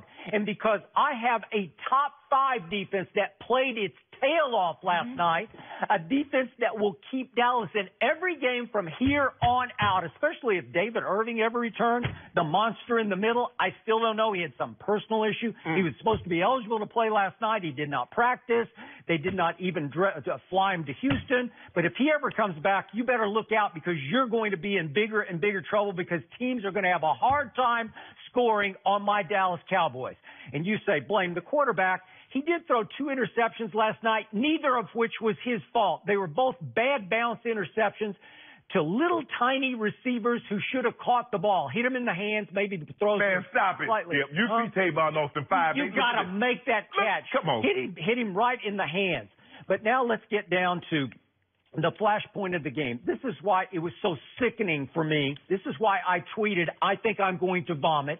Because in overtime, the flashpoint of the game happens on 4th and 1.5. And I couldn't even get worked up about Jason Garrett punting. Of course, you were all over Frank Reich for punting last week. That's a different situation. I know, slightly different, but not really that different. Again, this is the one where I'm like Frank Reich. This is the one where I go for it 10 out of 10 times because that's just who I am, how I'm built, what I'm made of. Jason Garrett is usually a gambler in those situations. That's the one thing I like about Coach Clapp. He'll usually go for that. And you know why he didn't? Because they were inept on offense. America's team now has America's worst offense. Whoa. It is at least the most unwatchable offense. And if Ezekiel Elliott has a bad night, if he is going nowhere fast the whole night, 20 carries for 54 yards, and on 3rd down, what happened, Shannon? He lost yardage. He lost at least a half yard, if not a whole yard. So I just sat back when Jason decided to punt, and I said, I guess I got to clap for Coach Clapp there because he's just giving the game back to the defense. Whoa. He's just saying, let the defense go win it. And they finally gave up one big play to one really great playmaker that Houston has that Dallas does not. So I couldn't even go crazy about that. You shouldn't. I think I would have punted there. The difference here between Frank Reich says I have Andrew Luck, although I do not agree with his call. He's like, I have Andrew Luck. Andrew Luck had thrown for 464 yards against this defense.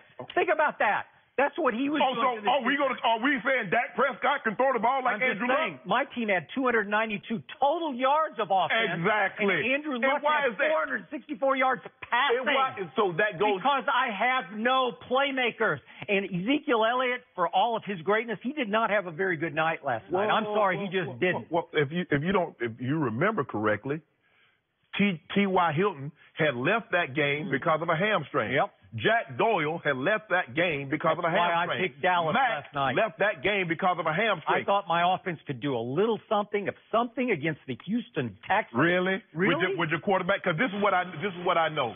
On 4th and 1 in their own territory, Sean McVay trusted Jared Goff. They're a magic carpet riding. They've won every game.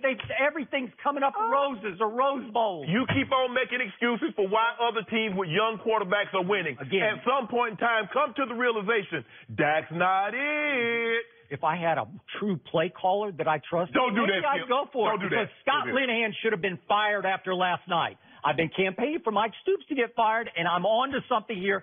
Scott Linehan has to go. It's just getting worse and worse, less creative, more predictable. I'm saying, what are you doing? Because on 4th and 1.5, I'm just calling the read option. I'm putting it in Zeke's belly, and I'm having Dak pull it back out. I want a called read option because the defensive ends are just crashing down into the middle of the line, and Dak pulls it back out, and he could run for 8 yards and a first down, and here we would have gone. They said we don't care. Ezekiel Elliott, and just like Mike Stoops got blamed for Oklahoma losses, did Mike Stoops fumble the ball? Did Mike Stoops throw an interception? You have no idea what you're talking about. It's been going on for years. So did that? Let's go to the flashpoint. Can I talk one? No, can I talk cannot. One? I'm just beginning. It's my turn, Jenny, because he ended the football. You mad they lost. No matter what you say, it's not going to get a win. I'm making you look foolish, so here we go. Make me look foolish. 7:37 left in the game. Dak Prescott finally makes one play, and he's usually worth one big play a game, and I don't know how he got away from J.J. Watt, but he did, and he's scrambling to the left, which is the wrong way for him to scramble, and at the last second, he's about to get blasted yet again, and he goes deep to Tavon and throws it over Zeke's head to Tavon, and they finally make a play, and it is 1st and 10 at the Houston 31 with 7.5 minutes, and here we go. It's 16-all, and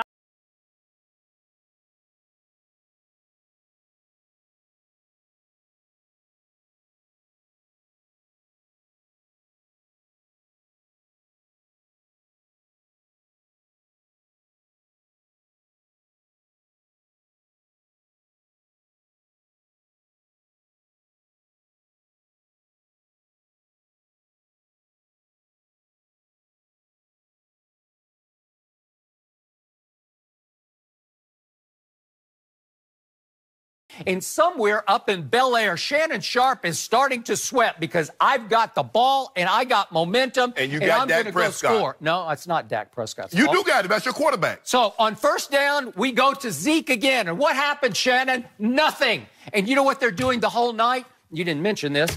They're not just rushing 4. They're sending 5 or 6 every play. Every play, 5 or 6. It's called a run blitz, and they're just run blitzing, and you have to do something different. You have to toss. Do you see any tosses? Seriously, did you see a toss? How many read options did you see? How many creative plays? Did you see many swing passes to Zeke? There are ways to get him the ball except handing it to him right into the teeth of a run blitz. What about a run blitz? What about and where does he go? Where does he go? He goes for 2 grand yards. And then here we go. Now it's 2nd and 8 from the 47. And what happens? Scott Linehan calls a Scott Linehan special. I don't know what he's thinking about, but it's from under center. It's a 7-step drop with a fake reverse to Tavon Austin. The play takes 4 minutes to unfold. And what happened, Shannon Sharp? Exactly what you tell me. Predictably, J.J. Watt and Jadeveon, they get there before anything could happen. And as Dak finally turns to look for a receiver, he is mauled by those 2 defensive ends. It's like the dumbest call in the history of calls when you have momentum. You got to capitalize. We go backwards. It's a sack for -9. We get nothing. We go nowhere fast. It was excruciating where I just said, okay, that's it. We have 2 huge chances of momentum plays to go win it in regulation, and the rest of it was just predictable to me.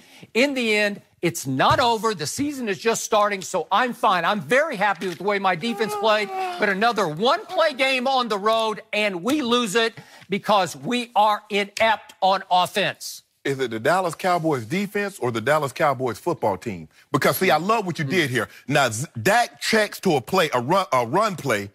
Zeke doesn't hear it. That's Zeke's fault. Yeah. They come with a run blitz. Dak doesn't check. That's Scott Linehan's fault. So at what point in time? At some point, you got to get a little more creative than that. At what point in time can Dak check? How many 0-yard runs do I have to watch in a game? That's what I'm asking you. How many do I have to watch? Let's just hand it to Zeke right up the gut. You just told me. And by the way, Zeke had 2 back-to-back runs that looked like they were momentum builders. And what happened on the second one?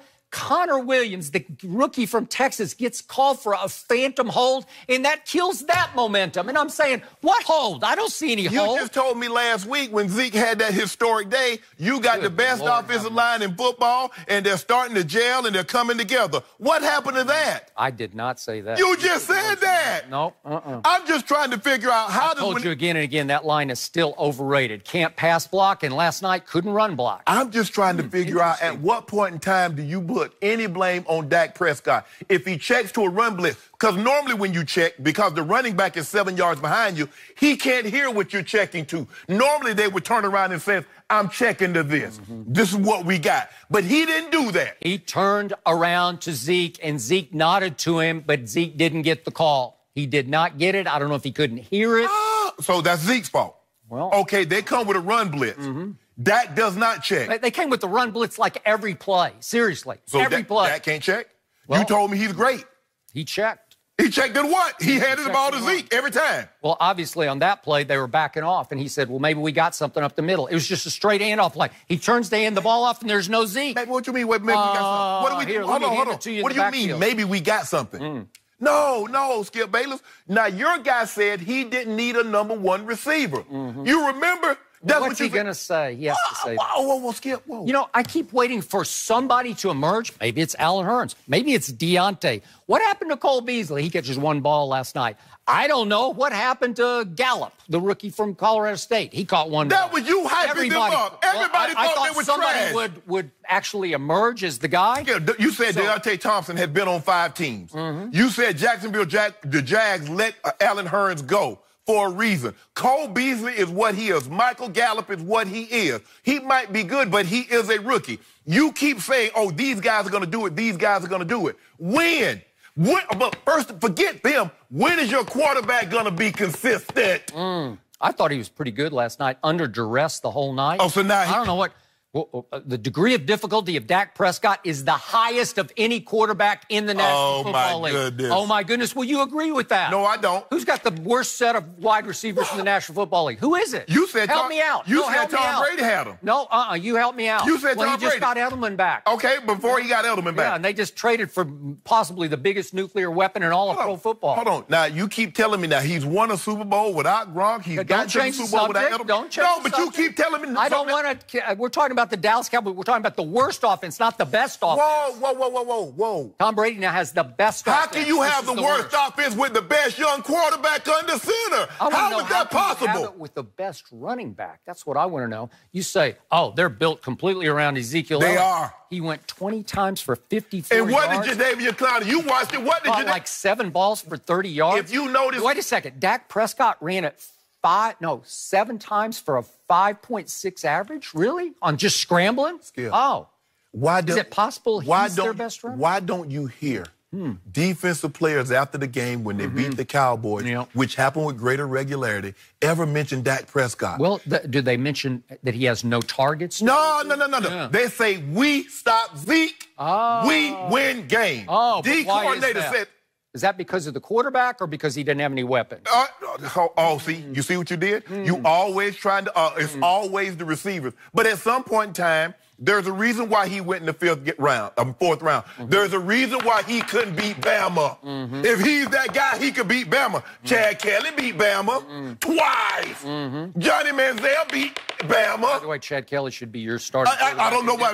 We're not talking about Chad Kelly. Oh, so now we can't change the subject. I'm talking about your guy. You change the subject, then You said you're a guy. I want to know. Why can't he win big games, Skip? He's won a whole bunch of big games. When? You want me to start? Oh, you go back to his rookie year. Oh, how about last year? You don't think he won big games last year? You don't think he beat Kansas City when they were riding high? We got to update that resume. Torched them. Skip, what did they got to do with this year? He torched Green Bay last year. I'm talking about this year. No, he didn't touch Green Bay. They got beat. No, but they got beat. No, we don't do that. He torched the Rams defense last year. Go look at the numbers. Go look at the numbers. They lost. I don't care. You're saying he's a bust. So I want to hold you to that. You're saying he's a bust. I didn't say he was a bust. It's all him. I said he's not what you think he is. The only silver lining of the night is that after the game, Jerry Jones actually second-guessed Jason Garrett on not going for it on 4th down.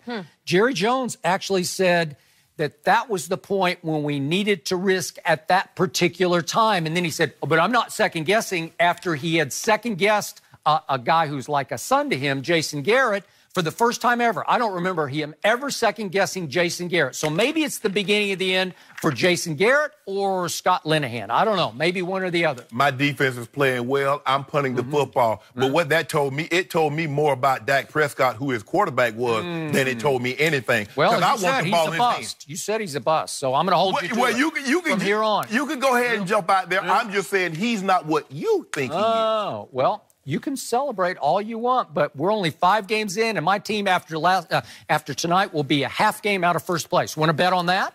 Want to bet? I'll bet you a case of do on that right I already got to do. Okay, I want to bet right now. Because where we are with Want now? to bet Dallas 9 cases. Wait a second. Do you want to bet Dallas is a half game back after tomorrow? I don't want to bet that. I want to get my case of due. Now we down to 9.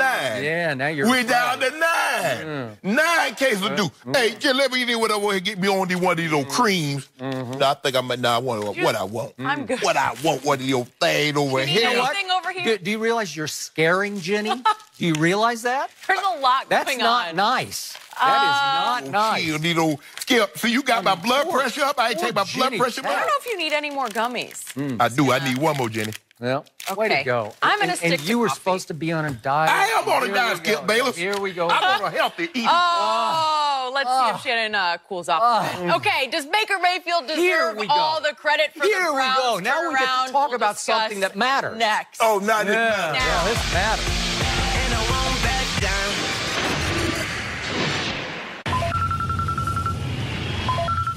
Hello? I hear you're looking for some celebration help. Yeah, I was hoping. Let me call you back in 20 minutes.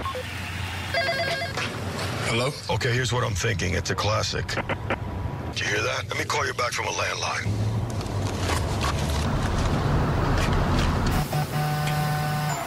Hello? You put your right hand in, you put your right hand out. And you shake it all about.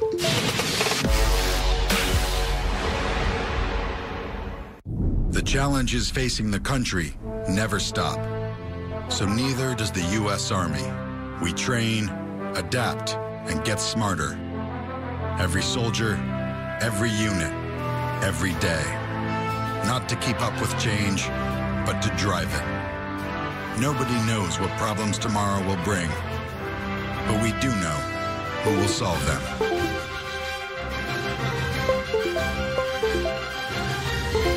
The Dickies Flex Series is built for performance with superior comfort and advanced mobility, all backed by the unconditional satisfaction guarantee. Dickies Flex, engineered to move. Learn more at dickies.com. What if numbers tell only half the story? At T. Rowe Price, our experts go beyond the numbers to examine investment opportunities firsthand, like e-commerce spurring cardboard demand, the pursuit of allergy-free peanuts, and mobile payment reaching new markets. This. Here's how Old Dominion puts together